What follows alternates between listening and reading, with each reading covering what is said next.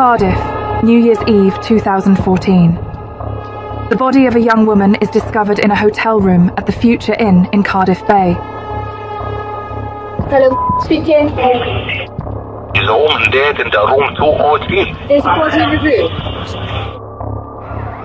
The body is staged as a suicide, but quickly, police realise there's something far more sinister going on. Her body had been washed, somewhat bizarrely, and placed in a duvet in a pose with her hands across her chest and with a suicide note stating, "I'm sorry it's ended, I still love you." There's no question that this would be a terrible, terrible shock. This was the murder that had happened in a hotel room, and it came very quickly clear that this was a very serious and quite unusual case. At the first stages, they didn't know who was responsible for this, and they were obviously still at large at that point. A large-scale manhunt is launched to find her murderer. He was giving false locations as to where he was in the world and clearly enjoying the opportunity to just taunt the investigation team. Her family thought that her killer would never be brought to justice. This is the story of one of the most shocking hotel murders in Britain, which led to a manhunt across the world. Just how appalling the crime was and the investigation that went on afterwards was something that I'll never forget.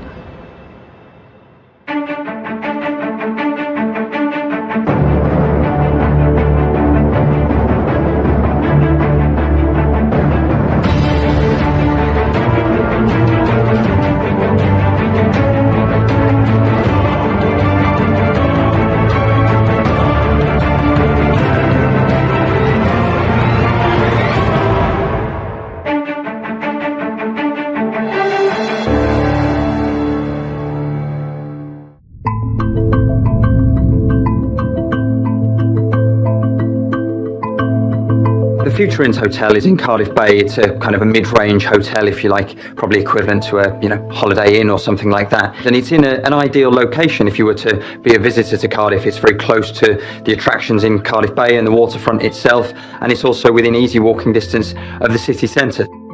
It's sort of up-and-coming area of Cardiff. Previously it was known as Tiger Bay. It was Cardiff's melting pot, really, of all different sort of cultures and people from all over the world coming to live there. Cardiff is the capital of Wales, situated in the southeast of Wales, a fairly large city, population of just under 400,000. The crime rate in Cardiff would be fairly comparative with similar cities of similar sizes. It'll have its own issues, but nothing particularly unusual. You kind of get sort of petty crime like burglaries, like thefts, every now and again, sort of assaults for a murder to happen. That was quite out of the ordinary, really. Cardiff is home to 28-year-old student Nadine Aburris. She was a local girl from Cardiff Bay, was very sort of close to her family, her mother and her siblings.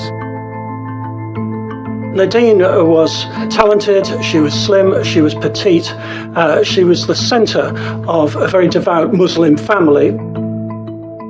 She was a sister to 6 brothers and sisters. She was aunt to 9 nieces and nephews. Her mother, Andrew, described her as the glue of the family. Sadly, one gaping hole in her life was the fact that she hadn't, unlike many of her brothers and sisters, met the right person. Nadine had previously been in a relationship with a Muslim man. Unfortunately, that relationship hadn't worked out, and they had separated and divorced, and Nadine was looking to find a companionship and a partner. One of the areas that Nadine looked to find a partner was using an online dating site. The dating site focused its services for people of a Muslim faith. Over about the last 10-15 years, the internet is used by everybody. There's a new expression actually at the moment called social internet usage. If you look at how you and I and other people will now use the internet, as you get older, it tends to be far more about family matters and business matters. But when you're young, the internet is going to be used for social internet usage, which means it's going to be about social media. It's going to be now about apps. It's going to be about contacting people. As we now know, you've got over 50% of most relationships now begin in the online world. A lot of that is to do with ease of connectivity and communication, but also there's a feeling or belief that there's a safety to it, which unfortunately is not always going to be that safe. I get asked on many occasions, has the internet created, if you like, sexual predators? The answer to that is quite easy. Well, no, it hasn't. But what it does, it facilitates. If you go back over time, most relationships began, in my day, you'd go to a bar, you'd go to a restaurant, but you'd go with company, you'd go with your friends, your mates. And what would happen then? You might see somebody, and there was always that extra element of safety because of numbers. That's not where we are with the internet, especially when it comes to social dating or dating sites or dating apps. You might feel safe because of where you're accessing the app, but of course you are alone. And if there's any sort of vulnerability, there's always going to be the possibility of being online to somebody who's going to lie and be an online predator. On New Year's Eve 2014, a shocking discovery is made at the Future Inn Hotel. A duty cleaner initially went into the room 203 at the Future Inns in Cardiff Bay, despite the fact there was a do not disturb sign on the door, and went in and discovered a woman looking very, very peaceful, tucked up in bed, the covers drawn up to her neck. There was a suicide note that had been scribbled on a handwritten piece of paper next to her. Then a call is then within minutes made to South Wales Police notifying them that a body has been discovered. Police officers rushed to the scene.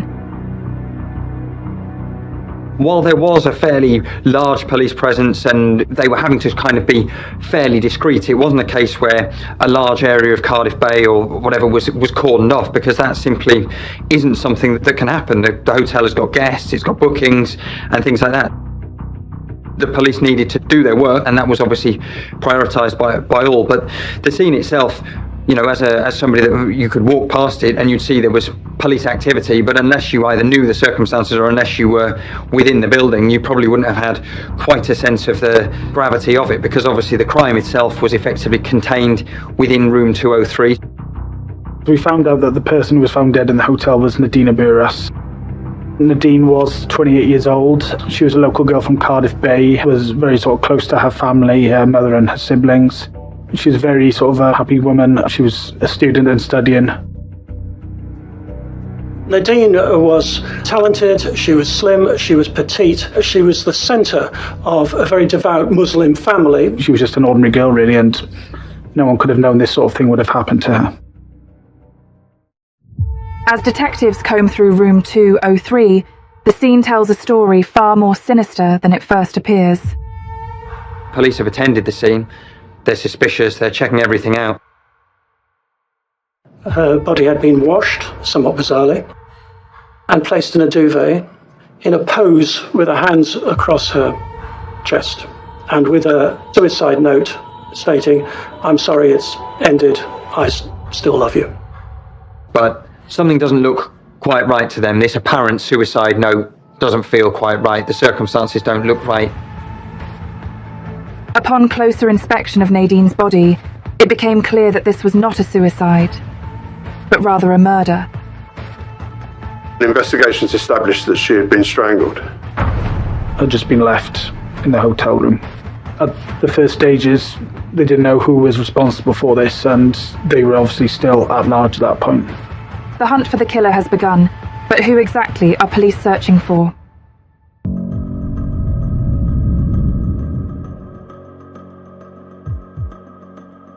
Cardiff, New Year's Eve 2014. 28-year-old Nadine Aburas is found dead in room 203 at the Future Inn Hotel. She is tucked up in bed with an apparent suicide note next to her, but police quickly realise the young woman did not take her own life. She has been strangled. The investigation is now underway.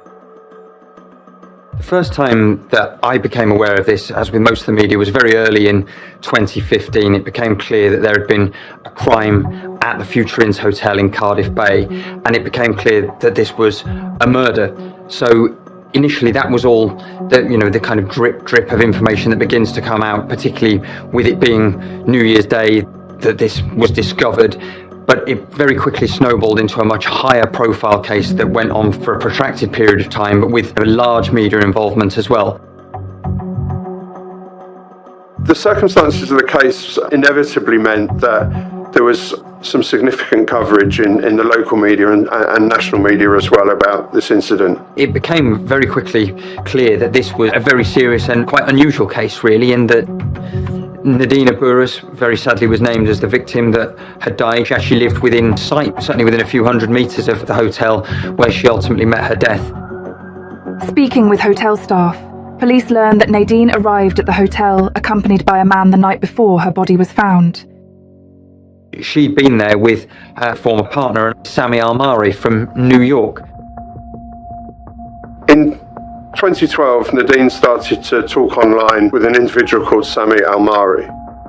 That relationship continued very much online with chats for over a year. He had a flat in Brooklyn. He was, like many New Yorkers, brash, self-confident, not unhappy in a confrontation. But these were qualities that Nadine admired. With a vast Atlantic Ocean between them, it started by online, then Skyping, as was popular in those days, and text and phone calls and emails. During the online conversations, Al-Mari was very supportive of Nadine's studies, very charming, keen to impress, and portrayed himself as the perfect gentleman. During 2013, Al-Mari made a number of visits to Cardiff to see Nadine, and during each of those visits, he would shower her with gifts, be the perfect gentleman, discuss their plans for the future and how supportive he was going to be. He was keen to be supportive in relation to her studies, and really extended the persona that he portrayed online in terms of perfect gentleman and wanting to be there for her. Things were getting serious between them. At the time, when she first met him, he seemed very bright, open, and fun to be with. Nadine arrived at the hotel shortly after 9 p.m, where she met Al-Mari. Together they went up to room 203, and CCTV from the hotel shows them both entering the hotel room. That same CCTV shows that shortly after midnight, Al-Mari leaves that hotel room alone. Nadine's nowhere to be seen. Al-Mari was seen attending the Grosvenor Casino nearby. It was there he asked if he could take out £10,000 in cash, took a number of shots of tequila, and asked a member of staff if he could fill a water bottle up with tequila. That was refused. Throughout the night and into the early hours of the morning, Al-Mari was extremely intoxicated, having taken a numerous amounts of tequila shots, and he was visibly drunk when he was seen by members of staff at the hotel and the members of the public. Yeah, he was just in a complete state. From there, he returned to the hotel. He spoke to a member of staff who opened up the bar for him, and he took 2 bottles of lager to his room. A matter of hours later, he left the hotel room for the last time, got into Nadine's car, and made his way to the M4. After initially driving in the wrong direction towards West Wales, he then turned round and then drove towards Heathrow before getting on the plane back to the country.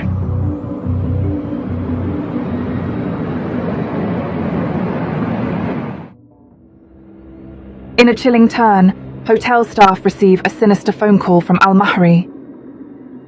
Sami Al-Mari actually phones the Future Inns hotel, and he says, "I'm concerned about my friend in room 203. Could you check on her?" But obviously by this stage, the horrible truth is known that Nadine Aburas is no longer alive.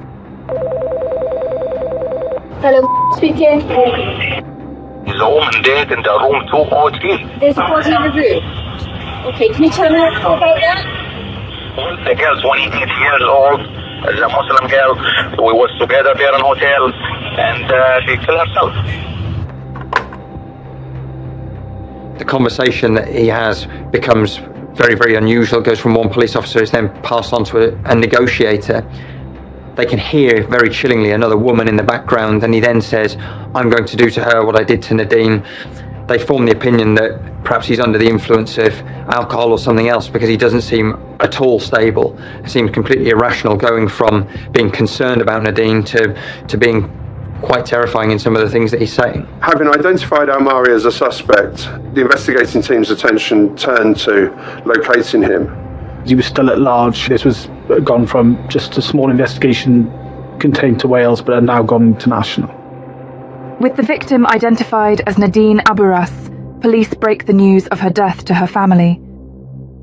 Specialist officers would have been sent round to speak to her family, and that would be a devastating message to give, and an even more devastating message to receive for the family. One can only imagine how distraught they must have been. During the investigation, police try to learn more about Nadine and her turbulent relationship with Sami Al-Mahri and the events that led up to the murder.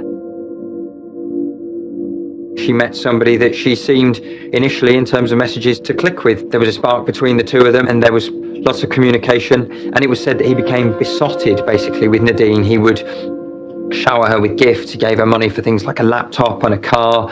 So he was very, very outwardly, very, very generous towards her, and that was the kind of genesis of their relationship.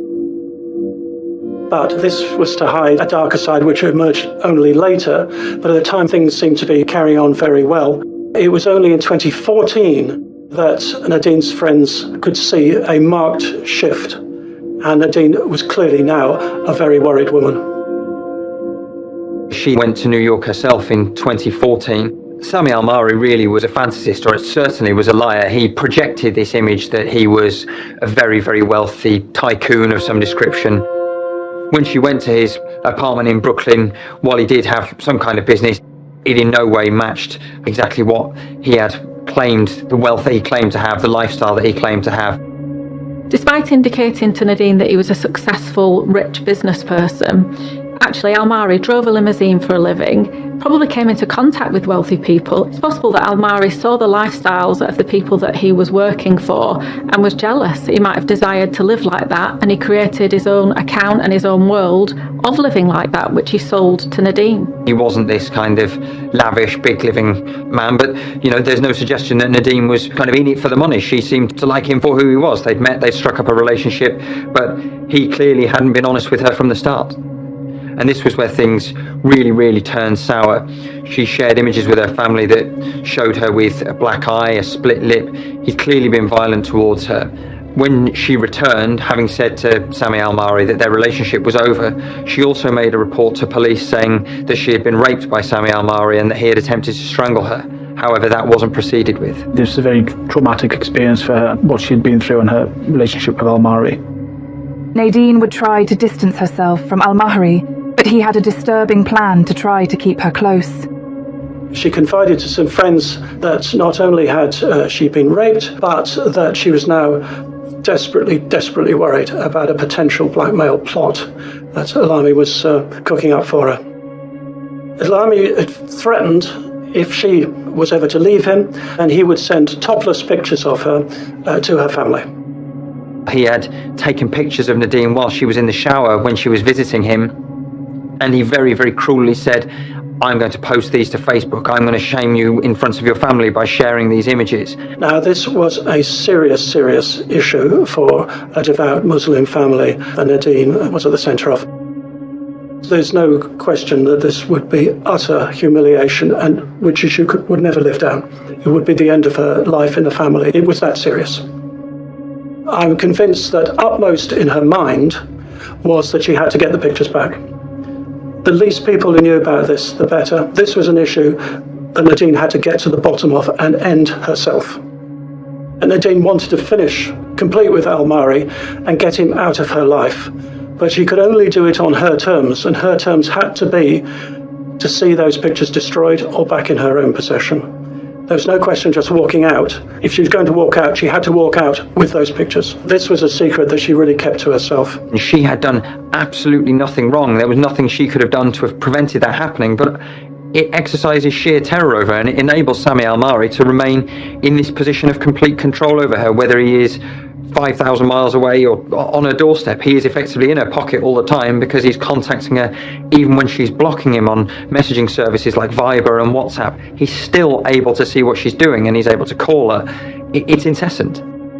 Despite the threat of blackmail Sami gave to Nadine if she'd leave him, she began dating another man, but Al-Mahri soon finds out. Al-Mahri had given a gift of a mobile phone to Nadine back in 2012-2013. Now, everybody likes a new phone. Thank you very much. Very nice indeed. But Al-Mahri had used the phone, interrogated the phone, so knew the details and the information on it, so that he was then able to create an app on his own phone which had access to texts that were going into Nadine's phone. So there he was in Brooklyn, able to keep a minute-by-minute monitoring of her life in Cardiff. He can switch on the camera, he can switch on the microphone, he can listen to all the telephone calls. Spyware is very, very easy to put on someone's device. And if it's an app, you can hide that in another app, so you won't even see it as an icon. He was able to spy on Nadine across the Atlantic, 3,000 miles away. Today, that sounds almost like a James Bond thing. 10 years ago, in 2012, 2013, this is an astonishing feat of IT espionage. But it meant that Almari knew everything, virtually, that Nadine was up to, and he very quickly cottoned on that there was a new man in her life. She became aware of this because he was saying things in the messages that can only have been by listening in. So he's put that on, but that's just that element of control. At that stage, he thought he was losing her or had lost her. So how do you get her back? Well, in fact, you're not going to, but he didn't want that. He didn't want her out of his life, so therefore he needed to control it. Now, when he put them on, though, that was before the New York trip because he bought the gifts. So he's now planned this. So the control goes all the way back. It doesn't just start when she was in New York. The control began when he actually had his 3 visits to Cardiff. Almari was determined to stop this, to stop another man getting hold of what he considered to be his possession.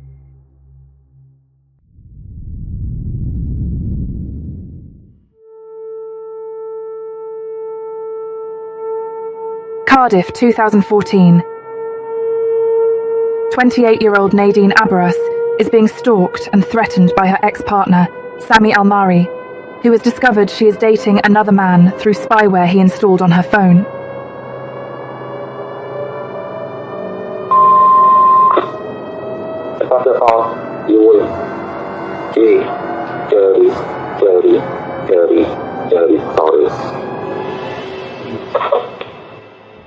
Fearing for her safety, Nadine confides in her family about Almari's threatening messages.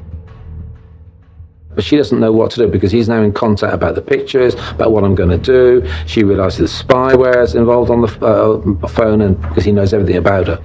So you've got all this. She doesn't know what to do. How do I end this? How do I stop this? He flew to the UK shortly after Christmas, travelled from Heathrow up to Cardiff and ensconced himself in the Fortune Inn, which is a hotel in Cardiff Bay, very close to Nadine's own flat. By this time, Nadine's brother knew that Almari, A, was in Wales, and B, he was a wrong one, and he had to get him out of his sister's life. So he actually picked him up for a chat and then drove him to Cardiff Central Station and said, right, get on a train, back to London, flight out of here, go to the States and keep away from my sister. Almari had other ideas. He did completely the opposite. As he admits, he left the brother at the station, turned away from the platform, bought a bottle of gin and headed straight back to the hotel. Almari arranged to meet Nadine for dinner, no doubt under the cloak of have peace talks. Nadine had to take him up on that offer if she had any hope of getting the pictures back. Nadine had dinner with Almari before the murder occurred. She probably felt safe amongst other people and not at risk, but unfortunately she went back to the hotel with him, which provided an opportunity for him to be alone with her.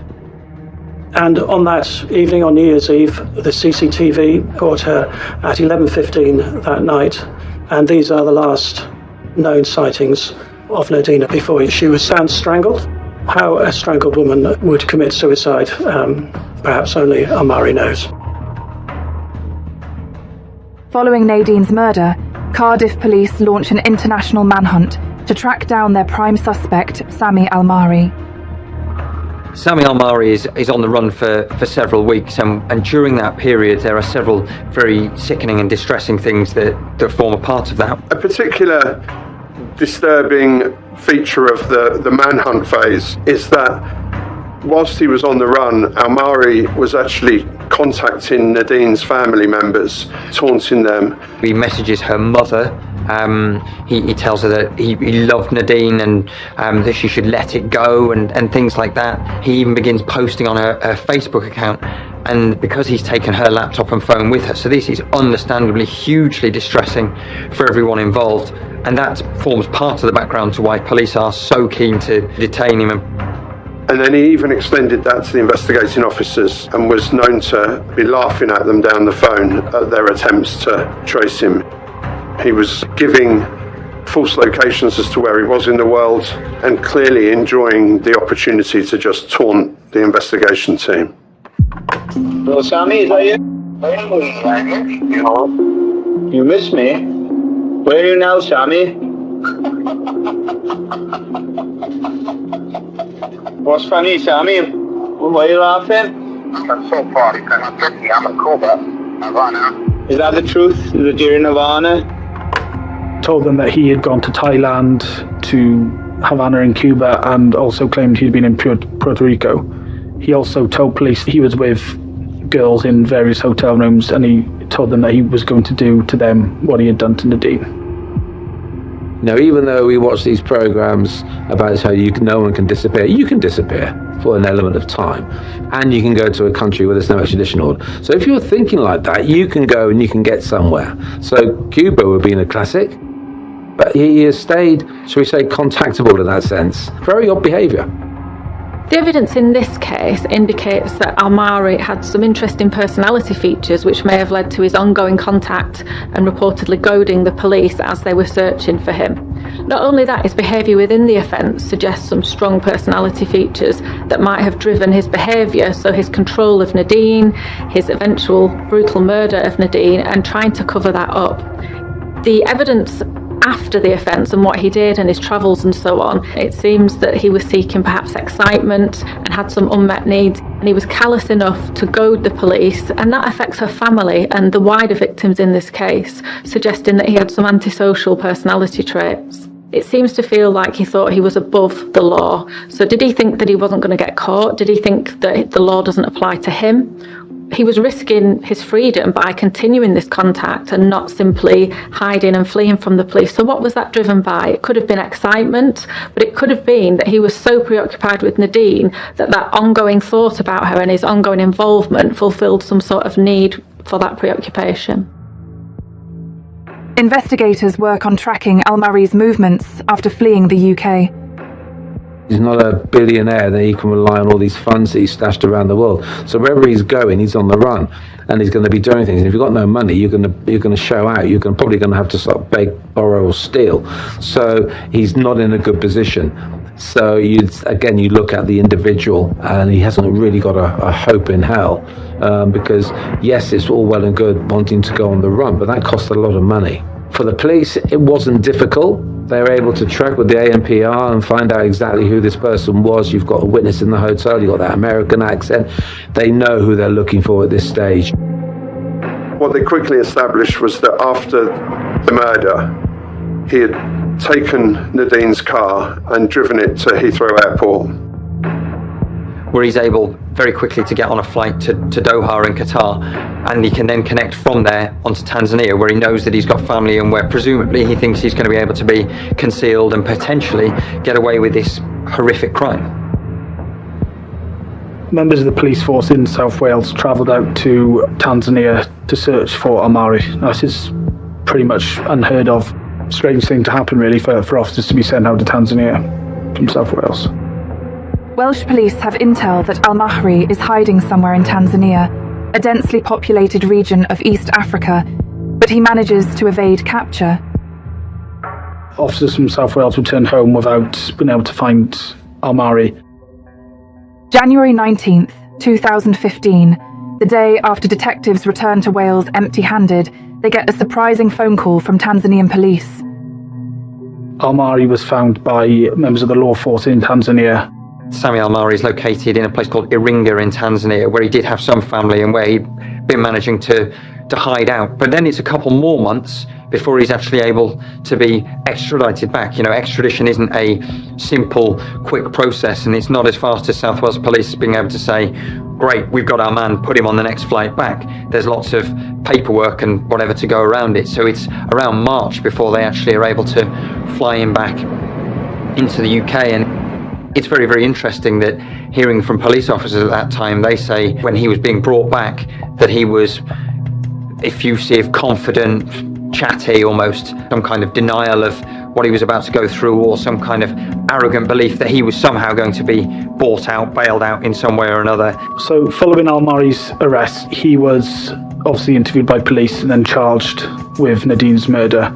And it's likely then that the reality and the seriousness of his own situation, facing life in prison potentially, hit him. And it's only when he actually is booked into custody and he becomes a different person and realises that the game is kind of up for him. Prosecutors prepare to take Sami Al-Mahri to trial for the murder of 28-year-old student Nadine Aburas. Will justice be served?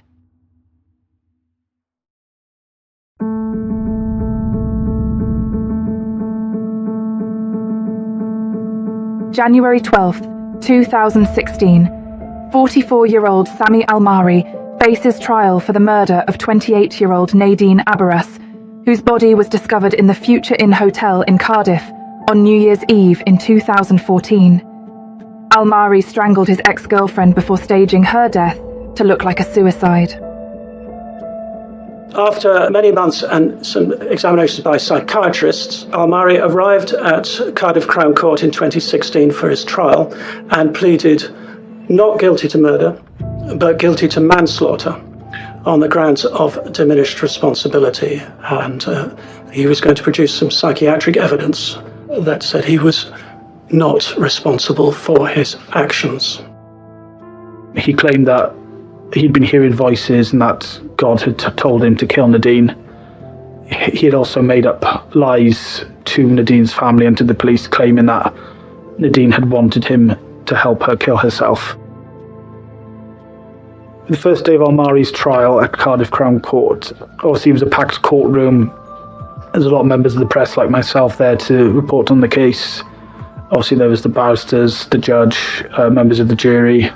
Al-Mahri came into the courtroom, was in the dock behind glass. He sort of struck me as a very sort of far away, like there wasn't sort of anything behind his eyes. Just sort of wasn't taking anything in about what was being said in court. He just seemed to be wearing ordinary clothes, had shaved hair, and just didn't seem present.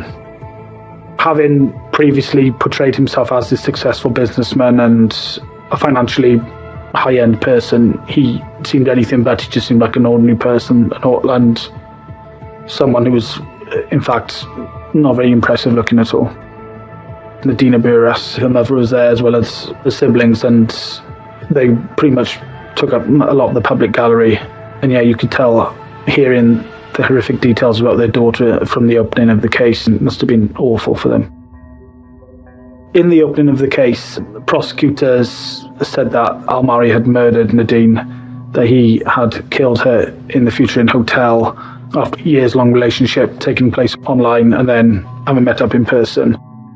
They referred to where he had threatened to kill her and threatened physical violence against her, and obviously had threatened to blackmail him with the sexual images of her. In those texts, he came across as a very jealous and controlling person. When she had been in contact with other people on her phone, he seemed to know about it. He seemed to have access to her phone through some kind of device, and again, he was very, very physically threatening towards her and basically acted like she was his possession, and it was up to him what she could and couldn't do.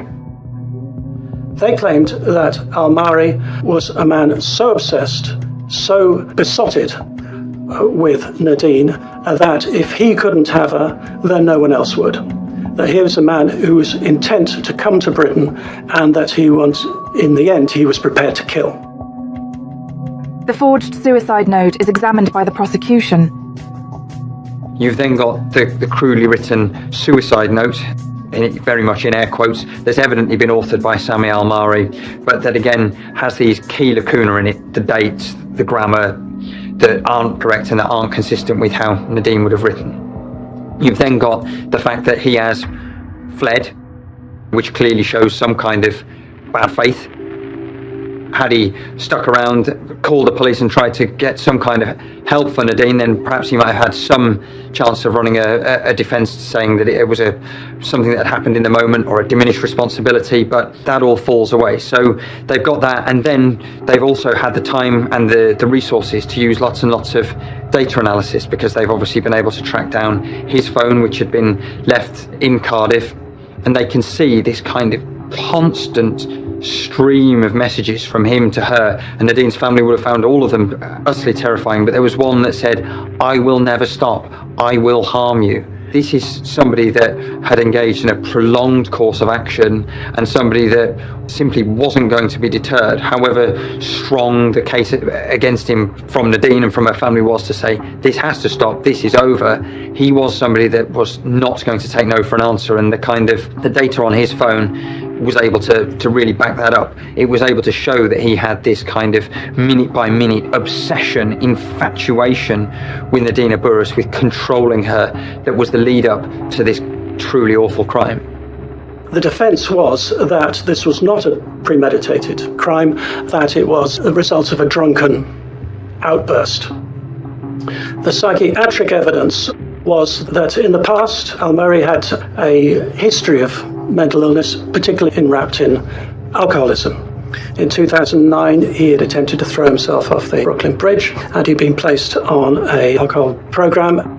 He was also shown to have a very low tolerance of frustration. Now, we all get very frustrated at times, but that should not lead us, as it did Al Murray, to aggression, violence, and a capacity to kill. He was said to have a dissociated personality disorder, which is at the lower end in terms of the criminal law of mental illness, and certainly goes nowhere near reaching the threshold of being a man who is not responsible for his actions. This then becomes the thing that he then heard, the voice of God, that the voice of God was telling him that Nadine wanted to die, or that she should die.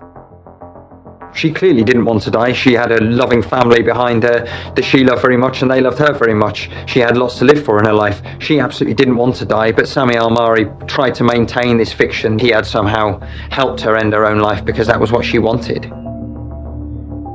The trial was due to last 4 weeks, so we were expecting 4 weeks of hearing evidence about this horrific case. But upon going to the court the second day, Al Murray pleaded guilty to murder.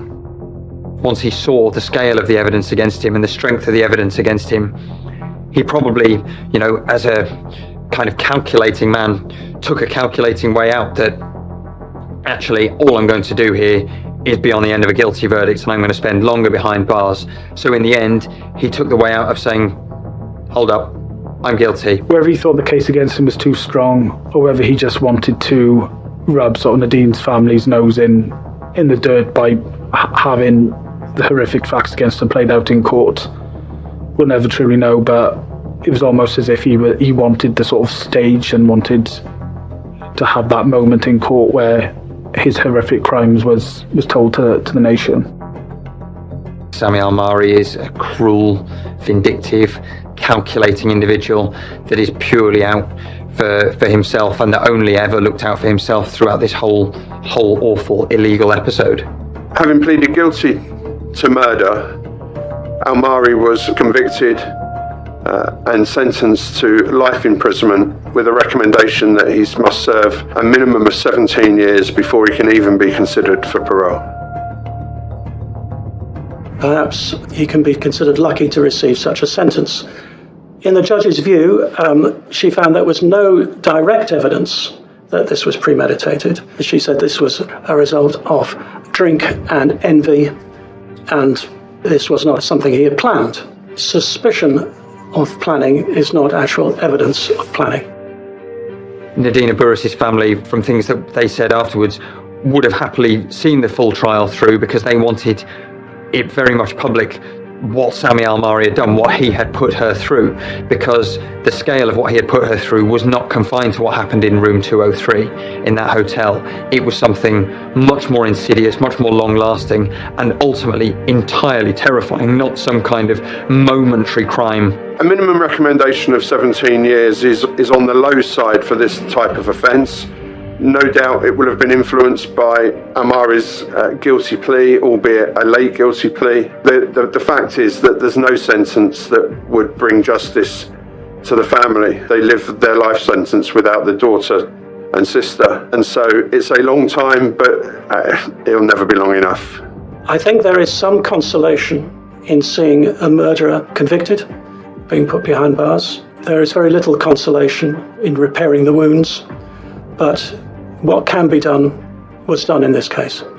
Personally speaking, this was a case that sort of stuck with me. I've covered a number of murders across my sort of career, but I think the sort of cold and callous nature that Amari carried out this murder, the fact it was done in a hotel, the fact he'd gone on the run and sort of fled the country again, that was something I've never come across before in the cases I've covered. Nadine's murder is a sobering reminder of the dangers of modern dating through websites and social media. Meeting somebody in the online world is not dangerous per se. However, once you then go into the real world, then suddenly that is that different element. Nadine, you could say, was unfortunate, but of course she is a victim of an online predator who was using dating apps and direct messaging because he was looking for a victim to be able to control, groom, and exploit. The thing the internet does, it gives you the connectivity to the world. It gives you the connectivity to individuals that you would not normally have. The internet has facilitated his own persona as a predator, and that's the danger the internet does pose. And unfortunately, in this case, that was to do with physical and sexual exploitation resulting in murder. This case highlights the well-known risks associated with online dating. For many, it's a perfectly enjoyable and acceptable experience, but I would urge that anybody who's going to meet someone in person that they've only met online before takes sensible safety precautions, perhaps make sure friends and family know where they're going, have a kind of agreed time of contact, and just take care about their own safety. And if anyone has a family member that's in that kind of situation, then they should seek help. I remember Nadine's mother, Andrea, speaking very movingly about this gaping hole in their lives. Nadine could never be replaced, that she had been the glue that kept the family together. Her brothers described her as a ray of sunshine, which I thought was a fitting tribute to this bright, talented, independent-minded girl. We often look back in cases like this and think, could something have stopped what happened? What was missed? Now, importantly, Nadine did report an alleged rape and assault to the police, and it seems that that prosecution didn't go through, maybe because of the international element, but that's not clear. So there were points at which it was clear that there was some risk posed by Almari, but ultimately in these cases it's easy to look back and say, why didn't something happen here? Look what we missed. And importantly, we need to focus on identifying that in the future. What we need to remember is Nadine. Nadine was a young woman, like any other young woman. She was interested in finding a partner, and that ultimately put her at risk. This could happen to anybody, and remembering Nadine will help us remember that.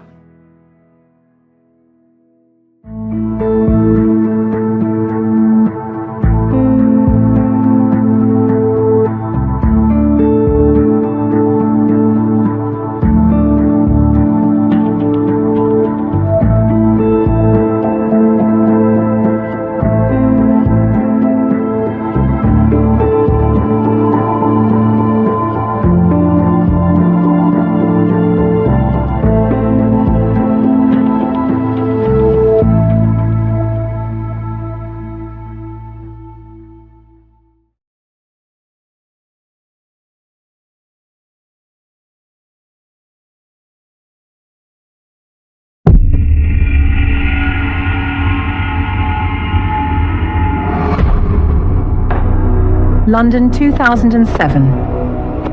Emergency services are called to the Travelodge at Heston Services near Heathrow Airport. He comes back a short time later, goes into the hotel room, and then rushes down to the hotel reception area, demanding they ring an ambulance, that something is wrong with his boyfriend. Police arrive, and when they go in, they're met with a scene of absolute horror. He had significant blunt trauma injuries to his head, and it was apparent that a fire extinguisher within the room had been used to cause those injuries. This was a mighty weapon, and you can imagine it being wielded with huge force. A homicide investigation is launched. Police quickly narrow down the suspect list. He claims that the male prostitute must have been responsible for the murder. He lived the high life on the savings of friends, colleagues, strangers. He was quite happy to steal their life savings and spend it on himself. He had this pyramid scheme of organised, fantastical deceit. But can police gather enough evidence to prove his guilt? He was extremely manipulative, somebody that spun a web of lie after lie, and it didn't really matter who was in the way. They need another piece of evidence which completely seals up this case. This is a story of deceit and betrayal, ultimately leading to deadly consequences. The family were horribly impacted by the awful, wasteful, horrific and planned murder of their son.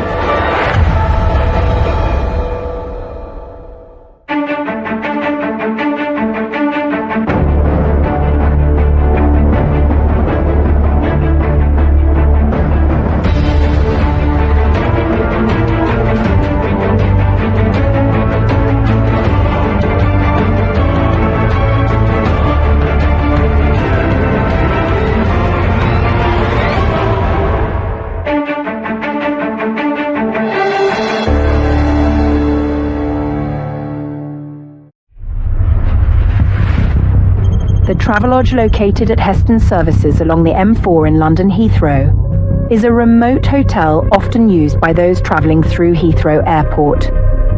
On the night of the 14th of September 2007, Gareth MacDonald and his boyfriend Glenn Rycroft check in for the night. But the next morning, Rycroft tells staff to ring emergency services.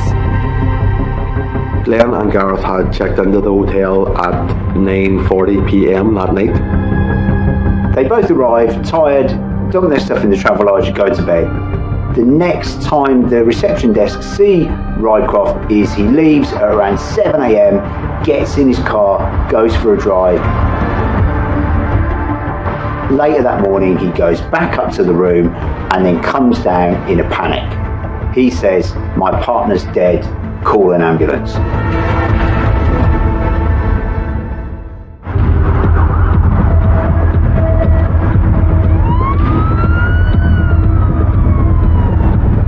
Police arrive, and when they go in, they're met with a scene of absolute horror. The body of Gareth MacDonald on the bed, dressed only in his underwear. There's blood everywhere. It's clear that a fire extinguisher has been used to strike Gareth, most likely from behind because he's face down, heavily on the back of his body, the back of his head, multiple times.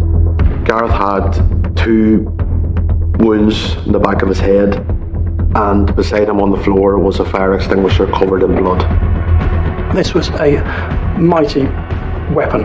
This was huge. This was 8 kilograms, which in old imperial measurements is considerably more than a stone, and you can imagine it being wielded with huge force.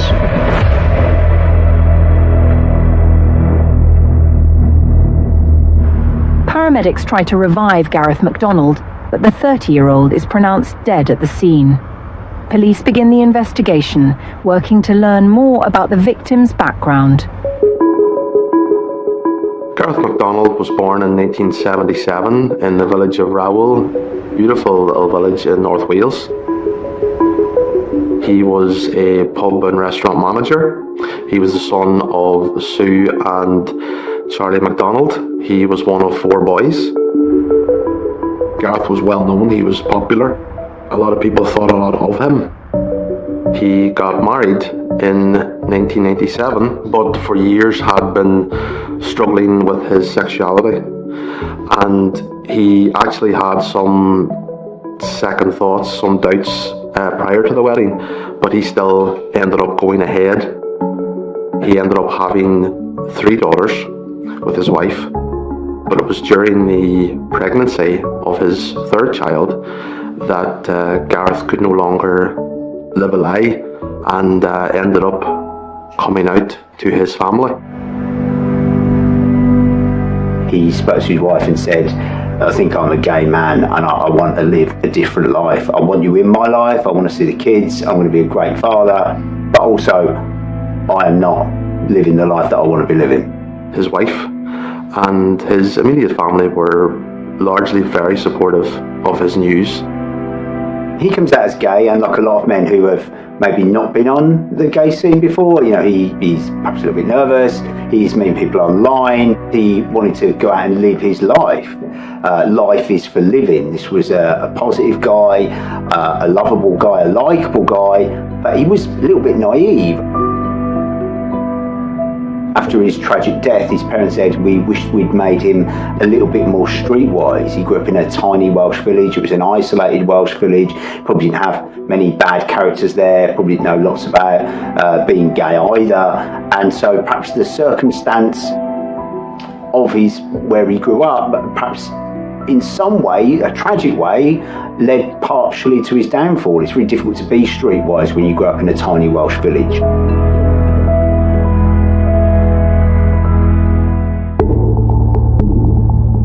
Having recently come out as gay, Gareth was looking online at dating opportunities. When relationships start online, what we can often miss are those red flags that we might see when we observe that person engaging with people on a day-to-day basis.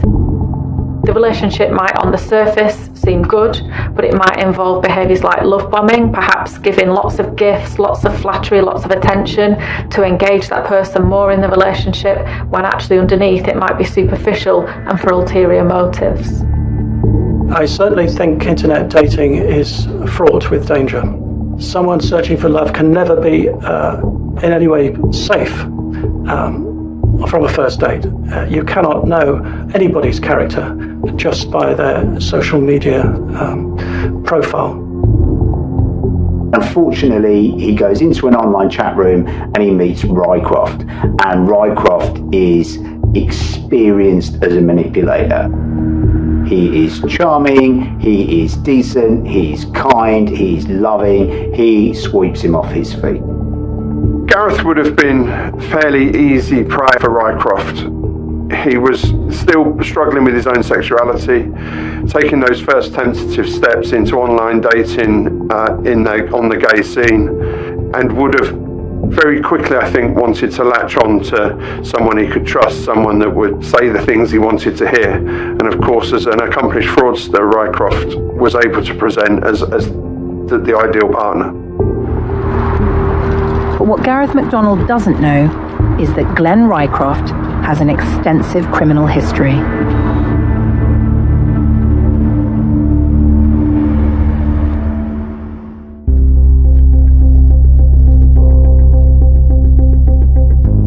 On the morning of the 15th of September 2007, emergency services are called to the Travelodge, located on the M4 at Heston Services in London, Heathrow. Glenn Rycroft claims to have returned back to the hotel room to find his boyfriend murdered. The couple met online and began a whirlwind romance, but unbeknownst to Gareth, Glenn Rycroft is a fraudster and convicted criminal. Glenn Rycroft grew up in Salford in Greater Manchester. He left school and ended up becoming a steward for British Airways. His colleagues at British Airways considered him quite charming. They considered him quite a friendly young man, someone trustworthy. Some of them actually had the impression that he was someone who had come from a deprived background and had actually gone on to do quite well for himself, and he worked there for a number of years. Unfortunately, however, it was said that Glenn Rycroft got a little taste of exotic crimes through his work and decided to con a lot of his work colleagues and his friends and family. He came up with a very specific ruse where he said that colleagues friends, family, complete strangers had the opportunity to invest in a very specific British Airways investment fund. And this investment fund, this investment opportunity, was going to give you, if you put in a sum of money, you would get 2-3 times that sum of money very, very quickly. He did this through quite a basic ruse. He manipulated a British Airways letterhead. He created some documents, some falsified pieces of paper that said, "Congratulations, Mr. So-and-so, you have got this opportunity to invest in British Airways before it goes through a restructure or some growth period. And if you give us a little bit of money now, you will get a good return on this within 6 months." So he starts asking for huge sums of money. He takes £26,000 from his brother-in-law, £5,000 from his uncle, tens of thousands from a family friend, other money from colleagues. He takes from his friend's mum, 45 grand, all of her savings. Some family and friends started to become suspicious around the story he'd concocted about the investment scam. And rather than that deterring him, Rycroft simply switched tact. He claimed then that he had been diagnosed with cancer and went so far as to shave his head to support that story. With the support of colleagues from British Airways, he then embarked on a fundraising to support him and his treatment. And he said that a consultant, again, he faked the letters, he had the professional headings, all that kind of thing. He used them to prove to his friends and family that there is life-saving treatment for me in Australia, but it's going to cost £250,000 to get there. He produces blood capsules that he can break inside his ears so that he can say, "Oh, I've had a seizure, I've had a trauma. This is part of this terrible brain illness I've got that's making my ears bleed. Pity for me." And also, it gives him an excuse. It gives him a reason to not be in the office around all these people that are asking for money. It means that people who he owes money, friends, family, acquaintances, it's very difficult to ring up and ask for money from a guy who's potentially dying of a horrible brain cancer. It gives you a reason to be completely unanswerable for all of the lies that you've previously said. He was using a lie to cover up a lie. He was taking these people in and then continuing to take them in with more deceit. He was just going above and beyond, showing these traits of pure psychopathy, that he would go to these lengths to deceive his friends and family. With the initial funds that were being provided to Glenn Rycroft by his work colleagues, his family, his friends, he was living the high life. He was going away to areas like the Bahamas, Australia, Paris, the United States of America. He goes on 11 holidays in 1 year. He's not even shy of spending this ill-gotten gains, and he's not taking this money because he's a hopeless addict. He's not somebody that's completely beholden to a vice that they have to keep stealing money from other people so that they can feed this habit. He just likes the fast things in life. He was renting Ferrari cars, he was investing in luxury apartments, he even set up a newsagent's business. So he was spending other people's money, completely conning them, completely ripping them off, and they had no idea because they were expecting to get a return at some point. This kind of behaviour, including not caring about what other people think and only looking out for yourself, living off other people's money, living off their experiences and so on, suggests someone who might be callous, someone who has dissocial, meaning antisocial traits, and who is unconcerned with the feelings of others. Glenn Rycroft is a professional manipulator, a long-term practiced deception artist. He's a liar. And this isn't just low-level lying, this is prolific, proactive deceit with a complete disregard for anybody, not complete strangers. He has fleeced colleagues, loved ones, family members out of exorbitant sums of money. This is a manipulator who wants an easy win and a big win, but isn't ready for the fallout or the consequences. These are people that are going to stay in your life. These are people that are going to see you again. These are going to be people that will pick you out of a police lineup. These are people that will know things about you that you can't conceal. This is a scheme that is destined to come crashing around you. It was during a benefit for Glenn Rycroft held in the Willows, a rugby club that he had worked in, that the organiser of that, or the compere of it rather, had begun to realise there's something badly wrong here.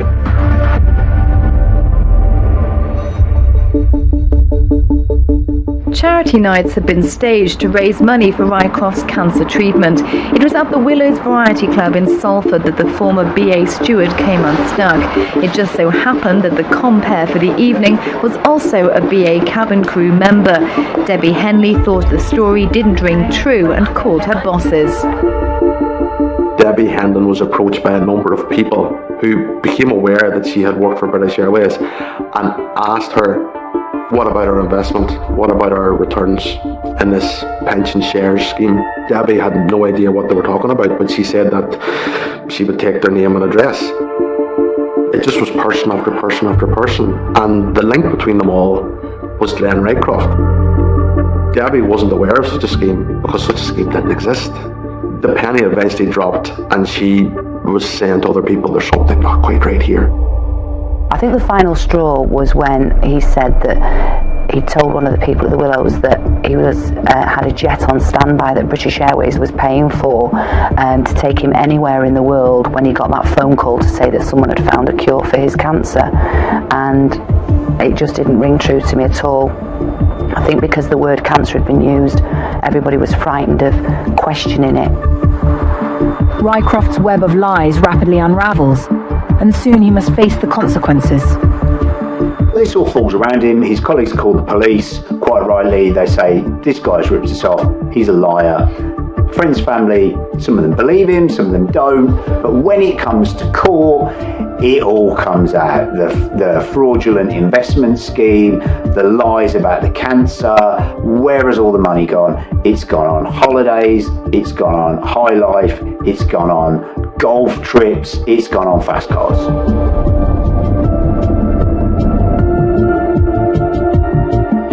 In court, Glenn Rycroft admits to 25 counts of obtaining money through deception, up to the value of £200,000, none of which has ever been recovered. The effects of Glenn's callous acts will impact on us for a long time to come.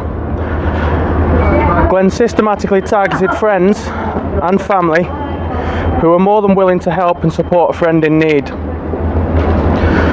For our loyalty and trust, we were rewarded with betrayal and a lot of heartache. These are just ordinary people. These are people who have savings, they've done the right things, they're working hard, they've put a little bit by, and then somebody that they trust walks into their life, says, I'm really well in at British Airways, there's an incredible investment opportunity for staff of British Airways, and friends of friends, put some money in, put your nest egg in, and it will grow without you having to do anything. Rycroft himself knew that the walls were closing in, perhaps in a genuine effort, perhaps in an effort to elicit some sort of sympathy. He ended up pouring petrol over himself and driving his car into a car accident in West Yorkshire at high speed. But he survived that accident, and in December 2003 he was sentenced to 4 years for fraud. But the problem with a lot of fraud cases, particularly where there's not a violent element, there's very limited room, as we've seen recently, in our prison system. You know, Sir Keir Starmer's been busy releasing prisoners, early release, so we can create room for more prisoners with more serious crime to go in. And so fraudsters who don't necessarily have a violent element to their crime are released early. And so 2 years into the 4 years, Rycroft is back out.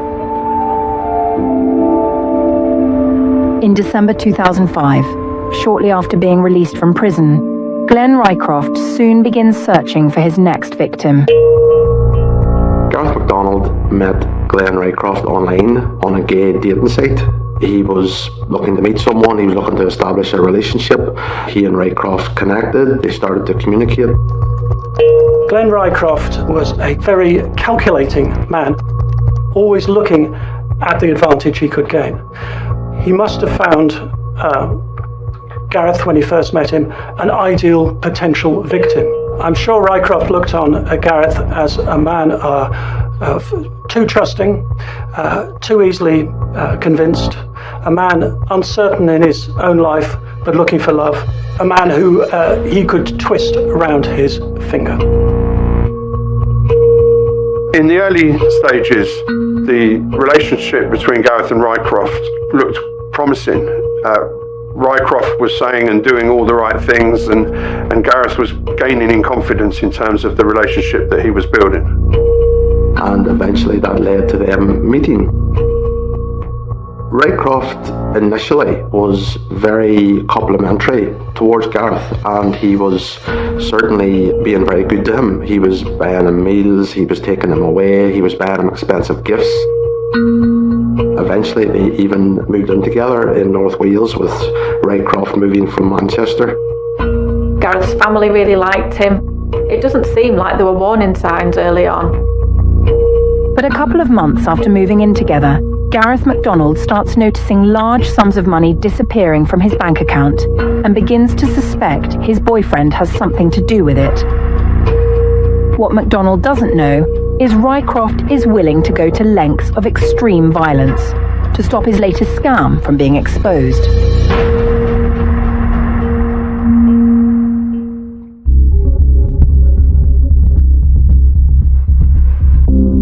In 2005, Gareth MacDonald from Rhyl in North Wales meets Glenn Rycroft via an online chat room. A whirlwind romance ensues, and Rycroft would lavish his boyfriend with expensive gifts. Unbeknownst to Gareth, his partner is a convicted fraudster who has conned family and friends out of upwards of £200,000. In 2007, Gareth becomes concerned when large amounts of money start disappearing from his bank account, and wonders if Rycroft has anything to do with it. They fall in love hard and fast, and quickly they're inseparable. Gareth MacDonald, trusting, friendly, loving Gareth MacDonald, introduced him to his parents. Glenn Rycroft promises Gareth's parents, oh, I've got all of these travel contacts, I'm in luxury travel, I've got all of these connections, I can provide for you at cost price this once in a lifetime holiday. And so they give him money, and then they agree, Gareth and Glenn Rycroft, to launch a travel agents because Glenn Rycroft's got all these travel connections. He knows this market intimately. Gareth's got business experience. He wants to be involved in this. They start hiring people. They start getting overheads, and the money's not there. Glenn Rycroft says he's also a writer, and he's going to be writing this incredible autobiography of his life, and he's got a big six-figure advance. And don't worry about it. The advance is going to be paid. You know what these publishers are like. It's all coming down the runway. Everything's going to be fine. But at the same time, Gareth, family man, starts noticing sums of money missing. And these are medium-sized sums of money, large sums of money, small sums of money, and this creates friction in the relationship. The financial aspect of the relationship, from being one where Rycroft was spoiling Gareth MacDonald, eventually flipped completely. It then became a point where Gareth was paying for everything. Gareth saw money being drained from his accounts, and he was the one left to sort out the bills. And there came a point in the relationship where, even though he was in love with Rycroft, he realised that I'm being exploited here. There's something not quite right. And it wasn't just financially. There were other aspects of control as well. A few days before the murder, Rycroft and MacDonald were observed by a neighbour having a row. MacDonald was walking from the house. Rycroft was in pursuit. Rycroft was observed by the neighbour grabbing Gareth by the arm, pushing him back and saying the words, "You will not go and visit her." And then he pushed Gareth up against the garden fence. Rycroft is dominant in every way. He is controlling, and he is the puppet master, having Gareth on the strings. And ultimately, Gareth eventually realised, I'm not happy with this. Their relationship is hanging by a thread, but Rycroft convinces Gareth to accompany him to London to pay back his uncle, who he owed £5,000. Gareth had texted Rycroft his suspicions that Rycroft was financially using him, that Rycroft had been stealing from him. But he did say that he still loved Rycroft. He was putting out an olive branch there to say that he didn't want the relationship to just end there and then, that they needed to sort things out, they needed to discuss things. But I think it's obvious that Gareth was swaying on the side of ending the relationship. 14th of September 2007 was the turning point. Gareth was aware the relationship was ending, but he was lured by Rycroft with the promise to pay him the money back. And a road trip was organised by Rycroft. What was put to Gareth was they were going to travel down to London, they were going to pay back an uncle of his £5,000 that Rycroft had swindled out of, and then he was going to get Gareth the rest of the money. And as far as Gareth was concerned, as soon as he got his money back, he was going to end the relationship. However, Rycroft is driving and they get spectacularly lost on the way. Arguably deliberately lost on the way, and it's getting late. Where are we? We're tired. The car ride is increasingly fractious. Let's just pull over at this travel lodge near Heathrow and we'll spend the night here, travel on the next day to London. The hotel was chosen because it was very remote and it was a long way away from where they were from. Nobody knew them. Heathrow is very much next to the airport, and this is a incredibly busy part of London, although obviously necessity because it's an airport. It is a significant way out of London. This is a Travelodge hotel. This is the kind of place where you would stay overnight before you flew somewhere, arrive, dump your stuff, go to bed, get up early, go and get your flight. Keith Cheese is a very transient location. Many people using the hotel would be short stops before using the airport and flying all around the world, and so any kind of subsequent trawl for witnesses would be frustrated by that. Tired from the day's travels, they check into the Travelodge Hotel at 9:30 p.m. that night. The next morning at 7 a.m, Rycroft is seen leaving the hotel on CCTV. He comes back a short time later, goes into the hotel room, and then rushes down to the hotel reception area, demanding they ring an ambulance, that something is wrong with his boyfriend. When the police arrived and they entered the room, they found Gareth face down on the bed, naked apart from a pair of underpants, blood everywhere, with 2 big gashes in the back of his head. A fire extinguisher, also covered in blood, on the floor. Rycroft uses 2 excuses when the police question him. He says, first of all, I had to leave to go and collect a sum of money from my brother so I could pay back this uncle. I went for a drive, met my brother, came back with the money, but when I came back, horrifyingly, my partner had been attacked with this fire extinguisher. The police then expose this lie. They speak to the brother, who says, well, I wasn't anywhere near this scene at the time, I was off fishing somewhere. The story doesn't stand up.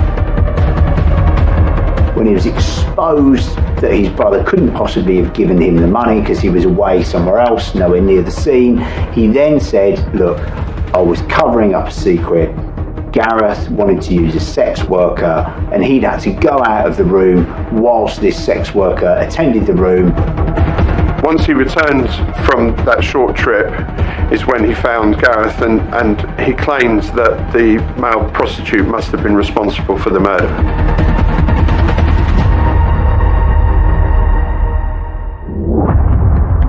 The police quickly weren't buying the story of Glenn Rycroft regarding the rent boy, because they were dealing here with a convicted criminal, a trickster, a con man, a liar, and they quickly became knowledgeable of the fact that Rycroft had been stealing from Gareth, that he had been fleecing him, that he had taken money from his family and friends. This was the same thing happening again. This was a repeat of history happening in front of their very eyes. They couldn't produce any kind of sex worker. This is a Heathrow Travelodge. Of course, in that area there are numerous CCTV cameras. There's CCTV going into this building. It's a busy hotel. There's people coming in at all hours of the night, and absolutely nobody at any point had ever seen this sex worker because they didn't exist. That capture on CCTV was pivotal because it proved that Rycroft was lying, because from the moment he left to the moment he returned, there wasn't enough time for anyone else to go up and carry out the murder. So police have got Rycroft in the frame at this point. There is a motive. He owes money all over the place. There are lies that he has to cover up. This is compelling evidence, but it is not quite damning evidence. They need another piece of evidence which completely seals up this case. Glenn Rycroft tells police that he wasn't in the hotel at the time of the murder and a sex worker must have killed Gareth McDonald. They have already caught him in a lie, as CCTV confirms that nobody else entered their room. But can they find solid evidence to prove it was Rycroft who butchered his boyfriend with a fire extinguisher?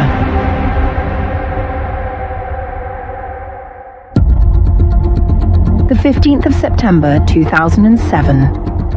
Paramedics locate the body of 30-year-old Welshman Gareth McDonald in a hotel room at the Travelodge at Heston Services in London. McDonald lies face down with 2 deep cuts carved in his neck, and a bloodied fire extinguisher is found nearby. Gareth's boyfriend, Glenn Rycroft, claims he must have been murdered by a sex worker while he was out. But there is no CCTV footage of anyone else entering the room. Police are suspicious of Rycroft, but need solid evidence to arrest him. Forensic evidence, Dr. Philip Averill is a blood spatter expert. He can do analysis of blood spatters at a scene to demonstrate the trajectory of blood particles as they leave the human body.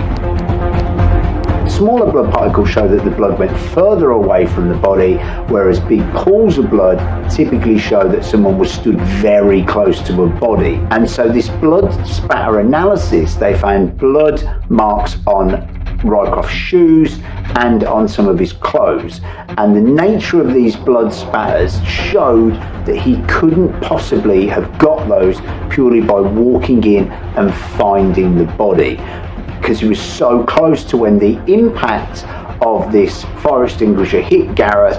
He must have been there. And more than that, what's quite interesting and shows the character, the awful character of Rycroft, he not only hit Gareth once with one blow that was probably enough to kill him, he then waited a period of sort of 2 to 3 minutes, thought, I need to make sure he's dead, and then hit him again.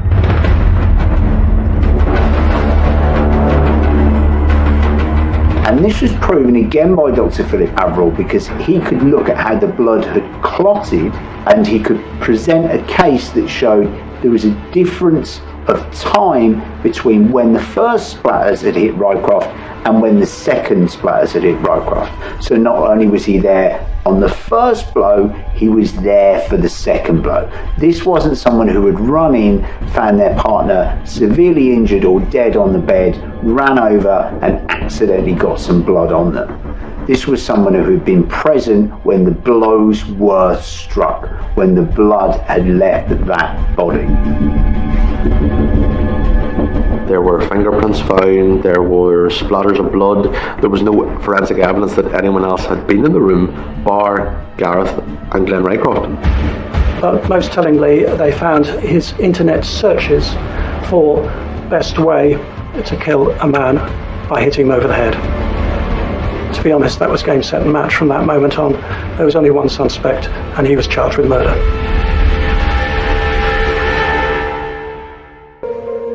On hearing the news of his murder, all of Gareth's family's worst fears had come to fruition. They'd started to have their doubts about the suitability of Rycroft, about his character anyway, in relation to the money. This really is their worst fears come true. One can only imagine the devastation that a family experiences to be told this news. Not only has a loved one died, but they've been brutally murdered by someone that they actually liked and trusted. This is the ultimate betrayal and would have compounded the trauma to make that so much more worse. They had welcomed into their home as their son's boyfriend, as their son's lover, chosen one. They had welcomed him and had treated him as an honest person. Why would they not believe that this man was honest? I felt that they were really devastated, way beyond the parents of a normal murder victim. The community were very angry, the community were very saddened, and they were very shocked that such a horrific murder could happen to someone as nice as Gareth. He was much loved, he was very popular.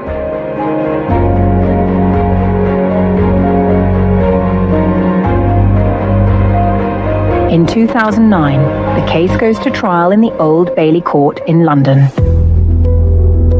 Rycroft pleads not guilty despite the considerable evidence against him.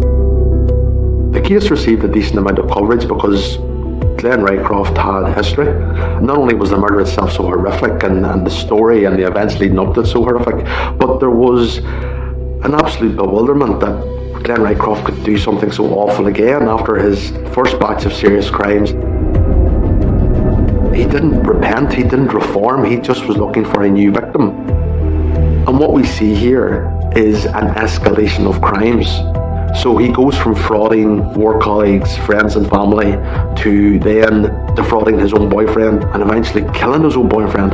So it goes from fraudulent activity, financial greed up to murder. It's just this escalation of violence, this escalation of crime. When the case came to court at the Old Bailey, the depth of the prosecution case, the amount of forensic evidence they had, particularly on blood analysis, was overwhelming. The blood splatter analysis provided compelling evidence in this case. Not only could you analyse the blood splatters and see the trajectory of blood particles from an impact, they were also able to apply software to tell the true story of how the blood splatters got there. So for instance, on a dark leather shoe, you might not be able to see a blood splatter with the human eye, or a dark coat. However, the software could pull the shape and frame of the blood splatter, even though it wasn't visible to the human eye. And it was able to show the shape and form of these blood splatters to analyse the trajectory of the blood particles as they left the impact. Rycroft backed himself to go into the witness box, and as the experienced and plausible liar and con man, he backed himself to sway the jury to his side of the story. Rycroft stuck to his original story that he had left the hotel room and that a sex worker that Gareth had taken into the room had carried out the murder. So not only did he kill Gareth, but he was trying to destroy his reputation in the eyes of his friends and family. When he went into the witness box, Rycroft put forward his usual stuff, saying, "This is a terrible tragedy. I loved Gareth. We were going to be married." He then went on to say it must have been the rent boy, even though he could provide no description or any other evidence whatsoever. And then he made, I think, a serious tactical blunder by telling the jury that, in fact, Gareth, even though he was the man who loved him, wasn't all as sweet and loving as he made out, that Gareth was a diabetic, which he was, insulin dependent, but that he said that Gareth was looking up on the internet ways of seeking thrills by injecting not just insulin, but vodka, cleaning fluid to give himself a greater high. I don't think the jury appreciated the trashing of a dead man's reputation, particularly a man whom Rycroft had just said he was madly in love with.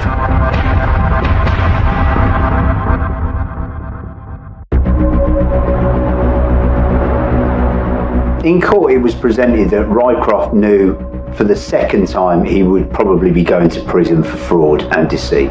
He was hell-bent, preoccupied with preventing at all costs Gareth revealing the truth to the police or other members of his family. At the point of the murder, Gareth was on to Rycroft's scams. It could have been the case that Rycroft knew that Gareth was going to leave him because he'd found out about him, and that he feared that happening, planned the murder, because ultimately, in an act of control, he didn't want anybody else to be with Gareth. What I thought was absolutely horrible was that he hit him once with the fire extinguisher, saw the terrible life-ending impact of hitting someone with a fire extinguisher, and then waited 3 minutes later and hit him again. This is somebody who planned to kill Gareth. This is somebody who had taken money from Gareth and took everything from Gareth and that family. This was a planned attack This was a merciless attack. Gareth had no opportunity to defend himself. He was asleep on the bed. The prosecution was also able to show that Rycroft's fingerprints were in the blood-soaked fire extinguisher. And certainly at the beginning, with his first explanation to the police, Rycroft had missed out the fact that he must have picked up the murder weapon. Why would he? He was more concerned with the victim, his boyfriend. That was another gap in Rycroft's story, which blew apart his very, very flimsy defence. On July 3rd, 2009, the jury is sent out for deliberations.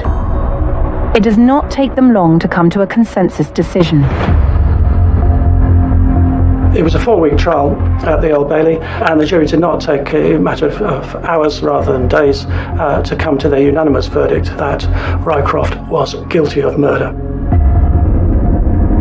Judge Timothy Pontius imposed a life sentence, setting the minimum period before he could be considered for parole at 25 years. He described Rycroft's merciless brutality and how he had been living in a fantasy world of his own warped imaginings. It was a damning indictment delivered by the judge before Rycroft was taken to the cells. A sentence of 25 years before the possibility of parole makes it seem like justice has been served. But is there such a thing as closure for the family of Gareth MacDonald? After the trial, Gareth's family said that it didn't seem real. It seemed like something in a book or a film. They were devastated. We talk about closure of guilt, but really for any family in a case like this where someone's taken from them a son that had 3 children, and the impact that you see not only on your own kids, Gareth's brothers, but also on those grandchildren, I don't think there's ever really any closure. And I can see that the family were horribly impacted by the awful, wasteful, horrific and planned murder of their son. 25 years is a long time for anyone to spend in prison. I'm sure if we asked Gareth's family, is it long enough, they would probably say no. But it's a lengthy sentence, and we shouldn't forget that it's a life sentence, in fact, that the 25 years is merely a minimum recommendation. So Rycroft will remain in prison until he's assessed as being safe to release, if that ever happens. There is a form of closure in that the killer has been found and he has been punished. But at the same time, there is tremendous sadness at the loss of a much loved person. Gareth's family really liked Rycroft before he did this terrible offence, and obviously Gareth liked him to be in a relationship, so it suggests that he might have been someone who superficially, on the surface, was good to get along with, might have been quite charming, but underneath was out for themselves. And these things can be very difficult to spot. When someone has that egocentric or self-centred aspects of the personality, they can be quite good at disguising it. Unfortunately, Rycroft didn't disguise it for long, because the murder showed exactly what his personality was about. We know that now. Looking back, it's very difficult to say that we could have seen warning signs, but if anybody is concerned about the behaviour of a partner, I would encourage them to seek support and speak to someone they trust.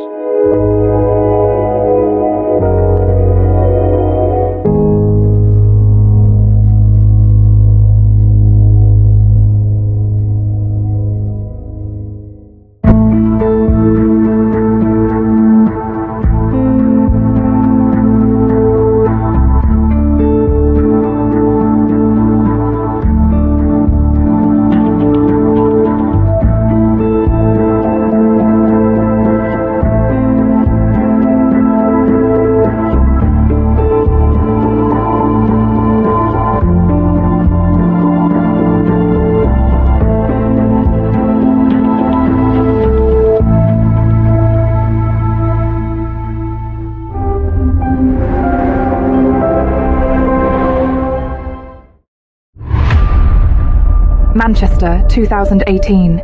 Emergency services rushed to the Britannia Hotel following reports from witnesses of a shocking incident. There's some workmen working outside of the hotel on the street quite early in the morning, getting ready to start a day's work. All of a sudden, from the 5th floor, they see a man throw himself out of the 5th floor window onto the street below. Initially, like any other awful scene like that, you think, what's happened? Is it a suicide? But what initially seems like a tragic incident of suicide soon reveals itself to be something far more sinister. An individual has struck him heavily and with sustained force multiple times on the back of his head. There are no defence wounds. This was a surprise attack. Alcohol is involved, drugs also involved. It can cause anxiety, paranoia, nobody thinking entirely rationally. This is the story of one of the most tragic and unforeseen hotel murders ever in Britain. We can speculate all around the houses and we will never know what happened in that hotel room.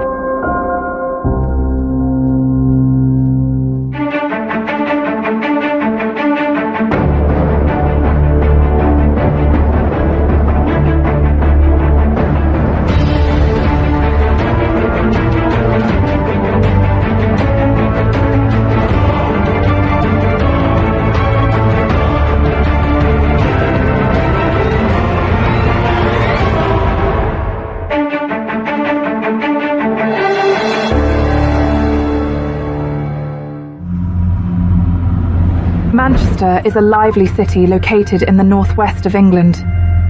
Well, Manchester is a very vibrant and busy town centre. It's second only to London itself. So it's full of nightclubs and bars and places that tourism attracts. So it's very, very busy. Manchester is a vibrant and very multicultural city in the northwest of England. It's got a rich industrial heritage dating back several centuries, and now it's a very populous area, and it centres really on a thriving city centre. You've got two big football teams, Manchester City and Manchester United, so that'll be familiar to lots and lots of people. And then you've got cultural venues, music and arts and things like that, as well as lots of universities and university students.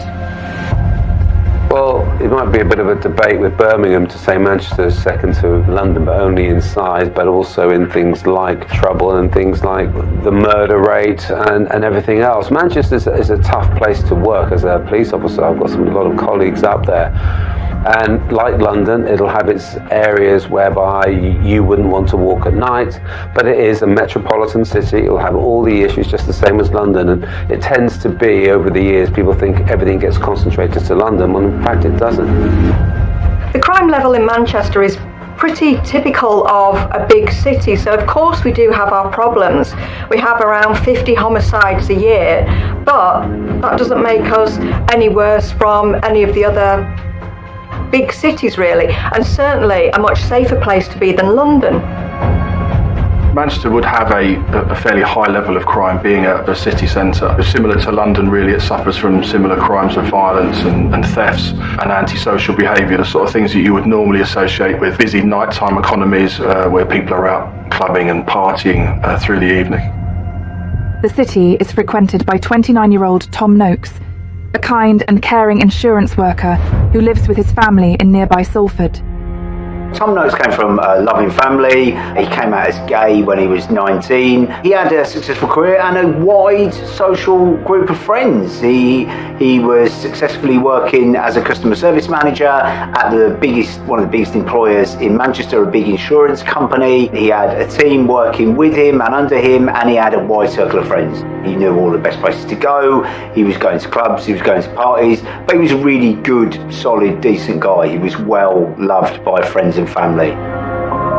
Tom Noakes was 29 years old and he was a customer service manager for an insurance firm. He was described by his family as a kind of a larger-than-life and very loving individual, one of 4 siblings, very close to his mother, still lived at home with her in Eccles in Salford, just on the outskirts of Manchester itself. A very popular, very well-liked and very kind of charismatic chap. Tom had come out as gay as a teenager, and his family and whatever were very supportive of him. He was comfortable in his own skin, if you like. He was young, single, and loving life. So he was happy, he was busy, and he was just a typical young man, really, who's enjoying himself, he's making a little bit of money, he can go out and have fun. He was from Greater Manchester, Eccles in Salford, and he'd been familiar with best places to go in the city, lots of friends in the city. His life, nightlife and work life was all Manchester. He was the life and soul of many parties and just a great chap, and he was very popular with his work colleagues. In fact, that was the evening they went out to celebrate a colleague's birthday. It's the 25th of September, 2018, and Tom Noakes and some of his work colleagues go out in the city to celebrate a birthday. One of these work colleagues is 21-year-old Hayden Fitzpatrick. So Tom and Hayden have gone out with colleagues, celebrating a birthday, celebrating payday as well.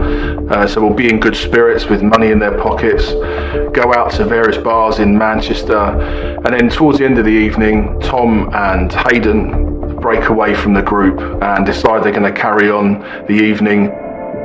People kind of drift off, as naturally happens during a night out, and it becomes a situation where Tom Noakes and Hayden Fitzpatrick are pretty much left by themselves as the kind of last two standing, if you like. And at about 1:40 the next morning, so early hours of the 26th of September, they booked into the Britannia Hotel. They booked a room there, room number 130.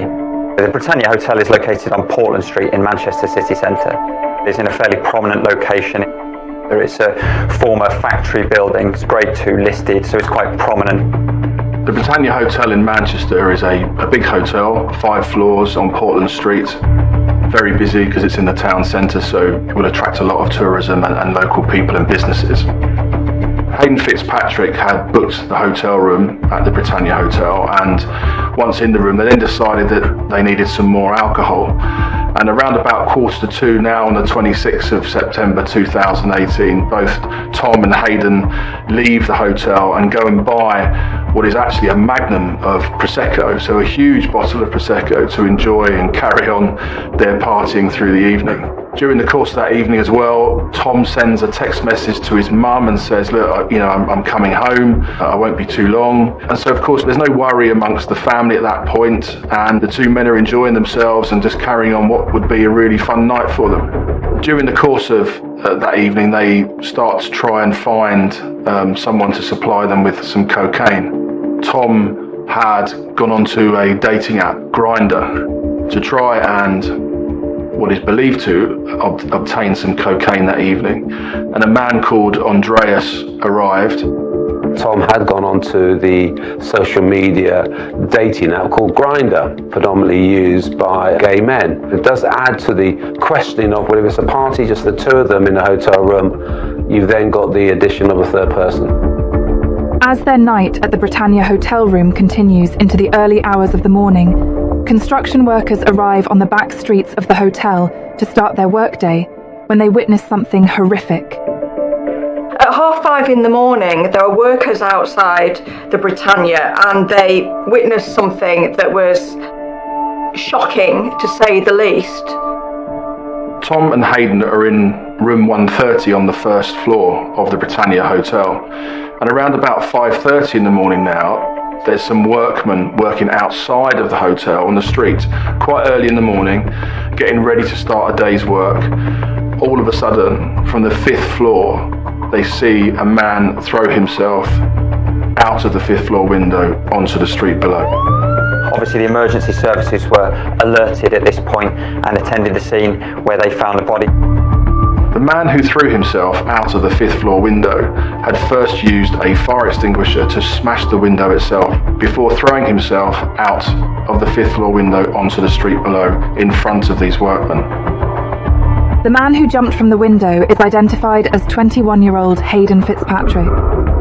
Initially, like any other awful scene like that, you think, what's happened? Is it a suicide? Where have they jumped from?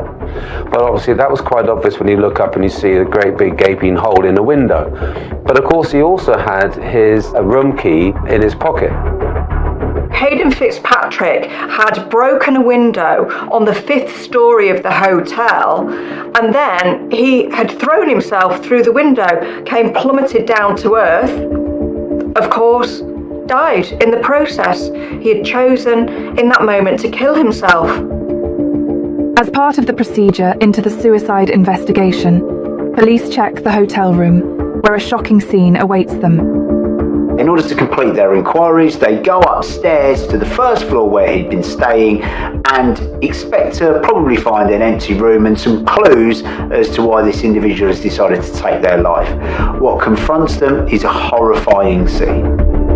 But what begins as a suicide inquiry spirals into something a lot more sinister when crime scene investigations see what is behind the door to room 130 at the Britannia Hotel.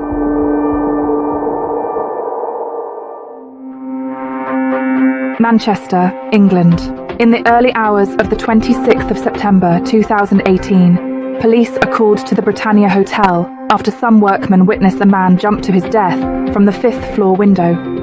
The deceased man is identified as 21-year-old insurance worker Hayden Fitzpatrick.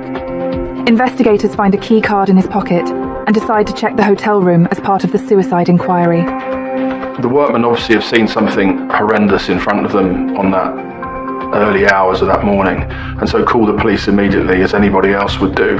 And the police arrive and identify that the person that has thrown themselves out of the window is Hayden Fitzpatrick, and he is pronounced dead at the scene at that time.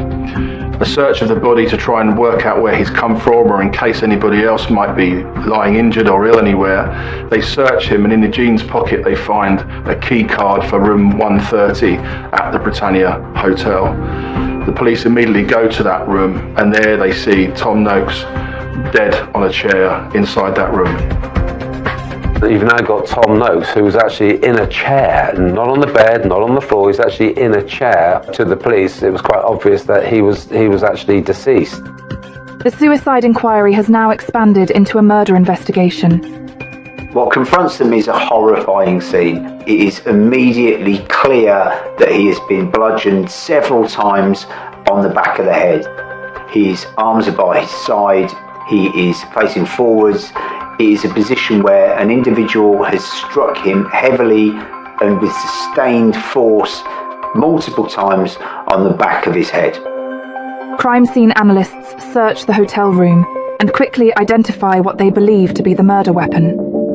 When the police entered room 130 at the Britannia Hotel and saw Tom Noakes dead on the chair, they could immediately see that he had several very, very serious head injuries. And close by him was the magnum of Prosecco that the two men had bought earlier in the evening, which was heavily bloodstained. And of course, at that time, the police would be looking for that murder weapon. And without anything else obvious at the time, then it was believed that this magnum of Prosecco was indeed the murder weapon used to kill Tom Noakes. And maybe there might have been a violent confrontation. Fists might have been used towards Tom if that Prosecco bottle hadn't have been there, but unfortunately it was. It's such a heavy bottle as well. It can inflict such, and did inflict, such damage. The bottle on the bedside table wasn't broken. This is a big heavy bottle, and it's been used to hit Tom 5 or 6 times, but still it's not broken. You can imagine what this bottle is capable of. And had it been a smaller bottle, maybe the damage to Tom wouldn't have been as bad. Who knows? The murder weapon is an oversized bottle of Prosecco, and it is clear that Mr. Noakes had not been given any opportunity to defend himself. To confirm their suspicions that Tom died without being able to defend himself, his body is taken to the coroner, who will carry out an autopsy, which will hopefully reveal more information about his death. It later transpired in the post-mortem that Tom had been hit at least 6 times and died of what would be called blunt force trauma, which had then been so severe and injured his head so badly that he died as a result. But what the post-mortem couldn't find was any form of defensive wounds at all on Tom. For people like myself who have investigated these kind of things, it looks like, well, has he had the opportunity to even defend himself? Was this a surprise to him, or was he in a state where he was unable to defend himself? This was an unprovoked attack, and he wasn't able to actually defend himself. What does that tell us? In some ways, it helps the family understand that despite the awful death of their son and uncle, it may have been that he was knocked unconscious or even killed by the first blow, that he wasn't then able to actually move or put his hands up to defend himself. So it certainly was an unprovoked attack, in which case Tom hadn't been able to defend himself at all. It was ascertained that Tom was in the chair when the attack took place. And that would be done through things like the blood patterns around the chair and the item used, which they believed was the magnum of Prosecco. When you don't have any defensive wounds, as Tom didn't, then that would indicate that this was kind of a surprise, or he was in a situation where the ferocity of the attack perhaps gave him no opportunity to defend himself. So it could have been very easily a very big surprise for him that this was happening. Before police can make assumptions on what happened this fateful night, they speak to the people in the neighbouring rooms in the Britannia Hotel, in the hopes they might have seen or heard anything. In the course of their inquiries, police spoke to somebody staying in the adjacent room number 132, and the person in room 132 described hearing a sound as though somebody was hitting a basketball. They described it 6 or 7 times, and dull thuds. They also described hearing the sound of someone talking to themselves. When they spoke to the room next door and in the hotel, they remembered hearing loud banging, described at the time as like a cricket bat or a baseball bat hitting the actual wall, about 5 or 6 heavy blows. That was the sound it made.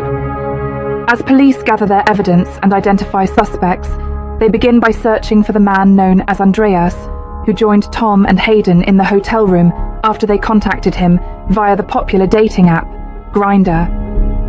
When you find a dead body in a hotel room, the first people that you want to question are the people who were last in that hotel room. Hayden Fitzpatrick had been in that hotel room right up to the moment of Tom Noakes dying. There was another individual that had been in the hotel room earlier on. During the early hours of that day on the 26th, Tom had also gone onto the app Grindr and been in contact with a man calling himself Andreas. Now it's likely that Andreas was the person that ended up supplying them cocaine. And Andreas is said to arrive at the hotel around about 3:30 in the morning. So Tom and Hayden are still partying away at that time, and Andreas is then seen to leave about an hour later, so around about 4:30 in the morning. It was clear from CCTV and other witnesses that that individual, this Andreas character that they'd met on a dating app, had been and gone before that event happened.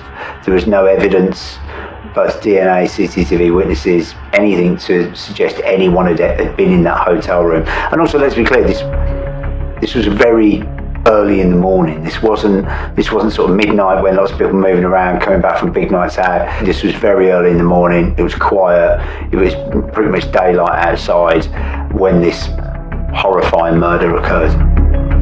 He was there for just under an hour, really, and he left at a time, so we know that both were alive. And you've got that situation that who did he spend that time with? And you'd presume it was Tom, because Tom was on Grindr, and Tom had actually invited him over to the hotel. And Andreas, he turned up, spent that time with Tom and with the two of them, and then left, leaving them both alive.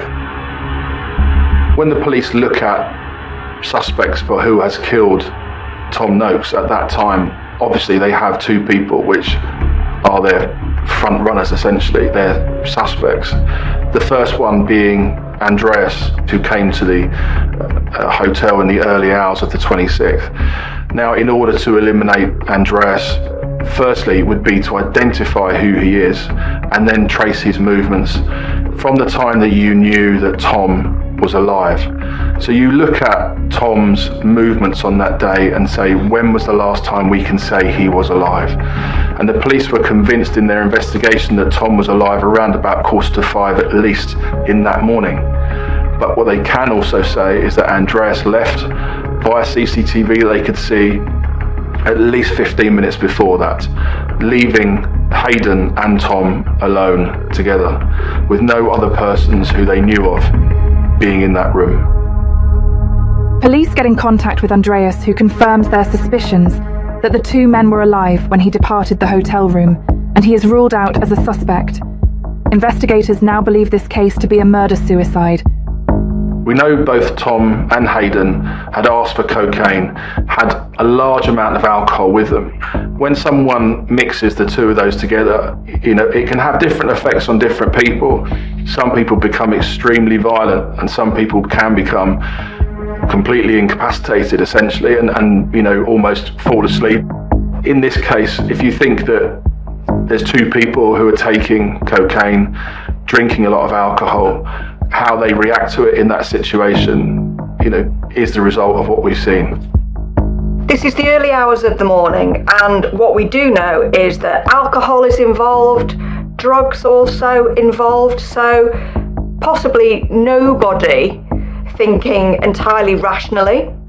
So the effects of alcohol and cocaine can be anything. They can be extreme confidence, but also it can cause anxiety, paranoia, restlessness, excess energy.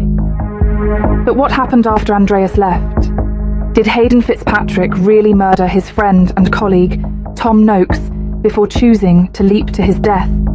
Police are determined to unravel every clue from that hotel room in a desperate bid to uncover why. Manchester, England. In the early hours of the 26th of September 2018, police are called to the Britannia Hotel after some workmen witness a man jump to his death from the 5th-storey window. The body is identified as that of 21-year-old Hayden Fitzpatrick. Their investigation leads them to his hotel room, where they discover the body of Hayden's colleague, 29-year-old Tom Noakes. While police work on establishing the motive for the two deaths, they must inform next of kin. Tom's family were understandably shocked and devastated. Tom had messaged his mother at around midnight saying that he would be back home, and it was only when his mother woke up in the morning that she looked in and saw his bed hadn't been slept in that she realised that he hadn't actually arrived home. And very tragically, she actually saw on the internet, on the news from the Manchester Evening News, that there had been two men's bodies discovered at the Britannia Hotel, and she said, with that kind of mother's instinct, mother's intuition, if you like, she believed immediately one of them to be Tom. What an utterly tragic way to find out that something so terrible had happened. What Tom's mum was able to say, what a loving uncle, son he was, and will be immensely missed by everybody. Tragically, investigators learn that Noakes had not originally intended to stay at the hotel with Fitzpatrick.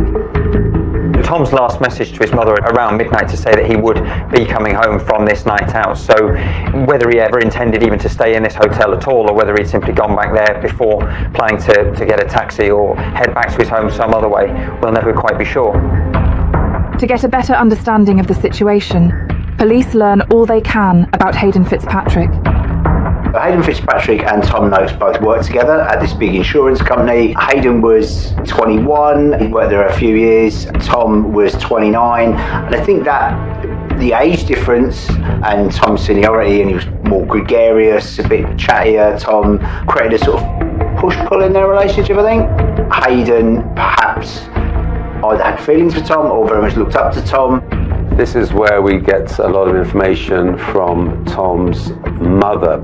It does seem as if Hayden was quite infatuated, maybe because of wanting a relationship with Tom. That's what Tom sort of expressed to his mother, at least, that there was a lot of attention there from Hayden, but of course wasn't reciprocated back by Tom. So they were work colleagues, but I do believe that Hayden possibly wanted more. There was no suggestion of any romantic connection between Tom Noakes and Hayden Fitzpatrick. Indeed, Tom Noakes' mother had said that very much was the case that Tom didn't fancy Hayden, that Hayden he had been described as kind of clingy and a bit overbearing, and she said wouldn't take no for an answer. So there may have been some interest on Hayden Fitzpatrick's side, but certainly not from Tom Noakes. There's nothing to say that Tom fancied Fitzpatrick. In fact, he was annoyed by Fitzpatrick on occasion, so he wouldn't have been the first choice. So no, there's absolutely nothing to say. Just because Tom was a gay man and they decided to go to a hotel together, I think that the intention was that they were going to drink, they were going to take drugs, they were maybe going to contact other people to come over and continue the party. There's no sexual relationship implied here. Now, having key information about the relationship between the two men, police start to piece together what might have happened in their hotel room that night. As they are doing this, a vital piece of evidence is uncovered by the crime scene analysts. The empty magnum of Prosecco, also being heavily bloodstained, had Hayden Fitzpatrick's fingerprints on as well. So they were fairly convinced at the time, with the fingerprints within the blood itself, that that was the murder weapon, and the person that used that murder weapon was Hayden Fitzpatrick. It's hard to say definitively whether or not this was something premeditated or more opportunistic. The likelihood is that when the two men went out to buy a bottle of Prosecco in the early hours of the morning when checking into the hotel, that neither of them had any nefarious intent or intent to use it as a weapon. But obviously a bottle of that size, particularly once empty and once there to hand any kind of disagreement or dispute and somebody's sudden rush to anger, it's there and it is a weapon that can be used. Tom was found sitting in a chair. He's fully clothed. There's no defensive wounds on him, but he has been beaten around the head. He's taken at least 5 or 6 blows around the head with a heavy object. And that heavy object, well, is sitting right there. It's not a smoking gun, it's a magnum bottle of Prosecco. It doesn't seem that there was a huge confrontation here, but something that Fitzpatrick was not happy about triggered him to attack Tom. And what that something is, we can only guess at, that has caused Fitzpatrick to feel intensely angry with Tom. And he's seen red. I mean, that kind of attack only happens in a peak of anger. This is unusual because, of course, it happens in a confined space of a hotel, a very, very nice hotel. It happens in the early hours of the morning, though, between two men. And actually, weekend arguments between men, I've seen numerous homicides as a result of this. But again, what is odd about it is the fact that Tom was in a sitting position, and of course it becomes not just a murder but a murder-suicide. Detectives consider various theories as to why Fitzpatrick murdered Tom before taking his own life.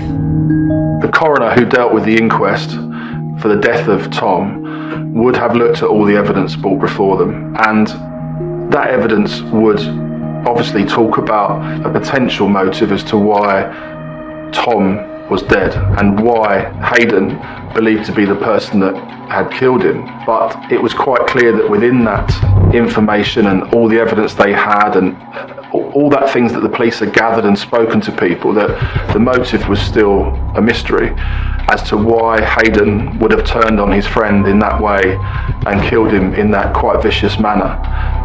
And of course then you look at what Hayden did afterwards, which is commit suicide, and of course that can be brought on by a number of things, as we know, but drug use, it can also be brought on by pure guilt about what you've just done and sheer panic. So of course they don't necessarily know exactly why it happened, and that's a very hard thing for a family to not understand why their son died in that way, what led Hayden Fitzpatrick to kill Tom Noakes.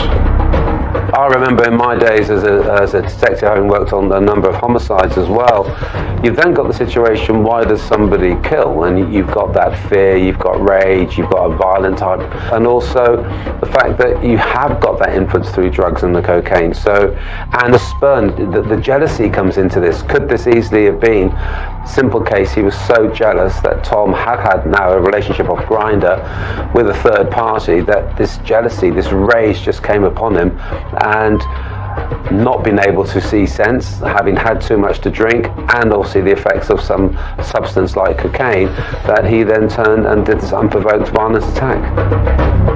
It's certainly a possibility that Tom Noakes had refused the advances, shall we say, of Hayden Fitzpatrick. I mean, when you look very chillingly at words that Tom Noakes' mother said when she was talking about Hayden Fitzpatrick, saying that Tom had described him as somebody that liked attention and was a bit clingy, but she also said that he wasn't like somebody that liked having no said to him. Well, You could perhaps think that, you know, after several hours out together and checking into a hotel, Hayden Fitzpatrick maybe had some expectations that Tom Noakes didn't share, that the two of them would have some kind of romantic involvement. So it is possible, but unfortunately we'll probably never know exactly why this happened. Investigators hope to uncover Hayden Fitzpatrick's motivations by searching his phone, but strangely, he had an encrypted phone that they are unable to access.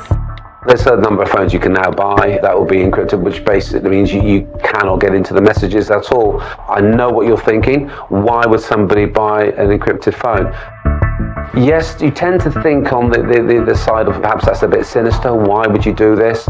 But in this day and age, with the amount of data that's actually taken by platforms, there's been a lot of talk over the past 8 years that really, is it fair? So a lot of people now will have encrypted phones because they don't want the possibility of actually having had their data taken, rather than perhaps eliminating or hiding evidence.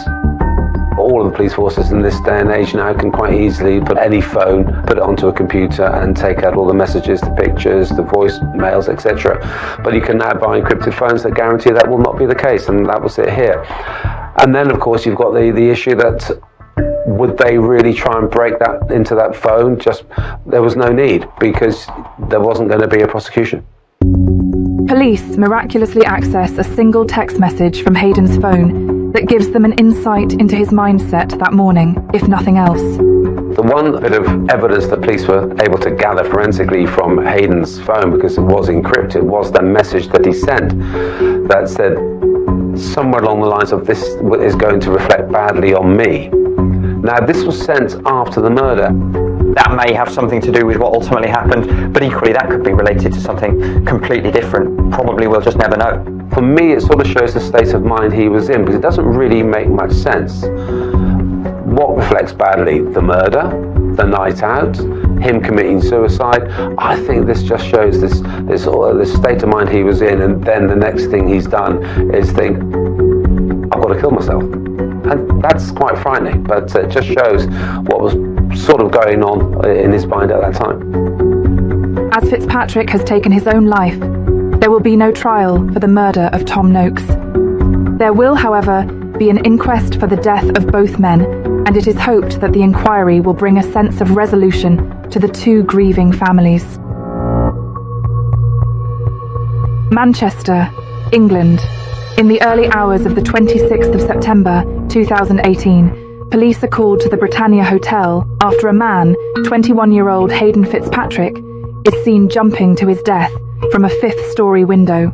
In his hotel room, police find the body of his colleague, 29-year-old Tom Noakes. Investigators determine Fitzpatrick killed Noakes in a drug and alcohol-fueled frenzy, using a magnum of Prosecco as the murder weapon before taking his own life. Separate inquiries will take place for the two deaths, and it is hoped they will bring resolution to their grieving families.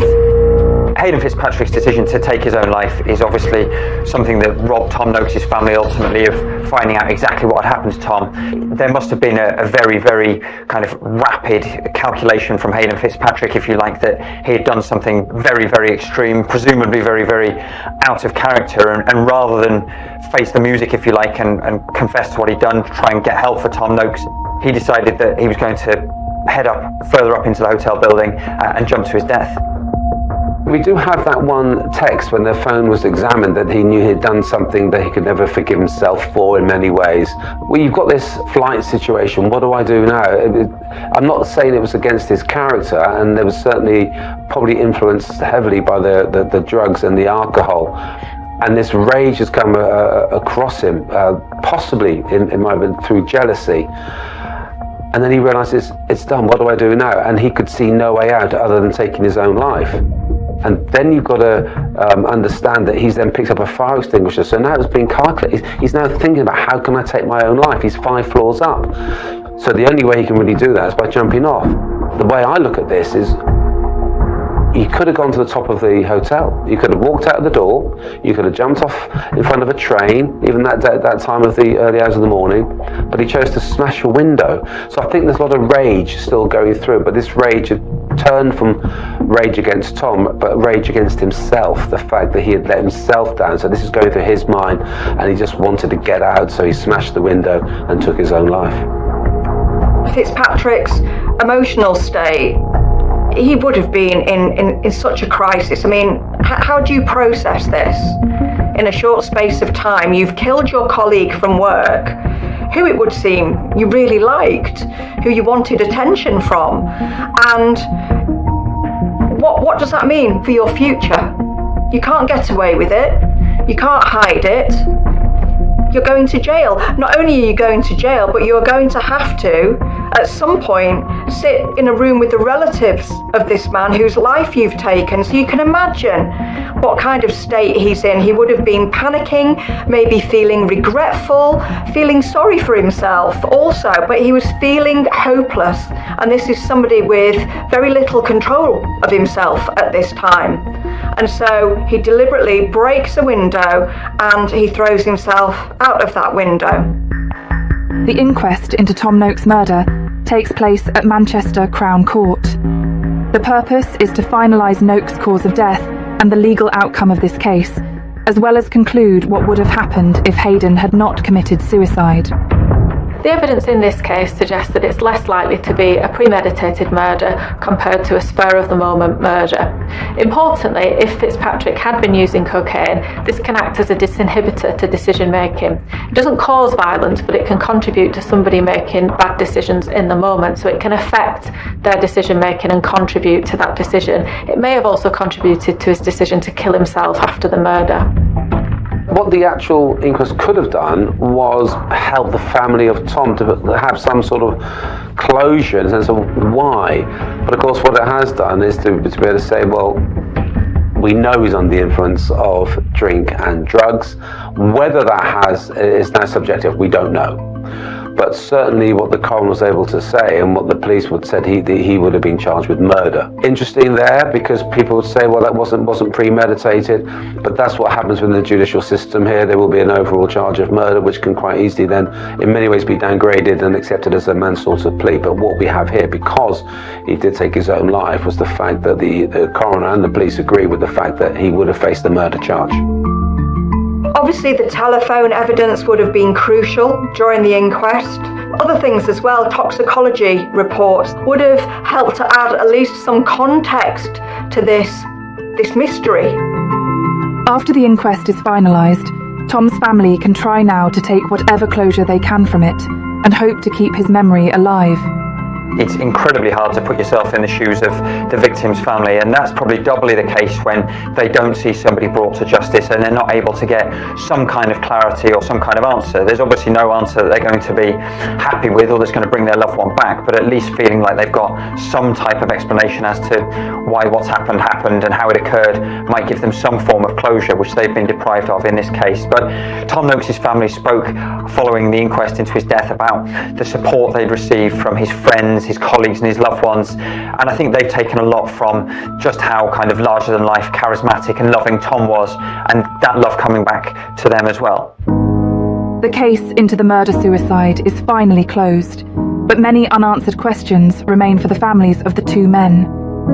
But the main thing the family felt, and especially the mother, was that, Hayden Fitzpatrick had robbed them of a son, and that's a huge impact on a family to go through this kind of trauma, not know why it's happened at the end of it, and not have anyone even prosecuted for it is also another thing where people talk about this word closure.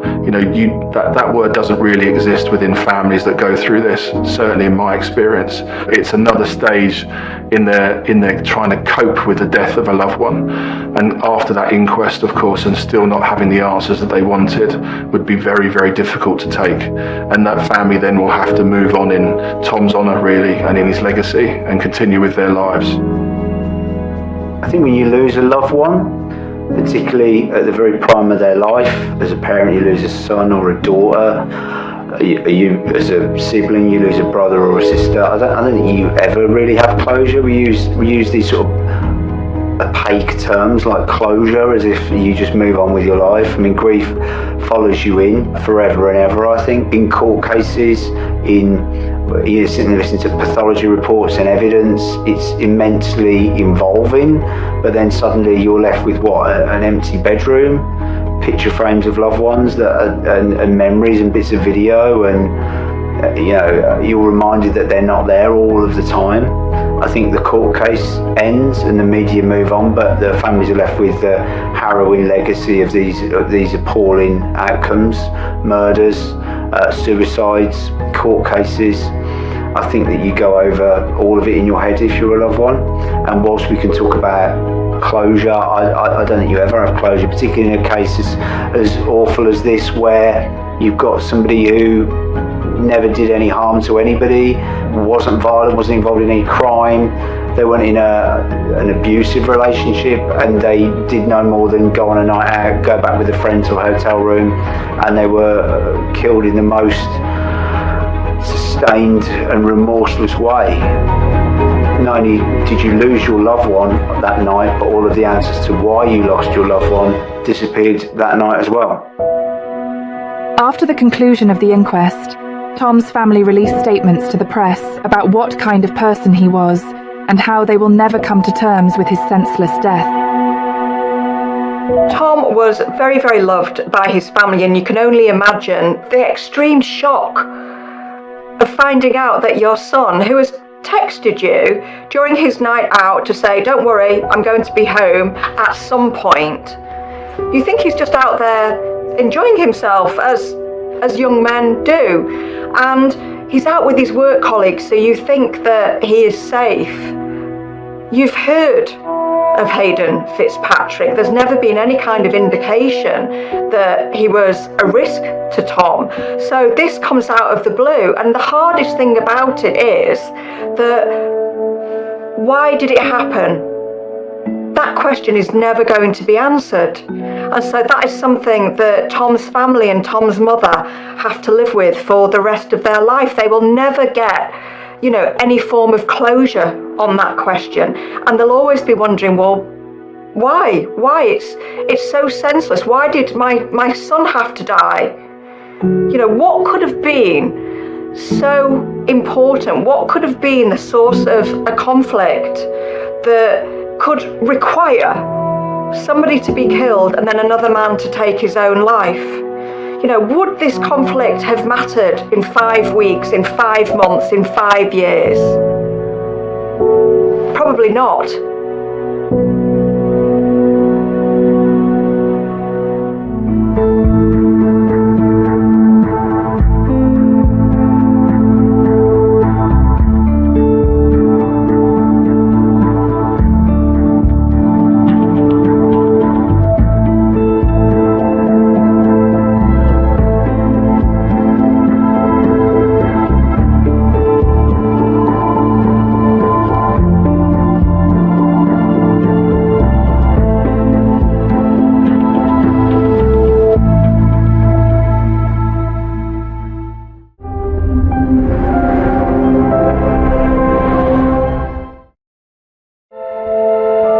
On May 26th, a maid makes a horrific discovery in the Hotel Le Bristol in Paris. The Hotel Bristol is in the 8th arrondissement of Paris. It's a very grand 5-star hotel.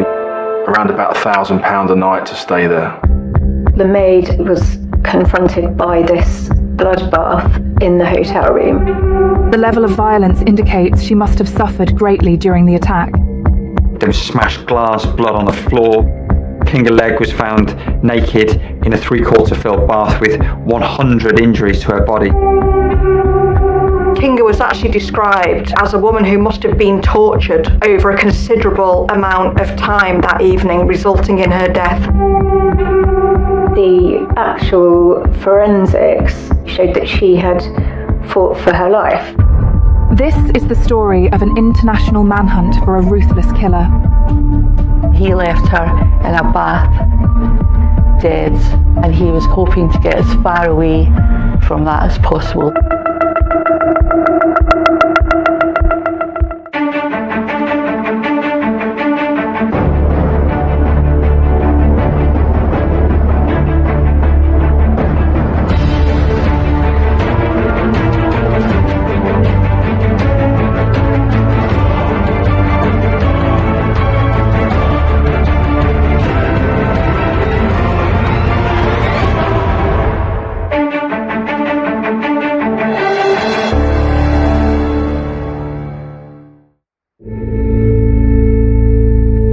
25th of May 2009, a couple on a romantic getaway from Surrey returned to their hotel room at Le Bristol in Paris. The Bristol Hotel is a luxury 5-star hotel in the 8th arrondissement of Paris, which of course is the city of love.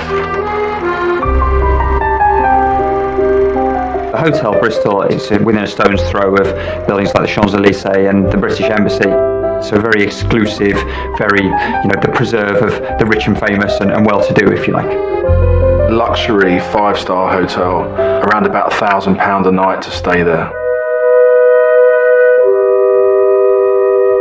But when hotel staff enter the room to clean after their departure, a truly horrifying scene awaits them. When the maid entered room 503 of that 5-star Bristol luxury hotel, she sees a naked body in the bath, 3/4 filled up, but also heavily blood-stained. She sees the naked body of a female within that bath, which is Kinga Legg. Police launched their investigation by looking into the background of the deceased 36-year-old woman. Kinga Legg was from Poland originally, from a very wealthy family, but she'd come over to the UK and she was running the UK part of their family business. Vegex, which supplied tomatoes to big organisations, Tesco, McDonald's, things like that. So the tomatoes that you would buy in a supermarket would probably have come from this company, so very, very wealthy. She was a very driven woman as well, who wanted her own identity, and she was a person that enjoyed life, but was obviously living quite a luxurious life due to the money that she had. Kinga Legg met Ian Griffin, who was a British businessman, in Monaco in 2008, and they hit it off straight away. Ian Griffin was a kind of an entrepreneur, but perhaps had some delusions of his own success, shall we say. He was somebody that didn't necessarily have a strong track record in business, certainly not the kind of powerful track record that somebody like Kinga Legg had. He had some tanning salons and some other little businesses, but he certainly wasn't the grand scale business mind that maybe he told people that he was. In fact, what he tended to do is he tended to live off wealthy women. The newspapers describe him as a businessman. I would describe him as someone who was masking the real truth that was behind what he was wearing and what he was driving. He was driving a Porsche. He met Kinga in Monaco, which is the playground for the wealthy people. So he knew where to pick up women that might potentially be able to buy him his meal ticket. I think that Kinga's fortune was certainly something that might have attracted him to her. Ian Griffin was described as a kind of gigolo. He was described as somebody that was effectively incumbent on other people's success to kind of fund his own life and lifestyle, because he liked to boast that he'd had supercars and post pictures of himself with yachts and things like this. Where Kinga had built up her own portfolio and her own finances as a very driven businesswoman herself. He was very different to that. Most of his money came through his family. He would often ask for money, and that's how he was financing his business and how he was living his lifestyle. Sponging off his parents a little bit, sponging off the money that they had.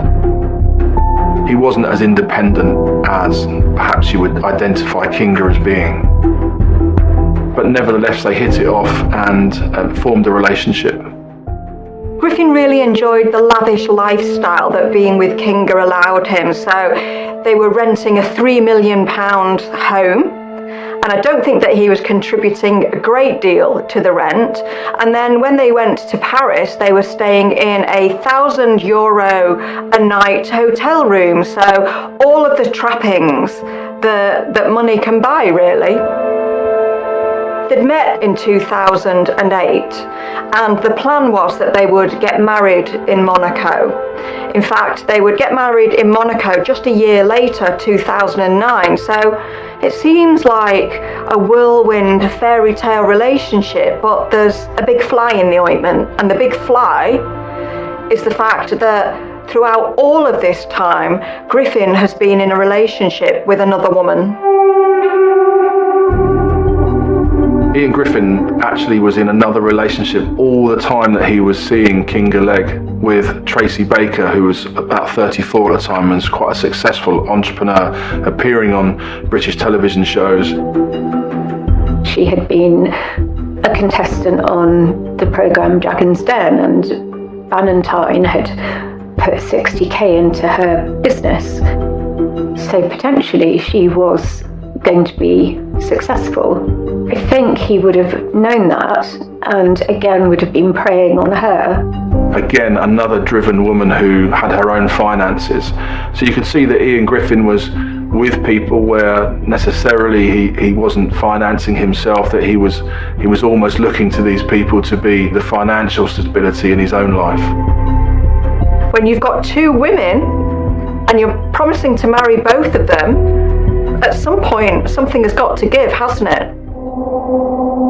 Infidelity was not the only issue going on between the couple. The relationship between Kinga and Griffin, I think, was incredibly abusive. It's not founded on any reality because, of course, he's in a relationship with another woman all this time. It's founded on lies.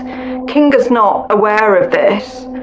And according to evidence from Kinga's friends, and in fact from text messages that she sent, even though the relationship is a fairly new one, they should be in honeymoon period, it's becoming violent at times. For whatever reason, Kinga was under his spell.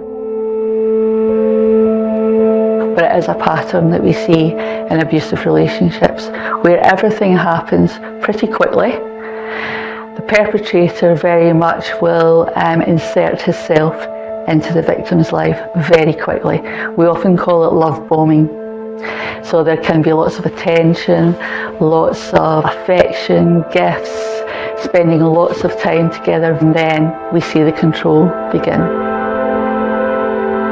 As a society, we tend to think that especially women who get into abusive relationships don't have resources, are not successful, they are vulnerable, they have issues in their lives. Domestic abuse can affect any woman, whatever their circumstances, whatever their background, and this case highlights that. A month or so before the murder, there's a particularly chilling incident where Kinga Legg sends a text message to a friend saying, "If you read this and I'm dead, then I want you to know that it was my partner that did this to me." French police are now prioritising looking into Ian Griffin as a suspect. They need to find out what really happened in that luxury hotel that night. In May 2009, the body of 36-year-old Polish-born millionaire Kinga Legg is discovered in Le Bristol Hotel in Paris. The young woman had suffered over 100 injuries and was left in a blood-stained bathtub. Police are looking into her boyfriend, Ian Griffin, as a possible suspect, as Kinga had told friends that he had been violent towards her in the past. Prior to the murder, there were other incidents of violence and coercive control, and Kinga had told her friend that he had beaten her badly once. She had also confided in a friend that he had made her take a lot of medication. She says that he fed her so many pills that she never knew if she'd even wake up.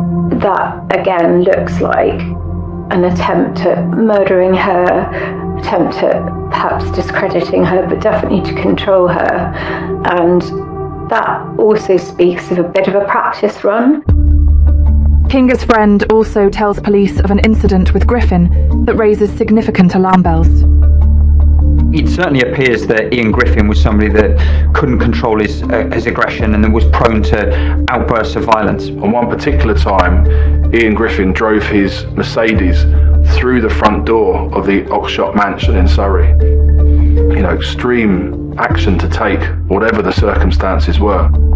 Kinga knew that this was quite a violent relationship and also was raising the red flags to her friends, potentially really at a time when she should have got out of the relationship. This is a woman who is fearing for her life.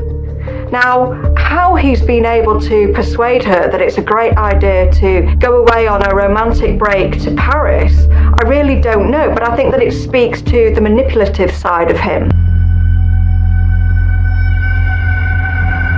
Kinga chose not to report these previous instances of violence to the police in the UK.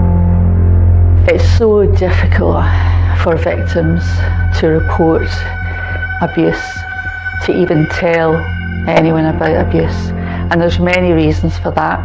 People love their partner because they have fallen in love with the person that was portrayed to them, and he was probably portraying this successful, lovely man that she could have a life with. They were going to be married.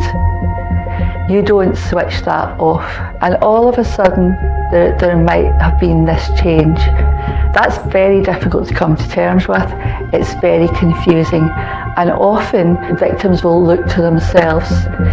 Have I done something wrong? Is it something that I am doing because he wasn't like that before? And often the perpetrator will be saying, this is because you do this is because you do that. So there is this real difficulty and confusion about what's happening, and it makes victims very reluctant to go that step forward and report. Escalation is quite typical in cases of domestic abuse, because when somebody performs almost their first level of abuse or violence, if that person doesn't leave and there's no reaction and they stay with them, then they kind of see that as as an open door really to continue that kind of abuse, and then it becomes very controlling. It becomes very coercive, where you can make you're stopping finances and you're stopping their ability to see people. These are some of the red flags that you will see, where all of a sudden somebody you are close to as a family member is being ostracized from you by the partner that they're with, because that person wants to control them.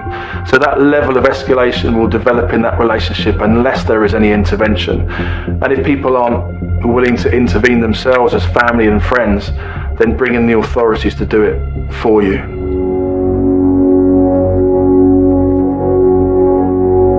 This was a whirlwind of a relationship. They met in 2008, they were being married in 2009, or so Kinga believed. The fact, of course, that there's another woman who is involved in this. It was quite a worrying relationship even before we got to that fateful day in 2009.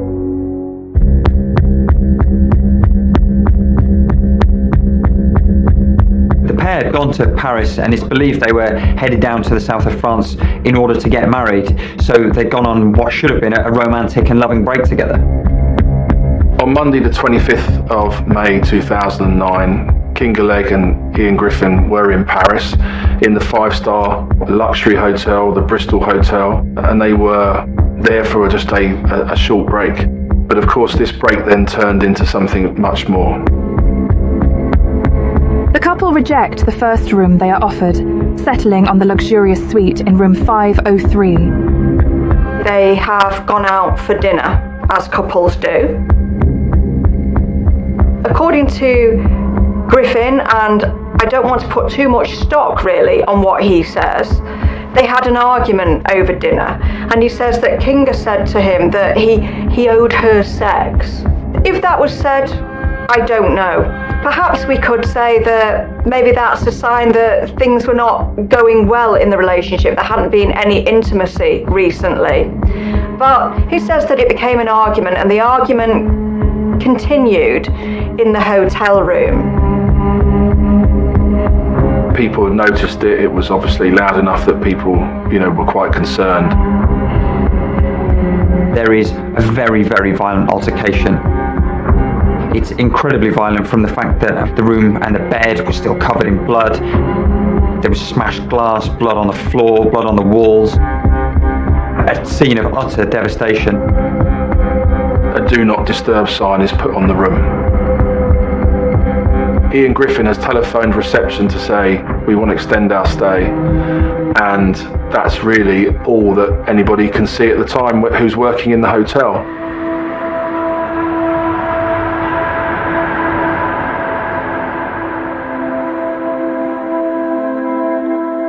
There were witnesses in the hotel that heard arguments and potentially violence, and they actually noted it but didn't do anything about it. I think that is something to do with being in a hotel and not wanting to cause any trouble. And they might put it down to, well, we just heard a certain amount, we're not really sure. It isn't until the day later, when that extended stay has stopped, that a maid enters the room in order to carry out her duties.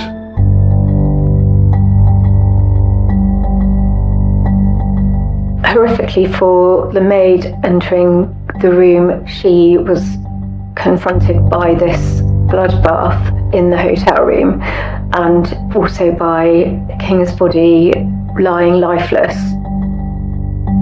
Kinga Legg was found naked in a 3/4 filled bath with 100 injuries to her body, 17 different injuries to her head, 33 to her kind of chest and torso area. So a frenzied and very, very violent attack in this room, in this beautiful hotel that was completely desecrated and destroyed by Ian Griffin.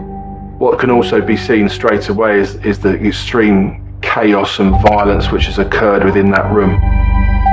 And obviously the injuries that were then subsequently found on Kinga show what kind of extreme violence was used behind closed doors that nobody knew about at the time. There was blood found all over the room. There were signs of a really violent, frenzied struggle. Police now believe that Ian Griffin is responsible for the merciless attack and murder of his girlfriend, Kinga Legg, but they have still not been able to locate him. The international manhunt is now truly underway. In May 2009, 36-year-old Polish woman Kinga Legg was discovered murdered in a blood-stained bathtub of Suite 503 in the 5-star Le Bristol Hotel in Paris. The prime suspect is her boyfriend, Ian Griffin, who has seemingly gone on the run. Both French and English authorities are urgently trying to find him. Kinga Legg was murdered in a very expensive hotel in Paris. She was found murdered in the bathtub, which is fairly common for these kind of murders because it's a way of trying to eradicate forensics. The room and the bed were still covered in blood. There was smashed glass, blood on the floor, blood on the walls, a scene of utter devastation. There is now little information really about what happened inside that room at that particular time. But what we do know after that is that the telephone calls made to reception from Ian Griffin asking for an extension to their stay. In the aftermath of the attack, Ian Griffin made some kind of attempt to clean room 503 at the Bristol. Griffin spent 6 hours trying to clear up and get rid of the forensics. And then on his way out of the hotel, he stops to have coffee, and he makes a point of commenting that he's on his own because his partner is upstairs sleeping in bed. After drinking 3 coffees, apparently, got behind the wheel of his Porsche 911 and drove away from the scene. She was found after he'd checked out, and she had over 100 injuries to her body. She had bruises from her head to her feet, and particularly around her neck area. Griffin was a former rugby player, so was therefore a well-built man, and he weighed about 90 kilograms, whereas Kinga was a slim, tall woman who weighed about 51 kilograms. He would have had the upper hand. She wouldn't have stood a chance. Kinga Legg's autopsy tells a story of the levels of depravity during the attack. If you can imagine how long it would take you to inflict 100 blows to somebody's body, it shows that consistent violence over time as well, real anger. Kinga was actually described by somebody who'd seen her as a woman who must have been tortured over a considerable amount of time that evening, resulting in her death. And the toxicology showed that he had forced about 30 medications down her, including a anti-blood clotting medication, and she did die of internal injuries. Her body wouldn't have been able to clot the blood inside of her. This is supposed to be the woman that he loved, that he is going to marry, and he left her in a bath, dead.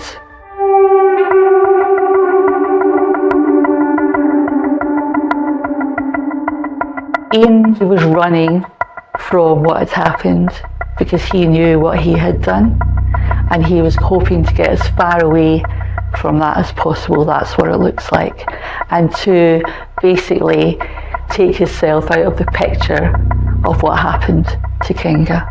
He himself was now on the run.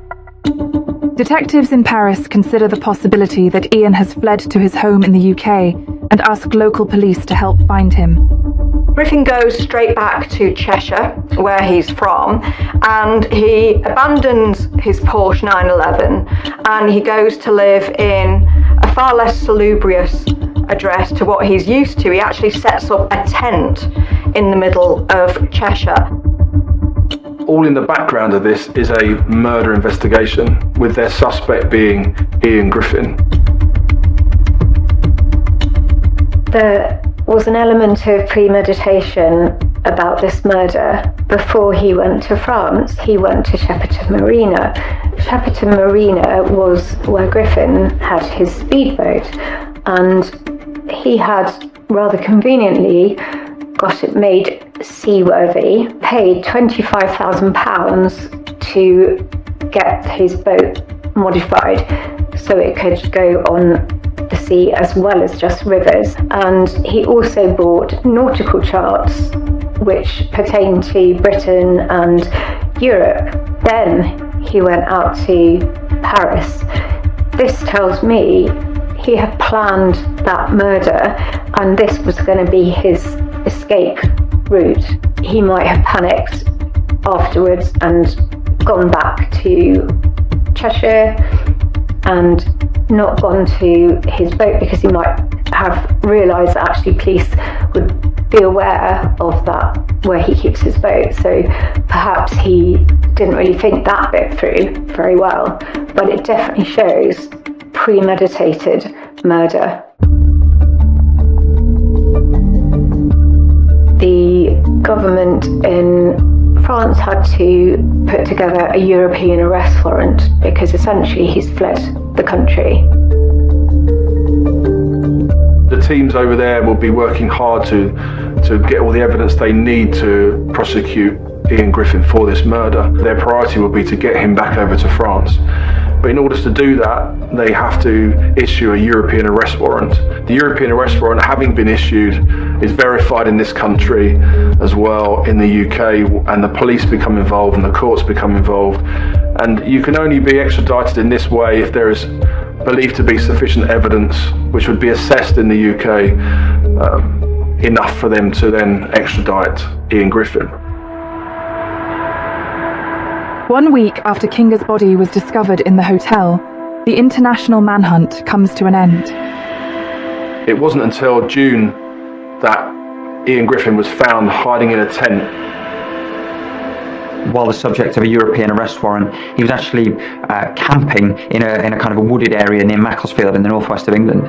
Trying to hide having dumped his Porsche 911 near where he was from in Cheshire. And while there was a European arrest warrant out for Ian Griffin and he was detained in England, it was 2011 when he was finally extradited to France, and 2014 before he actually came before the court system. Bearing in mind that this is somebody who is allegedly shocked and horrified to find out that he's killed his partner, he doesn't intend to take responsibility for it. He's just trying to run away. Ian Griffin tells investigators his version of events that transpired the night Kinga died. According to Griffin, they had an argument. He took some drugs, and of course they'd had alcohol with dinner, and he says at that point he mysteriously loses his memory. Now, you can lose your memory if copious amounts of alcohol are involved, or even as a result of the trauma of committing an offence. I don't think it happened on this particular occasion. Griffin's story is that he had woken up from this blackout that he had to find Kinga's body in the bathtub. So the thing to do, of course, would be to phone for help immediately. You would think that this is what somebody would do if they were to find the body of their loved one and not be sure how it happened, but no. Ian Griffin claimed that he had amnesia, and he claimed that he couldn't remember the attack, which is an absolute lie.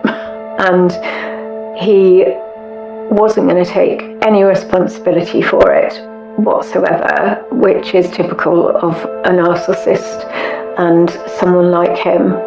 Griffin said that Kinga fired a stun gun from her lipstick, and that she then may have hit her head on something, which then would have caused, he was saying, that blunt force trauma to her head.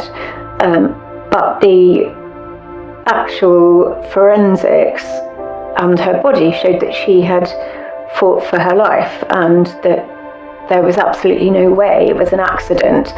And I don't believe that she would have had a stun gun. And I find that he claims incredible things which are outrageous and mendacious, and this is part of him.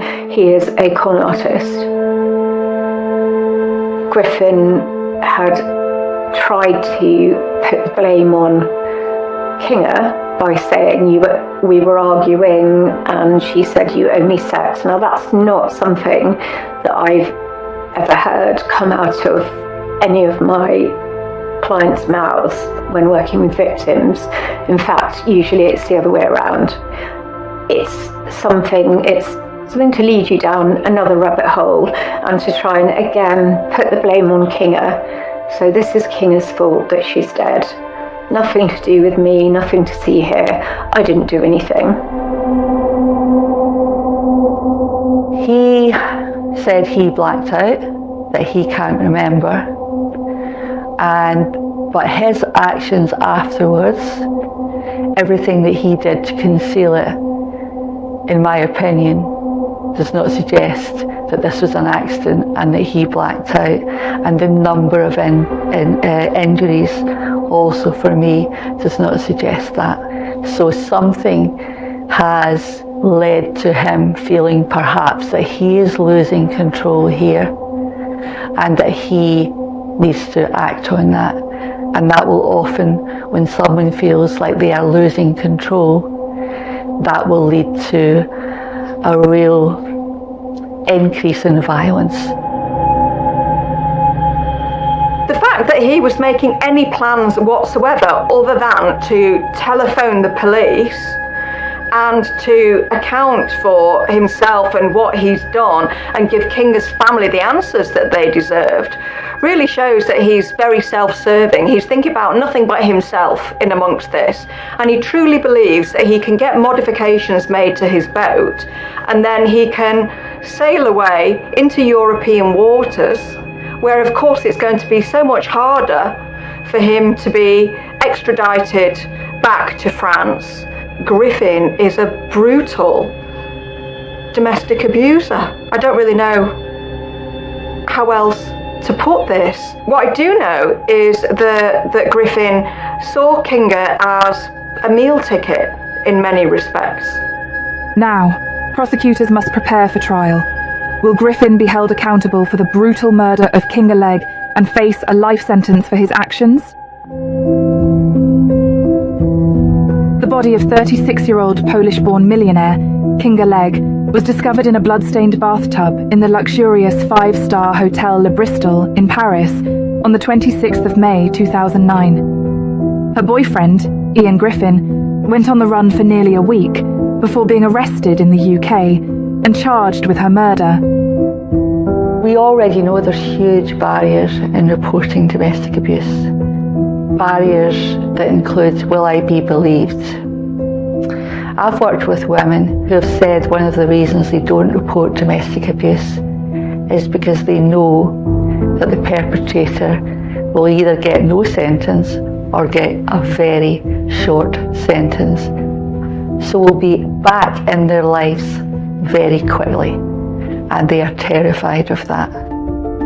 While awaiting trial, Griffin makes outrageous claims to the press about how Kinga died. Griffin's story is that he was so out of it on drugs and alcohol that he couldn't remember what he'd done. He'd literally woken up that morning and he'd found, to his surprise, the highly battered body of his fiancée. His memory seemed to come back whilst he was on bail because he actually gave an interview to the Sunday Mail, saying that Kinga Legg had a stun gun disguised as lipstick which she'd fired at him, and that had precipitated some kind of violent clash between the pair. He also said that she'd been taking lots and lots of medication. Kinga, in fact, was the violent one, and she'd gone for him, and he might have pushed her, but she'd accidentally, in the melee, fallen backwards and she'd hit her head on a coffee table, thus causing her death. It wasn't going to fly. She had over 100 injuries to her body. This is clearly not what happened. Griffin is extradited to France in 2009, and after significant delays, the 5-day trial finally commences in 2014. Ian Griffin's trial displayed, I think, his personality. He used a lot of manipulation during the trial. You could see him walking up the steps to the courtroom using crutches, and that is another cloak that he was using to cloak and mask the evil, but also just to get sympathy, to win sympathy with the press. I think at one point he said, I wish that hadn't happened to me. Why did that have to happen to me?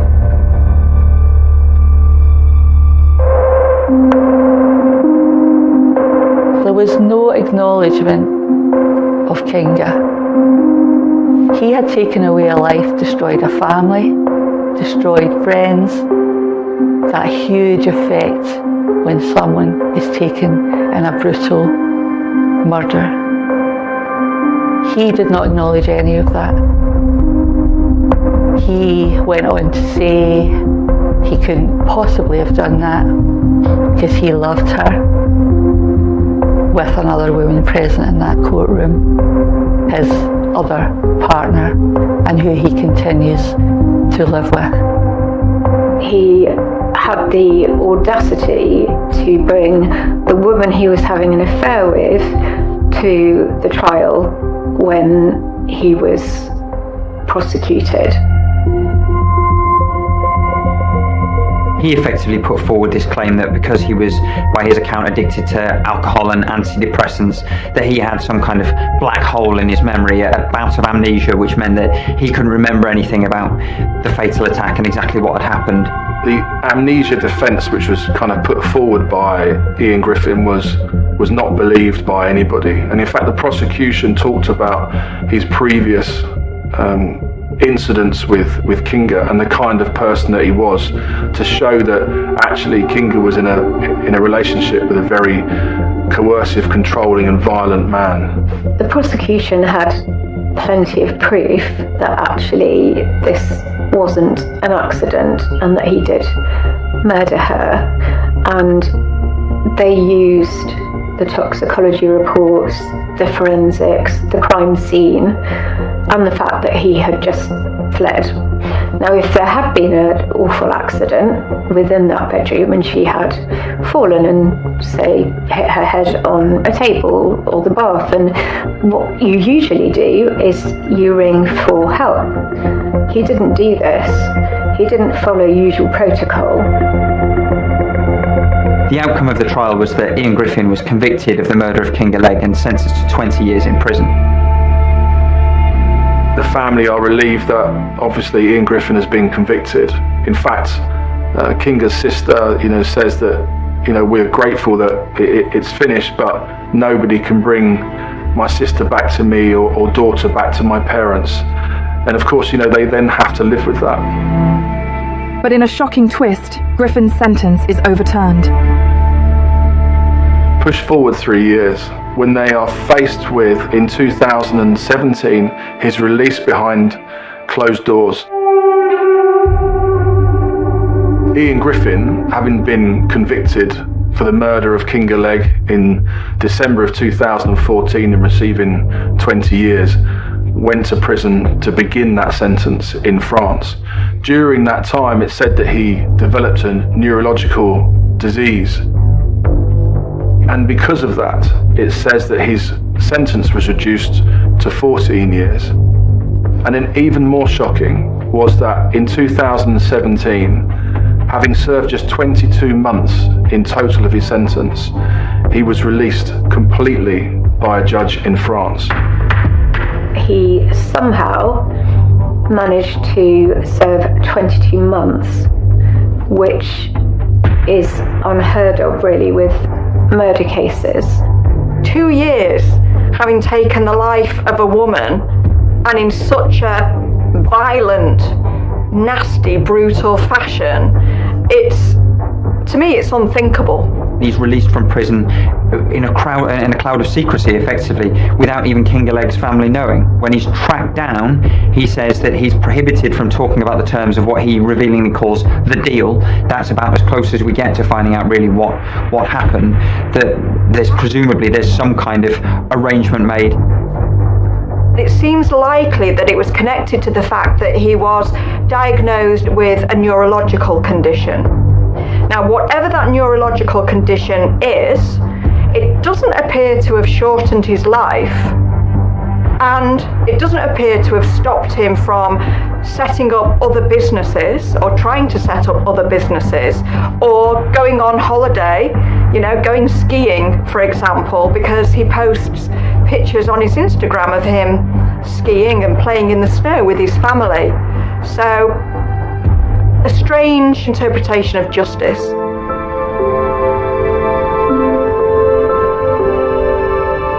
This was bitterly disappointing and completely surprising to the family and shocking, as they had to find out through the newspapers asking them what they thought of his early release.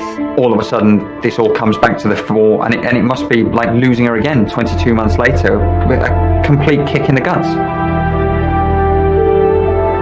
The first time the family even knew that he had been released and was back and was free was when a newspaper approached them. What an awful thing to find out from somebody like that. Not even being invited or being told about what is happening in this judicial system in France.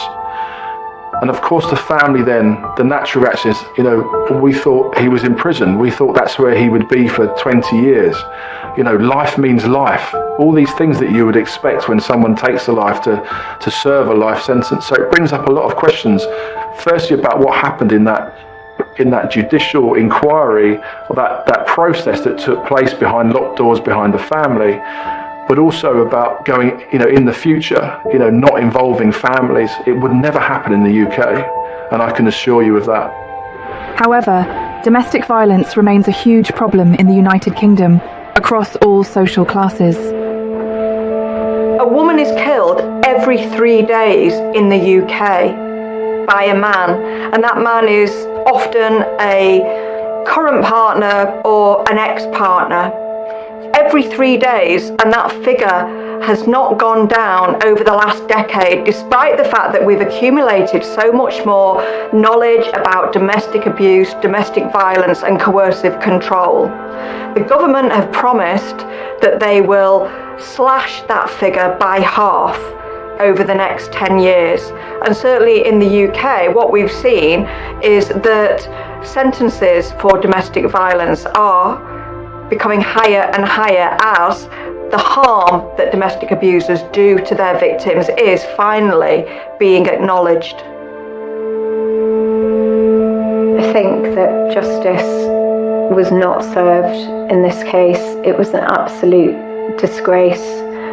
No matter what problems he has with his health, that is not an excuse to release a convicted murderer who was also a domestic abuser. The cousin of Kinga said that he should forfeit his freedom due to the murder of her cousin Kinga, which I absolutely agree with and cannot see why he was released early. They have let a murderer loose into society. I think what this case does illustrate is that no matter where you are, you might be in, a 1-star hotel somewhere, or in your 1-star home, or you might be in your £3 million mansion and then off to a luxurious 5-star resort. Domestic abuse and violence can affect anybody of any walk of life. And often I think that when women feel that they've got an otherwise perfect life and they have to live up to that fantasy, really, sometimes it's harder for them to come forward and say, well, this is what's happening to me. They feel that it shouldn't happen to them in their socio-economic class, but it does. It happens to any of us.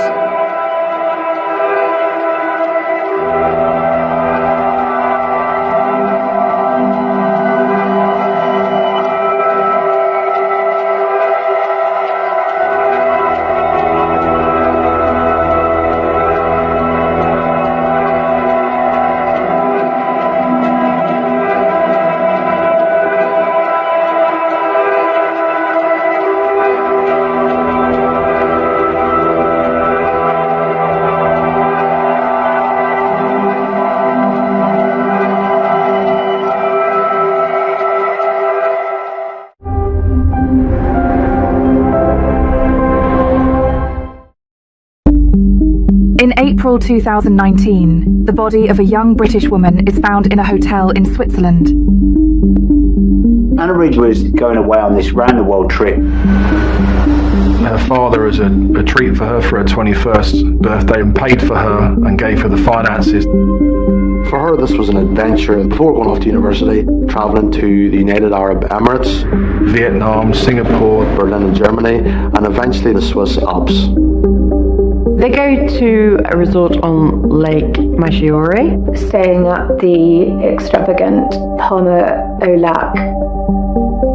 Olive groves, fig trees.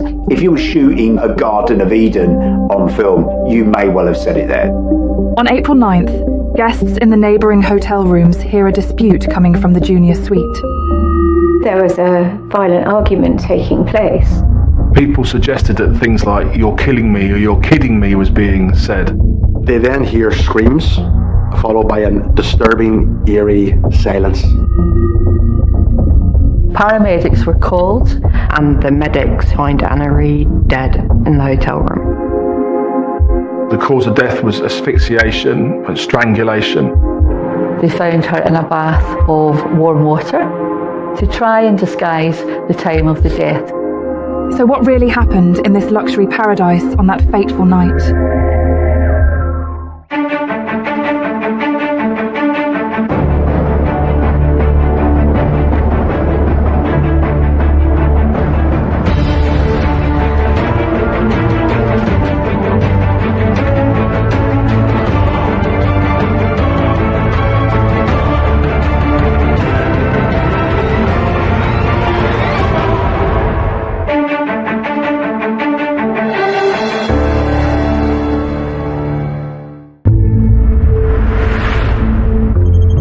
Lake Maggiore, Switzerland. On the 9th of April 2019, the body of a young female is discovered in Hotel La Palma a Lac in Locarno, Switzerland. She is identified as Anna Reid from England. Anna Reid was a 22-year-old heiress from Harrogate in North Yorkshire. Her family owned a successful stud farm. Guy Reid, her great uncle, had been pretty much a sort of self-made man. He had a transport business, he had an agriculture business, but his big love was horse racing, and he created a breeding operation there. Horses that were bred from that stable, that yard, were successful way beyond just the Reid's family ownership. Anna had a sister called Millie, and together they attended the prestigious Ashfield College, which cost around £10,000 per year. Anna was widely perceived as a really nice girl, a kind girl, decent girl, hard-working girl. Even though she had fabulous wealth, out of the reach of most people, she had a job part-time in a restaurant, she babysat, she wanted to be a ski instructor, she'd already done 1 degree, and she was working hard to then go and do a maths qualification. She had a lot of friends, she was interested in sports, she was interested in socialising and having fun. Sadly, Anna's family had already experienced a great tragedy. When she was 17, her life came crashing down when she lost her dear mother, Mary, at 49 years of age. Her mum was coming to visit her in her new flat. At the end of that visit, she fell down the steps and had an aneurysm. Anna was absolutely devastated. That kind of bereavement in that sort of circumstance where someone will inevitably be feeling some degree of responsibility is going to have an impact. So it's not just the bereavement, but also that sense of, was there anything that could have been done differently? And it's fair to say, and according to friends of Anna as well, that she went off the rails at that time. It was a very difficult time in her life. When you suffer trauma, such as a loss of your mum, especially when it's so sudden, at an impressionable age 17, it will have an impact. And someone being described as going off the rails, actually to me is someone who needs some support, some treatment, and to be able to look at the trauma and really work with their feelings, because it really does affect you and your thought process and shakes up your whole life. Her father, as a treat for her 21st birthday, a really significant birthday for her, paid for her and gave her the finances to go around the world for a year, travelling, going where she wanted to go.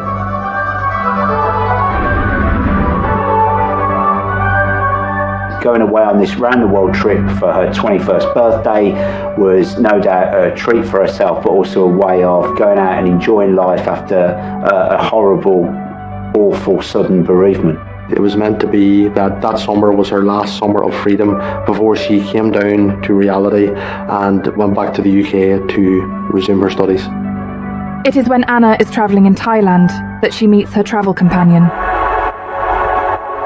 Anna's doing what many 21-year-olds do. She's going around the world, she's having one-off experiences, incredible memories, and she encounters Mark Schatzel. If you had to describe an individual that was more at odds with Anna's life, it's Mark Schatzel. Mark Schatzel was 32 years of age. He was 10 years older than Anna. He was from southwest Germany. He had a past. He was £40,000 in debt or thereabouts because of a failed company that he had owned. Would dabble in drugs, would outspend his finances on designer goods. He had a conviction for theft, he had drug rehab problems, he had issues with alcohol, he owed money all over town. He had lapses in memory because of cocaine use. And he had 2 children from a previous relationship for which he owed significant sums in child maintenance. Mark Schatzel cut quite a thuggish figure.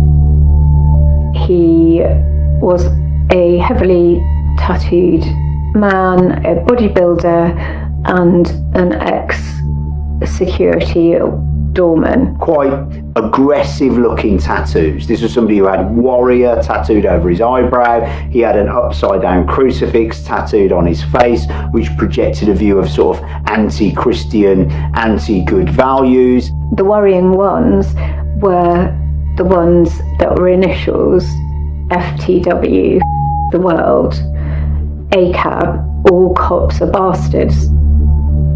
His social media handle was Mark Dirtyweight, Dirtyweight being the street slang for raw cocaine. It was also the name of a white supremacist group. The Dirty White Boys are a white supremacist group within Germany. Why has he got these tattoos? Why is he calling himself this and affiliated to these groups? So, quite a concerning individual. Previously, he had an assault conviction where him, as a significantly bigger man, had an encounter where a 17-year-old had bumped into him on a night out.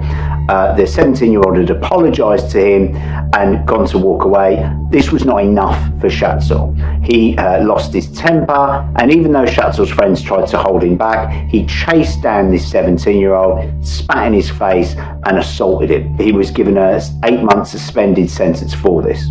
Clearly, he was not the type of partner that Anna's family would have envisioned her being with. Someone like Anna, a wealthy heiress, younger than him, was a perfect target for financial greed.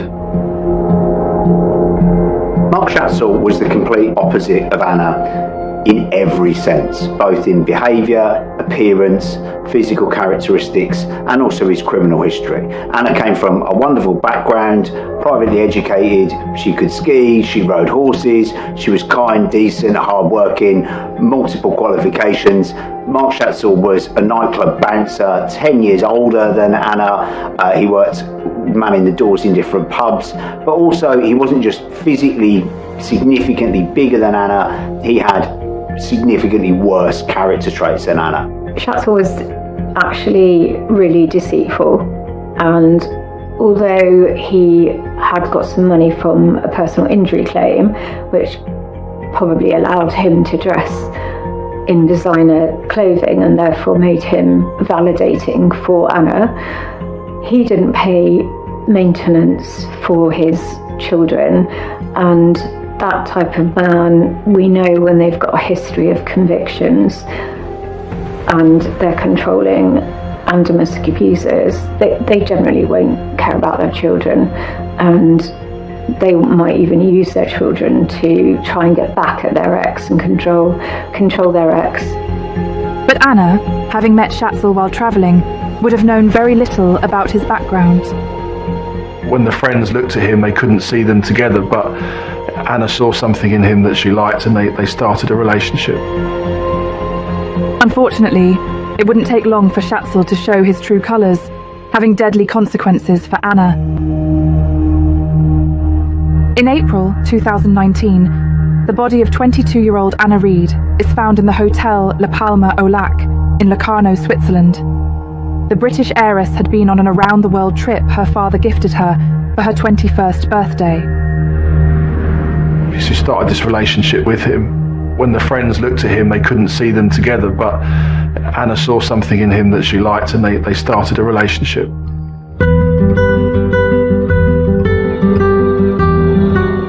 They had what we call a whirlwind relationship. There was a bit of an age gap between them, I think around 10 years age gap, which is not that uncommon and not necessarily anything to be concerned about. But it does give sometimes a dynamic of an older person having a bit more ability to take control. Anna arriving in his life in Thailand was a golden ticket to enjoy a life that was way beyond his means. He immediately took advantage of that. Whilst he was charming and Anna clearly had feelings for him, he very much had feelings for her wealth. Her spending went extravagantly upwards to £10,000 a month. and a lot of that was being spent on Schatzl. It was fine dining. Bottles of champagne, drugs and alcohol, funding this lavish lifestyle that they were both indulging very heavily in. It was clothes, it was things that Mark Schatzl could demonstrate he was suddenly rolling in money. She was covering travel, accommodation, meals, all expenses, and that is one element of coercive control. This man portrayed a completely different image to Anna. He told her that he was a successful company director, which wasn't true. He would have portrayed this image of success to Anna, who, remember, was 10 years younger than him. So he was wanting to impress this young woman to bring her under his spell. I think he paid about 43 euros or something like that in those 3 months where she paid 50,000. You're seeing a massive imbalance in terms of finances, and that greedy, narcissistic person who Schatzl was playing on her vulnerability and her kindness and her joie de vivre. Over a 3-month period, they travelled together. They spent time travelling to the United Arab Emirates, Vietnam, Singapore, Berlin and Germany, and eventually they ended up in the Swiss Alps.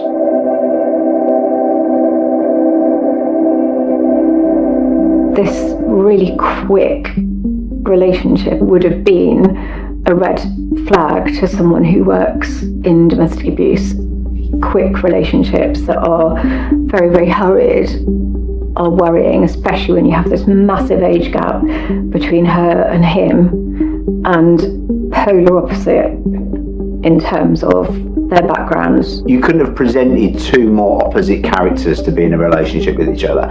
Anna was privately educated, slightly built, 22 years old, and Schatzl was the complete opposite. He was physically imposing, he was 10 years older than her. Anna was travelling on her own. It was probably quite useful to her. You know, you're travelling around, you're able to suddenly feel free as a woman travelling around. You've got this physically imposing guy, dangerous looking guy next to you. And this was somebody that was very, very different to the people that she'd have met at Royal Ascot or a private school in Harrogate or at York Racecourse. This is somebody that stood out, and he made sure he stood out, and he made sure that he carried this threat of violence. When your friends and family can't see directly what is happening, they can't see how you are as a relationship, as a couple, they only just get messages from you. You know, it's very difficult for those people to intervene, to see that actually Mark Schatzl is becoming this coercive and controlling person who doesn't have control of the finances, but is doing very, very well to get the money off her anyway. Soon, the picture-perfect holiday romance comes crashing down. Things become dark when they go to Switzerland. They go to a resort on Lake Maggiore, staying at a quite expensive hotel. They stay at the prestigious Hotel La Palma Orlac in the foothills of the Alps. This is a lavish luxury hotel. It was 4 stars, and they had upgraded themselves by renting the junior suite, which was far larger and was the superior suite in that hotel. So essentially they had the best room. It's a small 68-room luxurious hotel. They spent a lot of money on the junior suite, room 501 on the top floor. It's stunningly beautiful. It's called Lake Maggiore, but it's really a sequence of beautiful individual lakes. There's private islands on there with fantastic restaurants, glorious terraces. Everything's in this fantastic Italian architecture, stunning local geography, olive groves, fig trees. If you were shooting a Garden of Eden on film, you may well have said it there. This is an astonishingly beautiful place. It's at this hotel that Anna receives a concerning message. An ex-girlfriend of Schatzell's, who had been subjected to his violence and his controlling behaviour and aggression, actually contacted Anna's ex-boyfriend and explained that he was a dangerous man. Anna's ex-boyfriend was able to tell Anna, "I've been told that this guy is a liar, manipulative, he's violent, he's an offender, he isn't what you think he is." He really wanted to safeguard Anna. Anna might have started thinking at that point, "Ooh, how am I going to extricate myself from this?"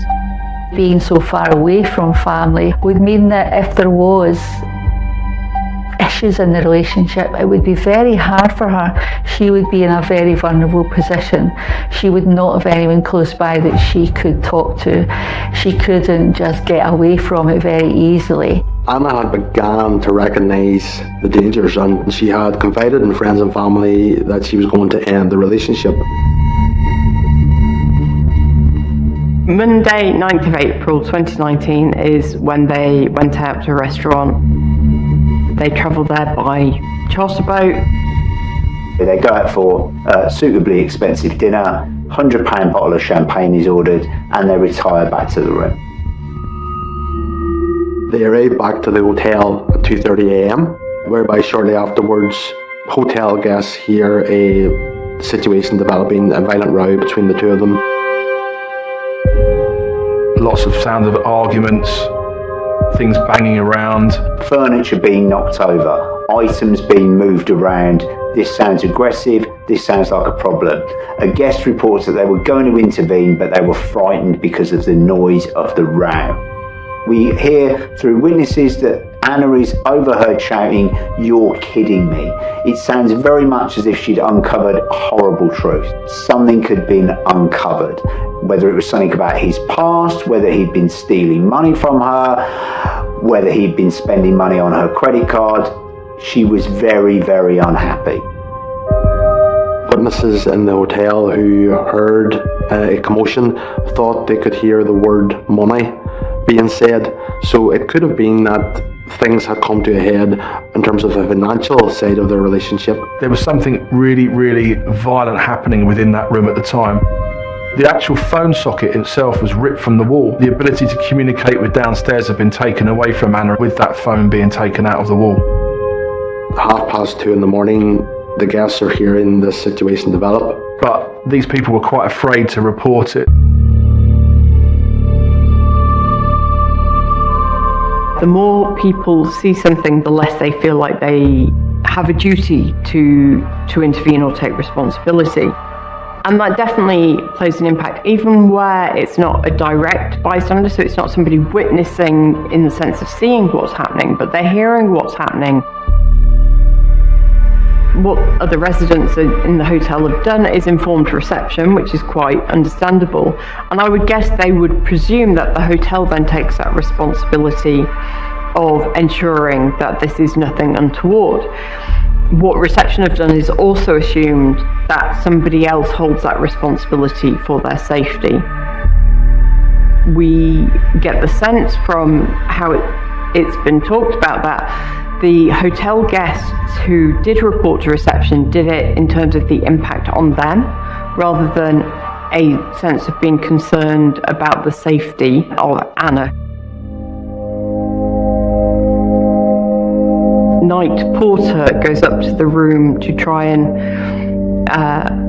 calm the situation down, clearly doesn't try and intervene, and it's not clear from the reports about who was spoken to at that moment that the night porter went up.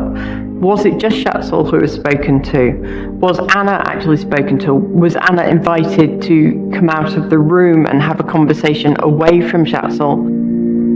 The reception intervention appears to have been around smoothing the waters for those other guests, not checking on the safety of Anna and checking what was going on. Hotel staff return to their posts downstairs, but neighbouring guests hear the fighting coming from the room 501. They then hear screams, followed by a disturbing, eerie silence. Sometime after the shouting is heard, Mark Schatzel is heard crying loudly, but at that point nothing more seems to have happened. 4 hours later at 6:30 a.m, Mark Schatzel goes down to the hotel lobby, running into the reception and saying, "Anna's not breathing, we need a paramedic, we need an ambulance." Emergency services arrive on scene at Suite 501 at the hotel, where a deplorable sight awaits them behind the door. On April 9th, 2019, paramedics were called to a luxury suite at Hotel La Palma au Lac in Locarno, Switzerland, after reports of a guest in need of medical assistance. Mark Schatzel, a nightclub bouncer from Germany, alerted hotel staff that his girlfriend, 22-year-old British heiress Anna Reid, had stopped breathing. At 6 o'clock in the morning, Mark Schatzel went down to reception of the hotel and reported that there was an issue with his partner. Although Schatzel is playing the part of a partner gravely concerned for his girlfriend, suspicions begin arising for investigators. They said he was frantic, they said he was worried, they said she needed medical attention to call emergency services, but it is worth noting that he was fully dressed, he had suction shoes on when he went down to report Anna being unwell. He has taken the time to get dressed and to put on his shoes properly, so he's tied the laces, which to me does not suggest the actions of somebody who is panic-stricken. First of all, hotel staff reported that Schatzel had somehow managed, in his frantic panic, to get up, put on all his clothes, including tying his lace-up shoes, getting the lift, walking out of the lift and coming down the stairs and asking for medical assistance. Imagine the love of your life is deceased next to you. You are going to get help. They are not breathing. Their tongue is sticking out. They are blue. You are stopping, putting on your clothes, tying your shoes, making sure you look good, and then getting the lift. Mark Schatzel is an athletic man. If your loved one is in distress, you are sprinting down those stairs. You are not pushing the button, waiting for the lift, tying your shoes, going down and seeking medical assistance. But then he makes a shocking admission to paramedics. Mark Schatzel denied murdering Anna Reid. He said that her death had occurred during a sex game gone wrong. That the sex game had been initiated by Anna. That he would cover up her mouth as they were having sexual intercourse, and that this was a form of erotic pleasure for her. That she had asked for pressure to be applied around her throat. A towel had been used around her neck. He'd applied that pressure, and it was an accidental death resulting from that consensual sex and that consensual strangulation. And he claims that she didn't give the signal that they had agreed upon to end what he claimed was erotic asphyxiation. To be honest, whether consensual or not, she was dead, and he was not displaying anything that you would expect apparently at that time. It's a relatively easy defence to make and a difficult defence to disprove. This then is treated as a unexplained death or a murder inquiry at the time. Law enforcement arrive on scene, and quickly Schatzel's excuse for Anna's death begins to crumble. It was clear that there had been a physical intervention with things in the room. Given the verbal argument, given what was heard, and given the relative size of the two people, that it's more likely from the extent of the damage that it was Schatzel who had caused, if not all, but the majority of that damage. Schatzel's demeanour quickly gains the attention of investigators on the scene.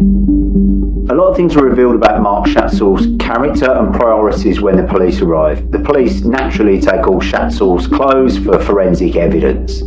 As he hands them over, he says to the officer, "Careful of those shoes, they're worth 1,000 Swiss francs." This is somebody who's just seen, he says, the love of his life, a woman he cares a great deal about, die in his arms. Anna's body is being taken out of the room on a stretcher. Please be careful of my shoes, they're worth 1,000 francs. Anna Reid underwent a post-mortem, and the pathologist there discovered that the cause of death was asphyxiation and strangulation, that she also had a number of defensive wounds, cuts and bruises. In the post-mortem, she was found not only to have been asphyxiated, but there was bruising in her soft tissue, and there were microfractures in her bones. And the term microfracture could make people think that this wasn't a very serious kind of injury, but actually what it means is that rather than it resulting from a single kind of macro traumatic force, this is a repetition of force being applied to a bone. So it's about the circumstances of the fracture, not the seriousness of the fracture itself. This shows that there has been contact between two people, and this is quite a violent struggle that has taken place. They looked at elements of what had happened in her body, and rigor mortis had set in, so they were able to estimate that she had died a few hours earlier than him reporting the incident.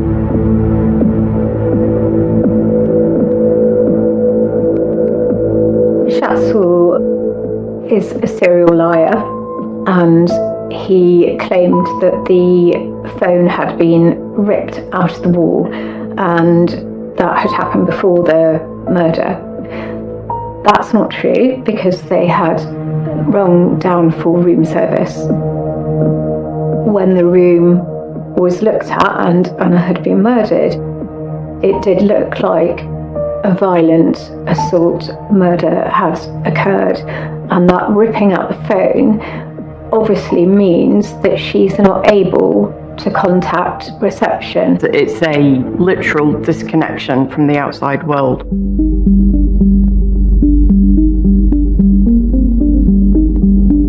Police quickly begin exposing Schatzel's lies and his dark character.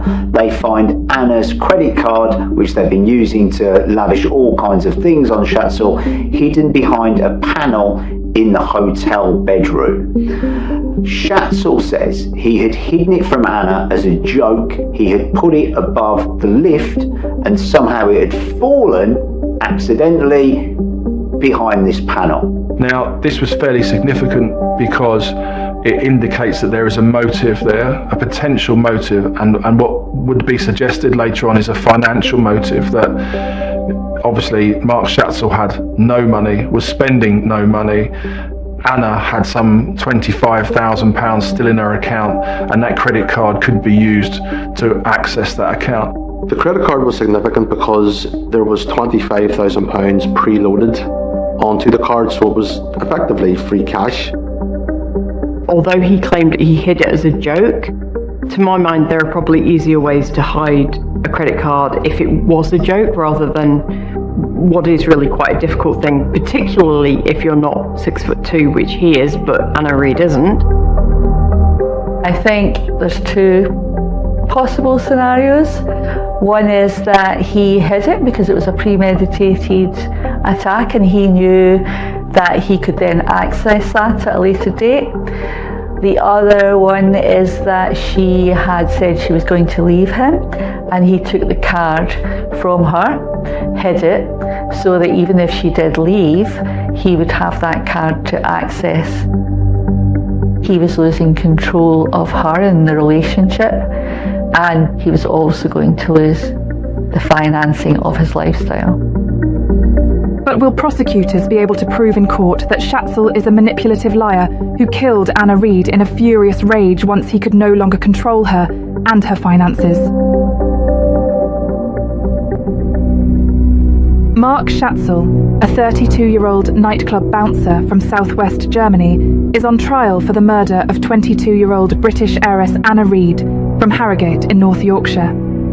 The young woman's body was discovered in a blood-stained bathtub in a luxury suite in the hotel La Palma au Lac in Switzerland on April 9th, 2019. The trial of the murder of Anna Reid took place in October 2021 in Switzerland. First things first, what you see is Mark Schatzel turn up in what looks like a military uniform. He's wearing this military-style jacket with huge epaulets on. A really strange thing to wear as a defendant in a murder trial. Schatzel couldn't deny that he'd been in the room when Anna died, but he used the defence that it was a sex game gone wrong. His defence was the defence of the 50 Shades of Grey defence, that this was rough sex gone wrong. He said that they were experimenting with auto asphyxiation, that he was using a towel during this practice around her neck, and that she had died during this. I think for me the thing that stands out in the defence statement that Schatzel gives is he describes this as a banal accident. The use of that word banal is quite horrifying in many ways, as if this was not important, as if Anna's life was not important. And I think to minimise the actions as just a banal accident really kind of brings home how much he doesn't take responsibility for what has happened. But prosecutors have spent thousands of hours building a case against Schatzel's defence. In order for the prosecution to say that, well, these erotic games that Schatzel suggests that him and Anna were involved in were untrue, they went back to previous partners of Anna to say, is this anything that you ever did together? Horribly for Anna's previous partners, they also had to go up and talk about Anna's preferences, and they said on her behalf this was something that she had never previously done or ever shown that she wanted. Obviously very difficult conversations to have, but very important to show that this was not part of Anna's life, this was not something that she was involved in, and that the story that he was giving around that was an excuse to try and blame the injuries that she had on her towards that kind of accident, as he's suggesting it was her death. This was a lie that horribly the Reid family, Anna's friends, and anyone who ever read a paper over that period also had to hear. During the trial, the medical examiner stated that Anna had wounds around her gum area that indicated that a hand had been clamped at some point over her mouth. And we could say that was done when he was trying to prevent Anna from screaming. There was a towel found around her neck, so we know that is what Schatzel used to strangle her. This defence of a sex game gone wrong has been used in many recent cases of domestic homicide. 18 cases in the UK, all involving violent men. They pled that it was a sex game gone wrong. I put my hands around their neck and they died in my arms. On April the 9th, when Anna was murdered, the speculation is really around the fact that she had threatened to leave him on that day, and that's possibly the root to that argument. And that's because really the penny had dropped for Anna at that time. He was using her for the money. It wasn't a two-way relationship in any way financially whatsoever. Also, it was indicated that she'd been spoken to or a contact had been made with her by a previous girlfriend of Mark Schatzel, saying that he's a dangerous man, he's a violent man, and he will use you for your money. So I think, when this all came together and she realised and probably sat back and thought, what am I doing? Then that's when she probably said it to him, and that's when, obviously, Mark Schatzel murdered Anna Reid. If he was feeling that he was losing control, if she had expressed a desire for them to break up or part ways, then that will have been a precipitating factor. But I don't think this is a driving factor in the sense that almost like things are out of control. He very clearly has the control to not only kill her, but then to also put himself together before he goes down to reception, to respond to the night porter. And I have assumed that it is Schatzel who opened the doors to the night porter. It would fit with that dynamic of control. But he's clearly been able to put something across to the night porter that it's not a big issue. So he's not being driven. This isn't out of control. This is very much in control. Prosecutors call on forensic evidence in court to dispute Schatzel's defence that Anna's death was an accident. Not only did he lie in court about the incident that led to Anna's death, he also lied about what happened after it. A pathologist demonstrated in court that Schatzel had somehow tried to disguise the reality of Anna's death and exactly when it occurred by putting her body in a bathtub. What he'd done there is try to buy himself some time to try and confuse the forensic evidence that could be found externally and internally on her body. He did it to take away any potential forensic evidence that the police could find that could point to what really happened. There would be issues about how blood settles in a body once the heart stops beating. So the blood will settle at the lowest level. And that would indicate the length of time that somebody's heart had not been beating. When the investigation looked at Mark Schatzel and Anna Reid and their relationship, especially around how things were financed in the travels, it was seen that Anna herself was spending over £50,000 on Mark Schatzel alone, let alone all the money that it would cost to travel and the cost of rooms in hotels. And when they looked at Mark Schatzel himself, astonishingly, they saw that he'd only spent £35 of his own money. So it showed that, you know, there's a serious imbalance in that relationship, and perhaps, you know, indicates why Mark Schatzel is with Anna in the first place, because she has all this money and of course he has none. He has debts, he has drugs and alcohol problems. And also her credit card being found in a panel in the hotel elevator just made no sense. The prosecution argued that Schatzel knew that there was around $25,000 on this card. He would be able to hide the card and then retrieve it at a later moment with a view of going on the run or spending the money himself. The prosecution suggested that Mark Schatzel was driven by his financial motive to get money out of and spend the remaining money on the credit card that Anna had and that he had placed in the panel, behind the panel in the lift, and that his debts and his use of drugs and alcohol were all part of this. There is no doubt that affluence that she has could well have attracted him. He maybe saw the lifestyle that he could have with her and get rid of his debts and have this relationship, but maybe a relationship where he could take control and use her resources to help him. From the moment Schatzel took Anna's life, he showed no remorse or care for her. Not only did he perform this ridiculous facade in the hotel that she died in his arms in this sex game gone wrong, but throughout the court case, he was seen kissing his former partner who he'd reconciled with, the mother of his children, during court. She had, prior to the trial, said to the press that she did not believe that he was guilty. Now, you're on trial for this horrific crime of a young woman who you say you thought a lot of and that you didn't mean to kill. Is it really appropriate to be canoodling with your ex-girlfriend during the breaks in the trial? I don't think so. It was just very bizarre. He tried to project the view of the sort of loving family man, even though he owed many, many tens of thousands of backdated child support. This was someone that was happy to use the sort of veneer of respectability that the mother of his children gave him. Mark Schatzel was sentenced to 18 years in prison for the murder of Anna Reid. But Schatzel quickly sought to appeal the sentence, believing it was unduly harsh.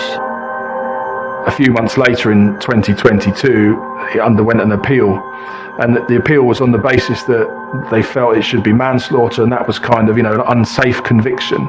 But actually what that resulted in was that they found that the sentence itself was unduly lenient, and in fact increased his sentence by a further 6 months. So which kind of backfired on obviously Mark Schatzel's plans then to be released even quicker.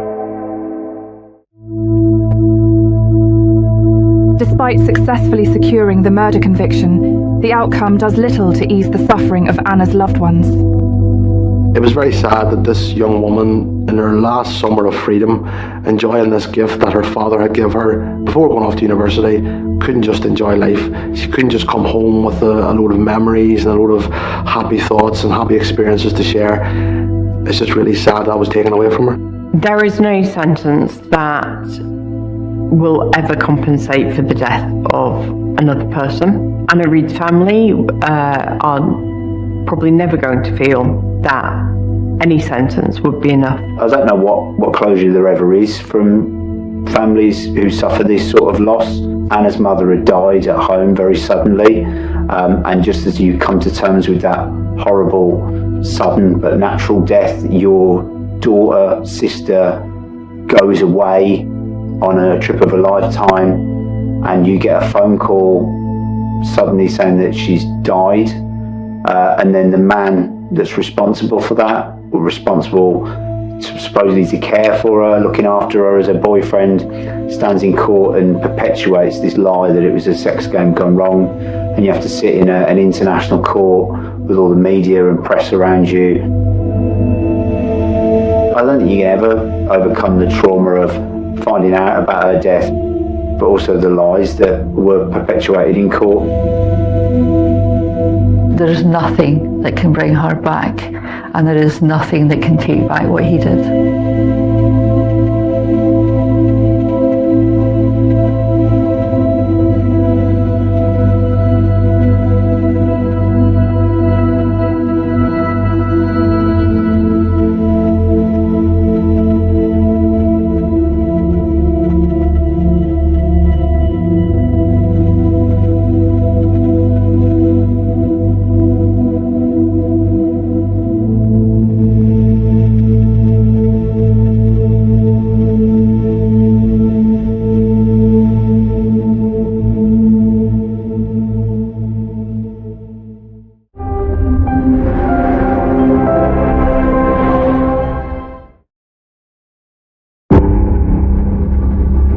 Harrogate, North Yorkshire, May 2021. Emergency services are called to the Majestic Hotel, where a horrifying crime scene lies in wait. Hotel staff first realised that something was amiss when there was a report from someone in the room below that there was water coming through the ceiling. So it was late at night, and the hotel night manager and a colleague went up to the room. The night manager attempted to open the door, and he felt some kind of resistance. We peered around the door, and what he could see were some specks of blood on the bed. And then he noticed a substantial amount of blood on the floor. He pushes the door a bit more. And then as he kind of pushed further, he realised that the weight against the door was actually the body of a woman. This must have been such a shock for the staff. When they went further into the room, they saw a man sitting on the ground in the bathroom, and he had also suffered stab wounds. It was literally a bloodbath. Hotel staff alert emergency services. Both police and paramedics rush to the scene. This is a scene of total chaos, but also of horror. It's going to be important for detectives to establish what had gone on in that room, why did this murder happen, and was anybody else involved.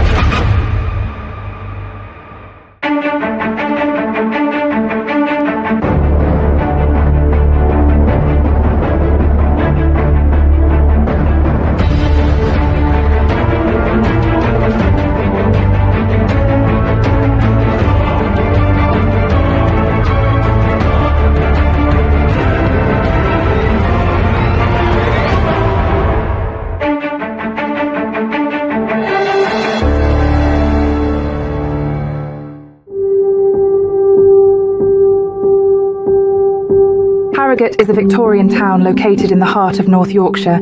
It's renowned for its natural beauty and historic architecture. Harrogate is a spa town in the north of England. It's in the Yorkshire area, in an area of outstanding natural beauty, so it's very, very popular with tourists. You'll get people coming there for the therapeutic spa waters, the beautiful architecture, and also the access to places like York, which is around half an hour away, and then if you're looking for a bigger city, somewhere like Leeds. So Harrogate is very, very well placed. It's also somewhere that's very, very expensive to get on the property ladder. I think it's the most expensive place in the north of England for property prices. It's a reasonably wealthy area, although like most wealthy areas in England, also has pockets of less wealth. But it's a popular tourist destination to explore that kind of spa history alongside many other spa towns. Harrogate is beautiful, quaint place, and it's famous, of course, for Betty's tea rooms and literary festivals. So it's a lovely place to go and visit. It's somewhere that people like to go, and they like to take nice walks and see the pretty villages, and it is somewhere that is affluent. Harrogate is somewhere you would consider a really safe area. It's a very kind of prestigious place to live and work. It's somewhere that's very, very kind of affluent, and it's not somewhere that particular violence is typical at all. In terms of murders in North Yorkshire, it's one of the lowest rates in the country. So Harrogate being there, murders there would be rare. In the heart of the town lies the Doubletree by Hilton Harrogate Majestic Hotel and Spa. The Majestic is a 4-star hotel and it's classed as a luxury spa hotel. The Hotel Majestic has a storied history. It's played host to Indian royalty, to aristocracy, to film stars. It's a very dominant and very imposing building, and it was constructed around the time when Harrogate in particular was very, very popular among the Victorians for its therapeutic spa water properties. Lots of people would go there, and there's a real rush to build grand tourist attractions and hotels. A stunning hotel, so going there would be for a special occasion. Its grounds are really gorgeous, and the building itself is absolutely stunning, and it's a really special place to stay. But on the 4th of May, 2021, the quaint town of Harrogate has its peace shattered when a chilling discovery is made in Majestic Hotel. So on the night of May the 4th, the hotel manager gets a report of there being some sort of flood. There's water coming in the roof of one of the guests' hotel rooms. So of course he goes up to investigate. Hotel night manager and a colleague went up to the room. The night manager attempted to open the door, and he felt some kind of resistance, but as he looked through the door he could see there was blood. He could see that there was a scene that perhaps had taken place, and then as he kind of pushed further he realised that the weight against the door was actually the body of a woman, and he could see very tragically that she was deceased. He was able to get into the room by stepping over her body, and he could see there was lots of blood. She was in a pool of blood, and there was blood within the room. It was very clear that this was not a room in normal kind of array, and it would have been very shocking and very disconcerting. And I think we can see that through the actions that, having discovered one body, there is a continued attempt to get entry into the rest of the room. At that point, I think you probably, in your mind, it's like there is a water issue, and that just kind of takes over. We need to solve that before we can even process what's in front of us. He then made his way to the bathroom. Both the bath and the shower were on, accounting for the leak as reported by the guest in the room below, and he described seeing a horrific sight. There's a male body there, and he's also died. This is a scene of total chaos, but also of horror, because there's blood all over the place, but also the shower's running, the bath is overflowing, and the male is positioned with his back against the bath, but with his head back in quite a strange angle. This must have been such a shock for the staff. I mean, this is not an average day at work for anybody who works as a hotel manager. I know that hoteliers see all kinds of things, but thankfully nothing like this. This is probably one of the most memorable, for all the wrong reasons, days that he's ever had at work. And that's not something that anybody should ever have to see. Highly traumatic. The staff member calls 999 and emergency services are dispatched to the hotel within minutes. Paramedics are called and both are pronounced dead at the scene. Police obviously come upon this very distressing scene with 2 dead bodies, lots and lots of blood, and so they will have had to undertake certain immediate obvious steps like identifying who the 2 people were. Police would start by looking at things like hotel records in terms of names and cards used to check in, whether the 2 guests had checked in under their real names or an assumed name, and then they'll be looking to kind of trace their steps back, trace whatever identifying documents they may have on them. So they'll ordinarily be looking for a wallet which might contain a driving license, a bank card or an ID card, even a passport in some cases. And that will enable them to then track down next of kin. So those will be the kind of steps that police will go through in terms of establishing who the 2 parties that they're dealing with are and what the genesis and what the background to this could be. We have Shanice Gregory, 29 years old, and Michael McGibbons, also 29 years old. And it's quite clear that this is a crime scene. So the hotel room is processed as a crime scene.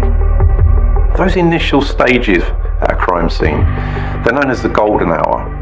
It's the most crucial time in an investigation when evidence at a crime scene is most abundantly available. They need to secure that and make sure none of it's lost, because it makes it very difficult to solve a crime if you don't get it right at these initial stages. It's going to be important for detectives to establish what has gone on inside that room. They need to establish it's not a double murder. We have 2 dead bodies. And the first question they need to ask themselves is somebody else involved?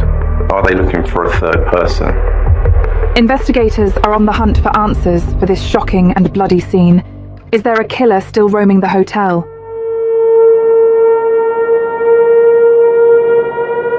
On the night of the 4th of May, 2021, emergency services are dispatched to the Majestic Hotel in Harrogate, North Yorkshire, where 2 bodies have just been discovered in one of the rooms. The bodies are identified as Michael McGibbon and Shanice Gregory, both 29 years of age, from South London. Police set up a crime scene and launched their investigation. Shanice, she was a childcare specialist, so she would have been both a very empathetic person, but also very focused on care and making sure that children have the best possible opportunities to develop, but also somebody who can advise others. So the specialist role is not just about delivery, but is also about guidance and developing ideas.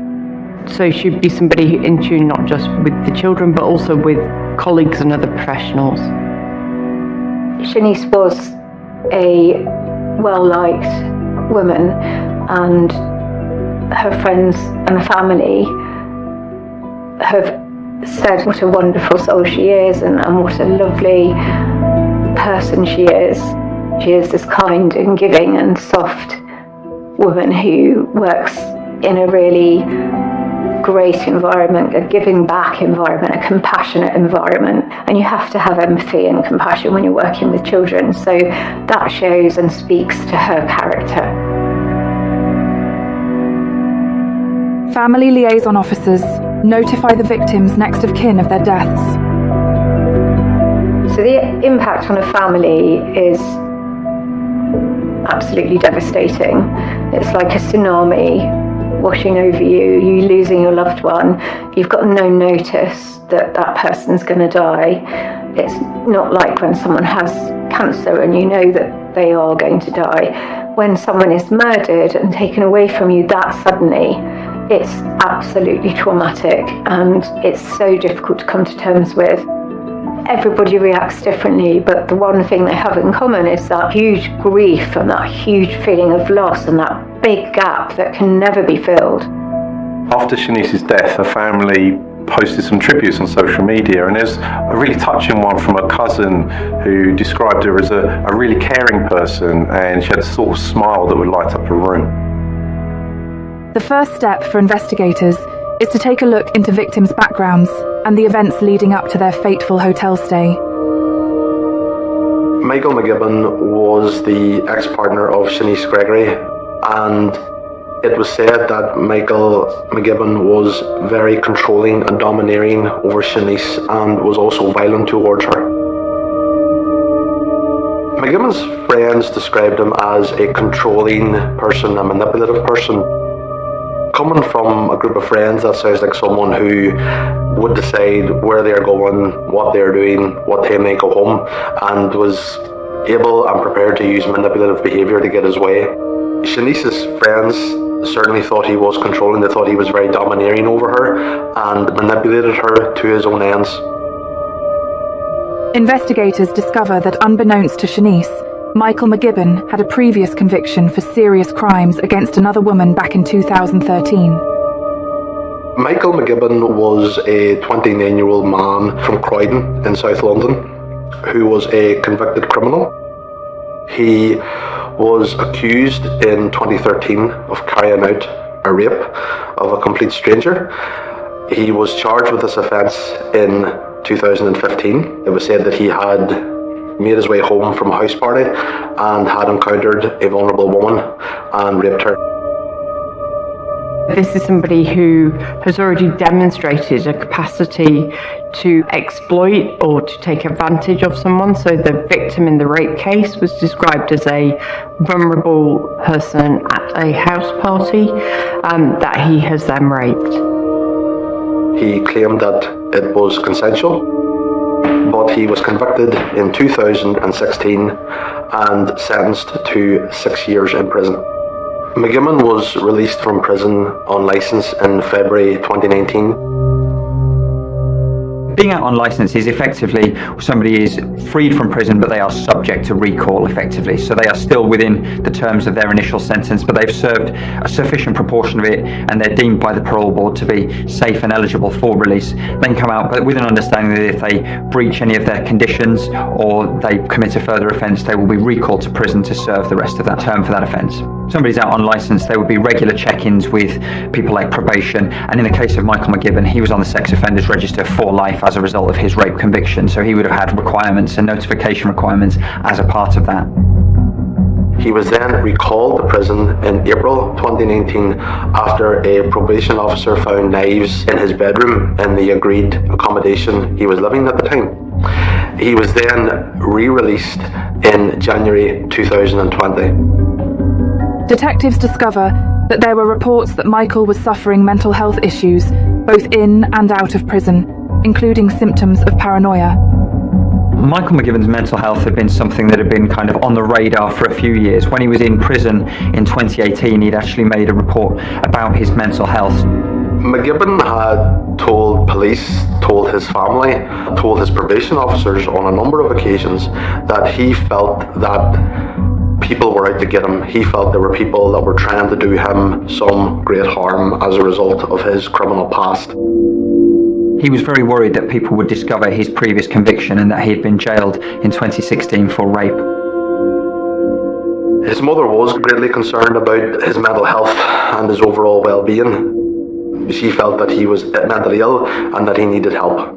McGibbon didn't have a formal mental health diagnosis, but when he was in prison, a prison doctor revealed that McGibbon told him that he had heard voices, and this was something that his own family were very keen to point out, that they believed he wasn't a bad man, but rather an ill man. I can fully understand why a mum would want to say that about their son or daughter who perhaps does have some mental health issues there and was showing signs of paranoia.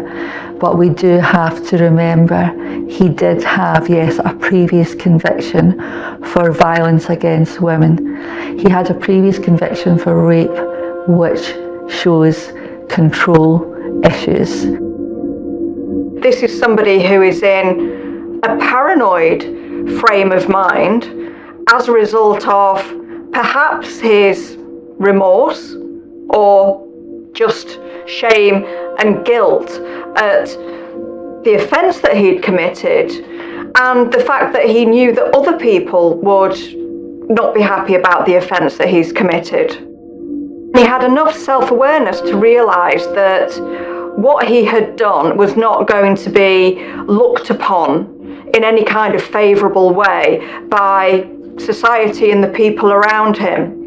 And it would appear that what happened was his mental state started to deteriorate, and he started to become paranoid that people knew about his offence and that they were out to get him. They were out to maybe end his life as retaliation. He was starting to attribute meaning to things that didn't have meaning. So whenever he saw a vehicle outside his home, for example, or conversations that he overheard that he began to think were talking about him. So I have sympathy for the fact that this is somebody in a crisis state, is having a mental health breakdown, but people who are mentally unwell, generally speaking, don't tend to be dangerous. This is somebody who was dangerous to women long before that. And in fact, it was his danger to women that had triggered the breakdown in his mental state.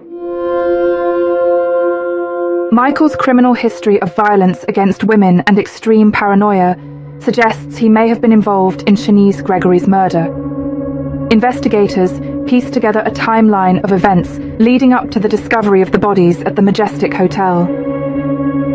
Shanice was known as a beautiful, loving, caring soul. Maybe that's why she was able to give McGibbon one last chance to maybe reconcile with her, because her relationship with him had failed. In abusive relationships, we tend to think that the victim won't have feelings for that perpetrator. That is just not true. If they are in a relationship like any other relationship, there will be feelings. There will be feelings of love. There will be feelings of, I really like this person. If they have split up and get back together, there might be feelings of, I want to try again. However, it's worth pointing out that Shanice had no idea that McGibbon had served time in prison for rape. He obviously reconnected with her. They re-established that relationship.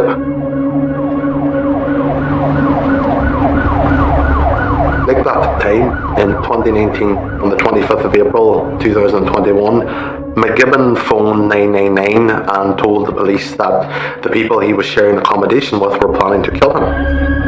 Police arrived. They found a number of knives strategically placed around his bed. Shanice was also in the room. Police did not talk to her and they left. The police later said that there was no evidence to back up the claims of Michael McGibbon that anyone did wish to do him harm. There was no evidence that there was a threat against him or that anyone was trying to find him. He was noted to be paranoid then, so this is somebody who could have and probably should have been brought to the attention of mental health services. This paranoia, this unusual behaviour that McGibbon was displaying, even started to be directed towards Shanice, and later on in communication with his mother we saw some indication that he didn't trust her, and some of this paranoid behaviour was being placed onto her. McGibbon convinces Gregory to accompany him on a romantic getaway at the Majestic Hotel in Harrogate, over 200 miles from where they live in South London. Investigators hypothesize as to why he chose this location.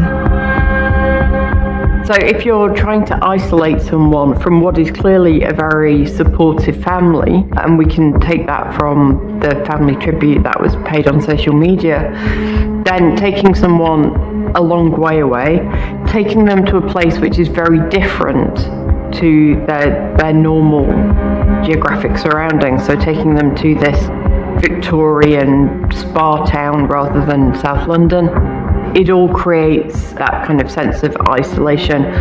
But also taking someone to a hotel which is seen as being quite grand. It's called the Majestic. It does have its own spa. It's almost like they're taking someone away to this offer of something better. It's quite a substantial journey that McGibbon and Shanice took.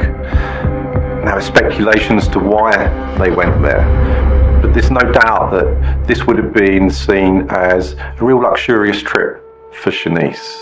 This was a luxurious hotel, a spa hotel.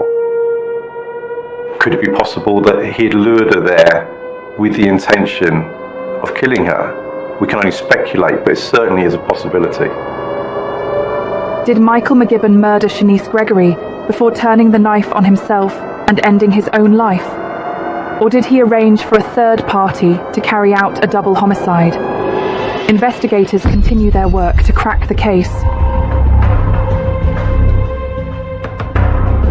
In May 2021, the slain bodies of Michael McGibbon and Shanice Gregory, both 29 from South London, are discovered at the Majestic Hotel in Harrogate, North Yorkshire. Investigators learn McGibbon has a history of violence against women and extreme paranoia, and begin to suspect his involvement. Forensics teams now comb the hotel room for evidence. The crime scene would now need to be searched by forensic officers to try and find any clues as to what had gone on in that room. They saw blood splattered all over the bedsheets. They saw Shanice lying dead, and in the bathroom they saw the body of Michael McGibbon hunched over on the floor. It wasn't a pleasant scene. It was literally a bloodbath. In terms of forensic evidence from the hotel room, obviously you had the bed linen and the weapon, as in the knife that was found. The knife actually matched the knife that was found in McGibbon's address several days before the murder. The bodies are taken in for post-mortem, where it is hoped the coroner can learn vital clues about their final moments. A post-mortem was carried out on both Shanice and McGibbon, and what this established was that they both died from stab wounds. It was clear that Shanice's wounds were not self-inflicted, whereas McGibbon's wounds were. And we've got a woman with multiple stab wounds, and we've got a man with just one stab wound, but he's in possession of the knife. And at that point, it would have been relatively straightforward to put together that McGibbon had caused the injuries to Shanice and then had caused the injuries to himself. This is a man who has killed the woman that he's with in a brutal fashion, stabbed her multiple times. This is an angry assault, and then he's chosen to take his own life.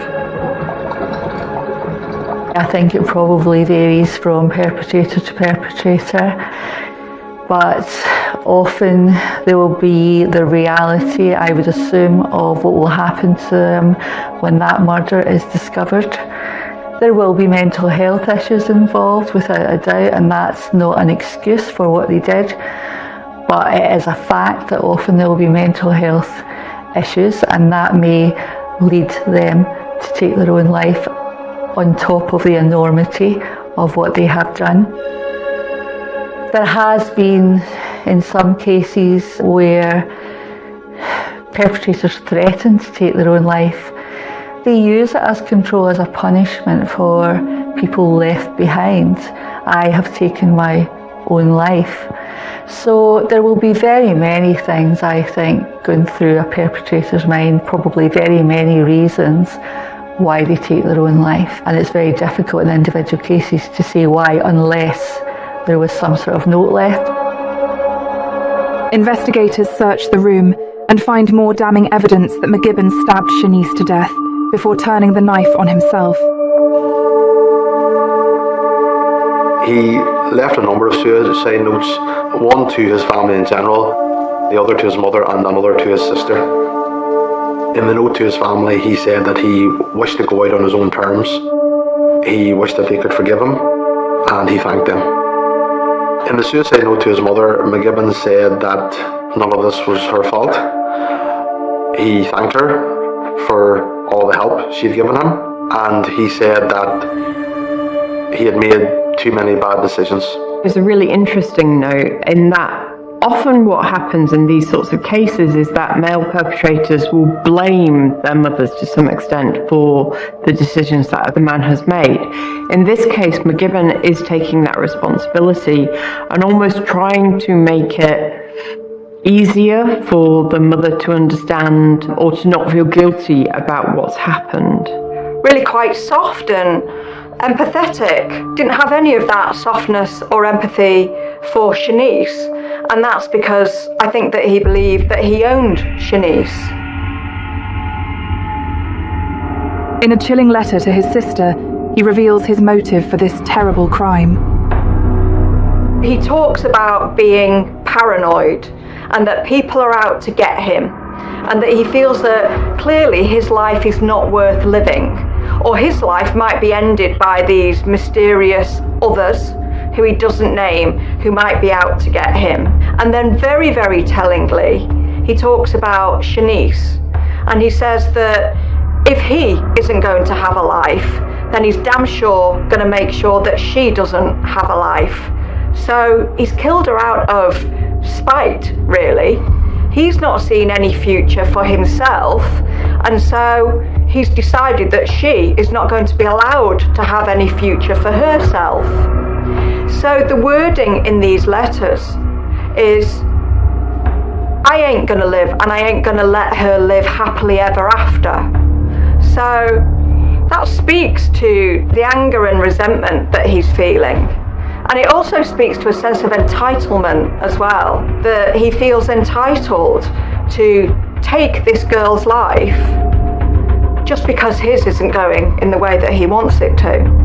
I think what the letters really speak to is the planned nature of this offence and just the nasty, spiteful nature of this offence.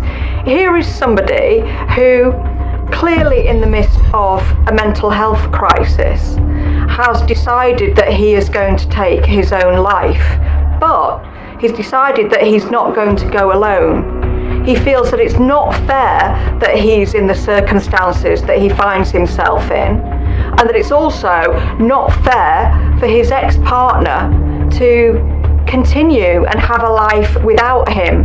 So it's very similar to the if I can't have a no one else will kind of thinking.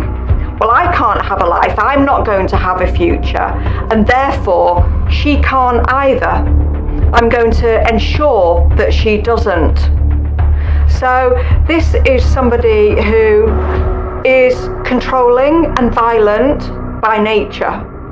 This is not somebody who, as very rarely happens actually, snapped and then found himself having killed somebody in the midst of regrets. I think that Shanice must have been lured there with the promise of a beautiful weekend, maybe a reconciliation.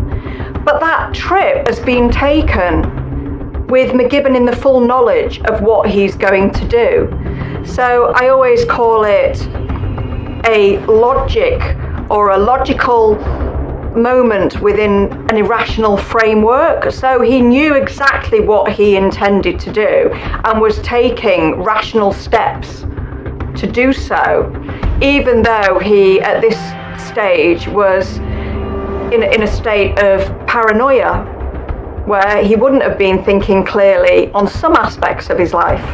This is planned, cold-blooded, vengeful murder. This is the ultimate act of control, taking somebody's life and planning it in such a almost convoluted fashion, so taking them away, booking the hotel, writing that note. All of this indicates somebody who has planned how this is going to happen, and it is an act of control, and it's an act also of revenge against a woman that is perceived to have done the unthinkable, which is to not continue to let their life revolve around an abusive partner. Investigators are confident that Michael McGibbon is the sole killer of Shanice Gregory, but must provide conclusive proof that no third party was involved in their deaths. A larger question remains unanswered. Why did no one intervene in the days and months leading up to the tragedy, when McGibbon was displaying deeply concerning behaviour. The bodies of Shanice Gregory and Michael McGibbon were discovered at the Majestic Hotel in Harrogate, North Yorkshire, on the 4th of May 2021. It appears Michael stabbed his ex-partner before committing suicide. Investigators must prove no one else was involved, and question why no one intervened when he was displaying symptoms of extreme paranoia and violence prior to that night of untold horror. The police were dealing with a murder-suicide by virtue of the fact that nobody else had been seen going into the hotel room. It was established through looking at hotel CCTV that nobody else had been into the room that the pair were using, and there were no other fingerprints whatsoever in there, so this very much pointed squarely at a murder-suicide with Michael McGibbon as the culprit. Police are satisfied that Michael McGibbon is the sole culprit in this murder-suicide, and the case is now solved. The news that Michael is responsible is given to both of their families. It's very, very difficult because Michael McGibbon's mother and his family and his loved ones are going to have memories of him having grown up and spent time with them over 29 years. Everybody will have their own memories of Christmases, birthdays, and obviously it has to be taken into account that he had succumbed to some kind of false paranoid beliefs. But while that's all true, that doesn't take away from the fact that in his final actions, in his final moments on Earth, he did do something very, very cruel that has taken Shanice Gregory away from her family, from her loved ones, from the job that she was so good at doing, and extinguished that. So you can't divorce the two things from one another. An investigation like this has to be handled very, very sensitively, and obviously, you know, there are trained family liaison officers that would have to go and break the awful news to Shanice Gregory's family. Very, very distressing news to break at all, and particularly distressing news when they've said that they believed that this relationship with Michael McGibbon was over and they believed he was controlling or manipulative. So they have to go and handle this very carefully, not just explain to them that Shanice has very tragically died, but at the hand of someone that she knew and exactly what has happened.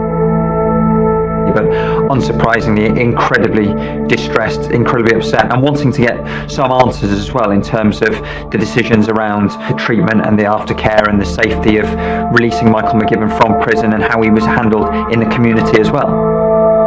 I suppose with such a horrific crime as rape, there are questions as to why he did not serve his full sentence. What were the factors that led to the decision being made to release him on licence 3 years into a 6-year sentence?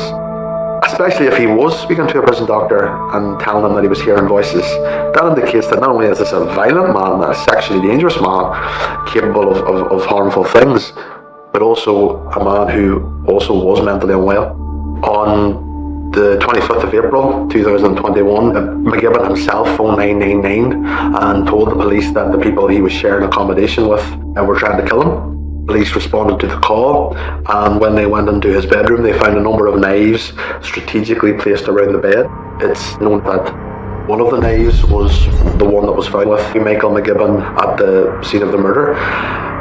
Shanice Gregory was also in that room at that time, but police never spoke to Shanice, they never questioned her, they didn't really interact with her much at that time. An intelligence report was done up by the police officer who attended the scene on the 27th of April, and on the 28th of April he sent that intelligence report on to the probation services and the public protection team. The public protection teams were split up into different areas. They were known as jigsaw teams, and unfortunately the officer in question made an error and he sent the intelligence report to the Sutton team when McGibbon was under the care of the Croydon team. So unfortunately that error may have let McGibbon go on to do what he was going to do. It's clear that these oversights played a role in Shanice's tragic death. Those involved are now reflecting on the warning signs of domestic abuse so that they can support victims in similar situations. The warning signs of an abusive relationship will be things like the perpetrator doesn't really want them to mix with their family or their friends. So they might start off charming, and then you might see this whirlwind relationship. Now, whirlwind relationships are concerning in themselves, and that drip, drip, drip effect as well onto, oh, well, that friend, I don't particularly like her, or she said this, or that sort of thing, trying to remove them from the people that love them the most. So that's the isolation bit. So separation and isolation are high risk factors. He may well have been using that isolation technique to ensure that she didn't have access to her friends when she was up there, and that he was able to do what he wanted with her. And he would have felt a sense of ownership and entitlement, because this is what we see in narcissists. So she kind of belongs to me. She belongs to me, and no one else is going to have her. And that's why he kills her and then kills himself. And then there's the controlling behaviour. So it might be, oh, well, I don't really think you should go out tonight. You haven't got enough money, or actually, can you stay in with me? So stopping them from going out. It could be that they financially control the victim, and that they actually use money as a weapon, or they use threats as well. So if you don't do this, I might commit suicide. So that is often seen on separation as a way to draw people back in. And, well, I don't want him to commit suicide, because then that's my fault, isn't it? But actually we see that as a very manipulative red flag. Huge issue in the UK, incredibly prevalent, being described as an epidemic, and that's probably what it is. Yet the police at one point were getting calls every 30 seconds. They have said that many of their calls, a high percentage of the calls that they receive are about domestic abuse, domestic incidences.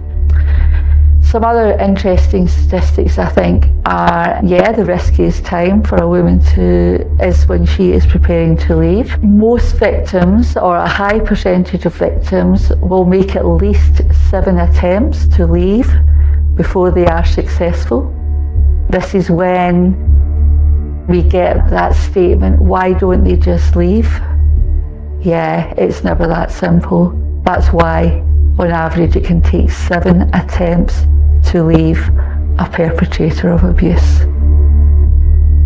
There are many resources in the UK that will support victims of domestic abuse.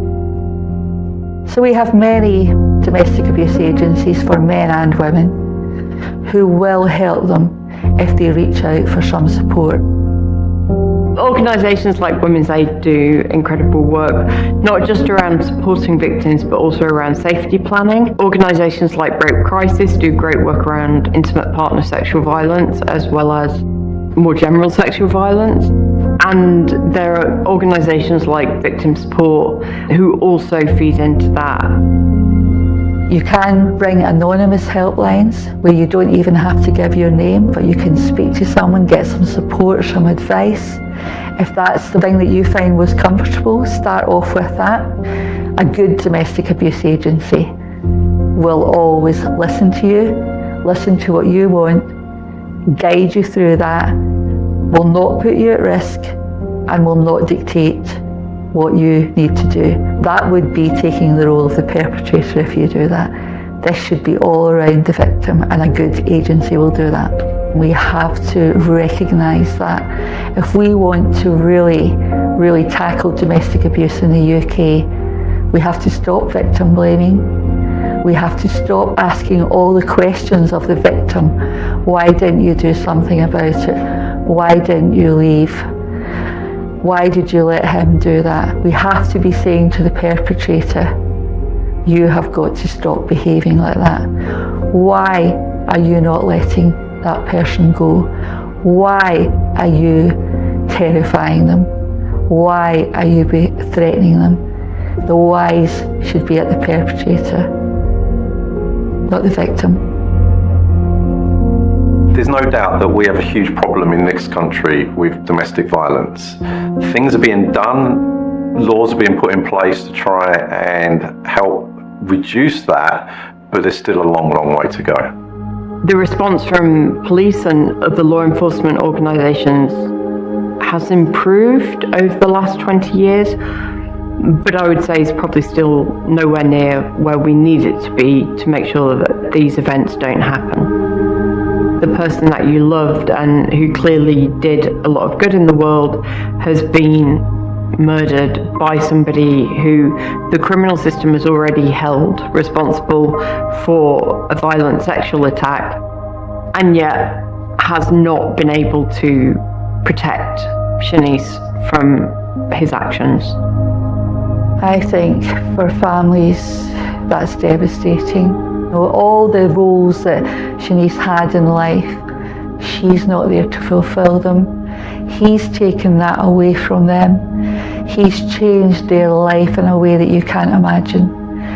And he is not even there to have the consequences. Ultimately, whether Michael McGibbon has died or whether he's been sent to prison, that doesn't bring Shanice Gregory back to her family, and that ultimately is the only thing they would truly want. Shanice's family were understandably utterly devastated. There was a beautiful tribute from her family. It talks about her as being somebody that was very, very loving, larger than life, with a smile that could light up a room.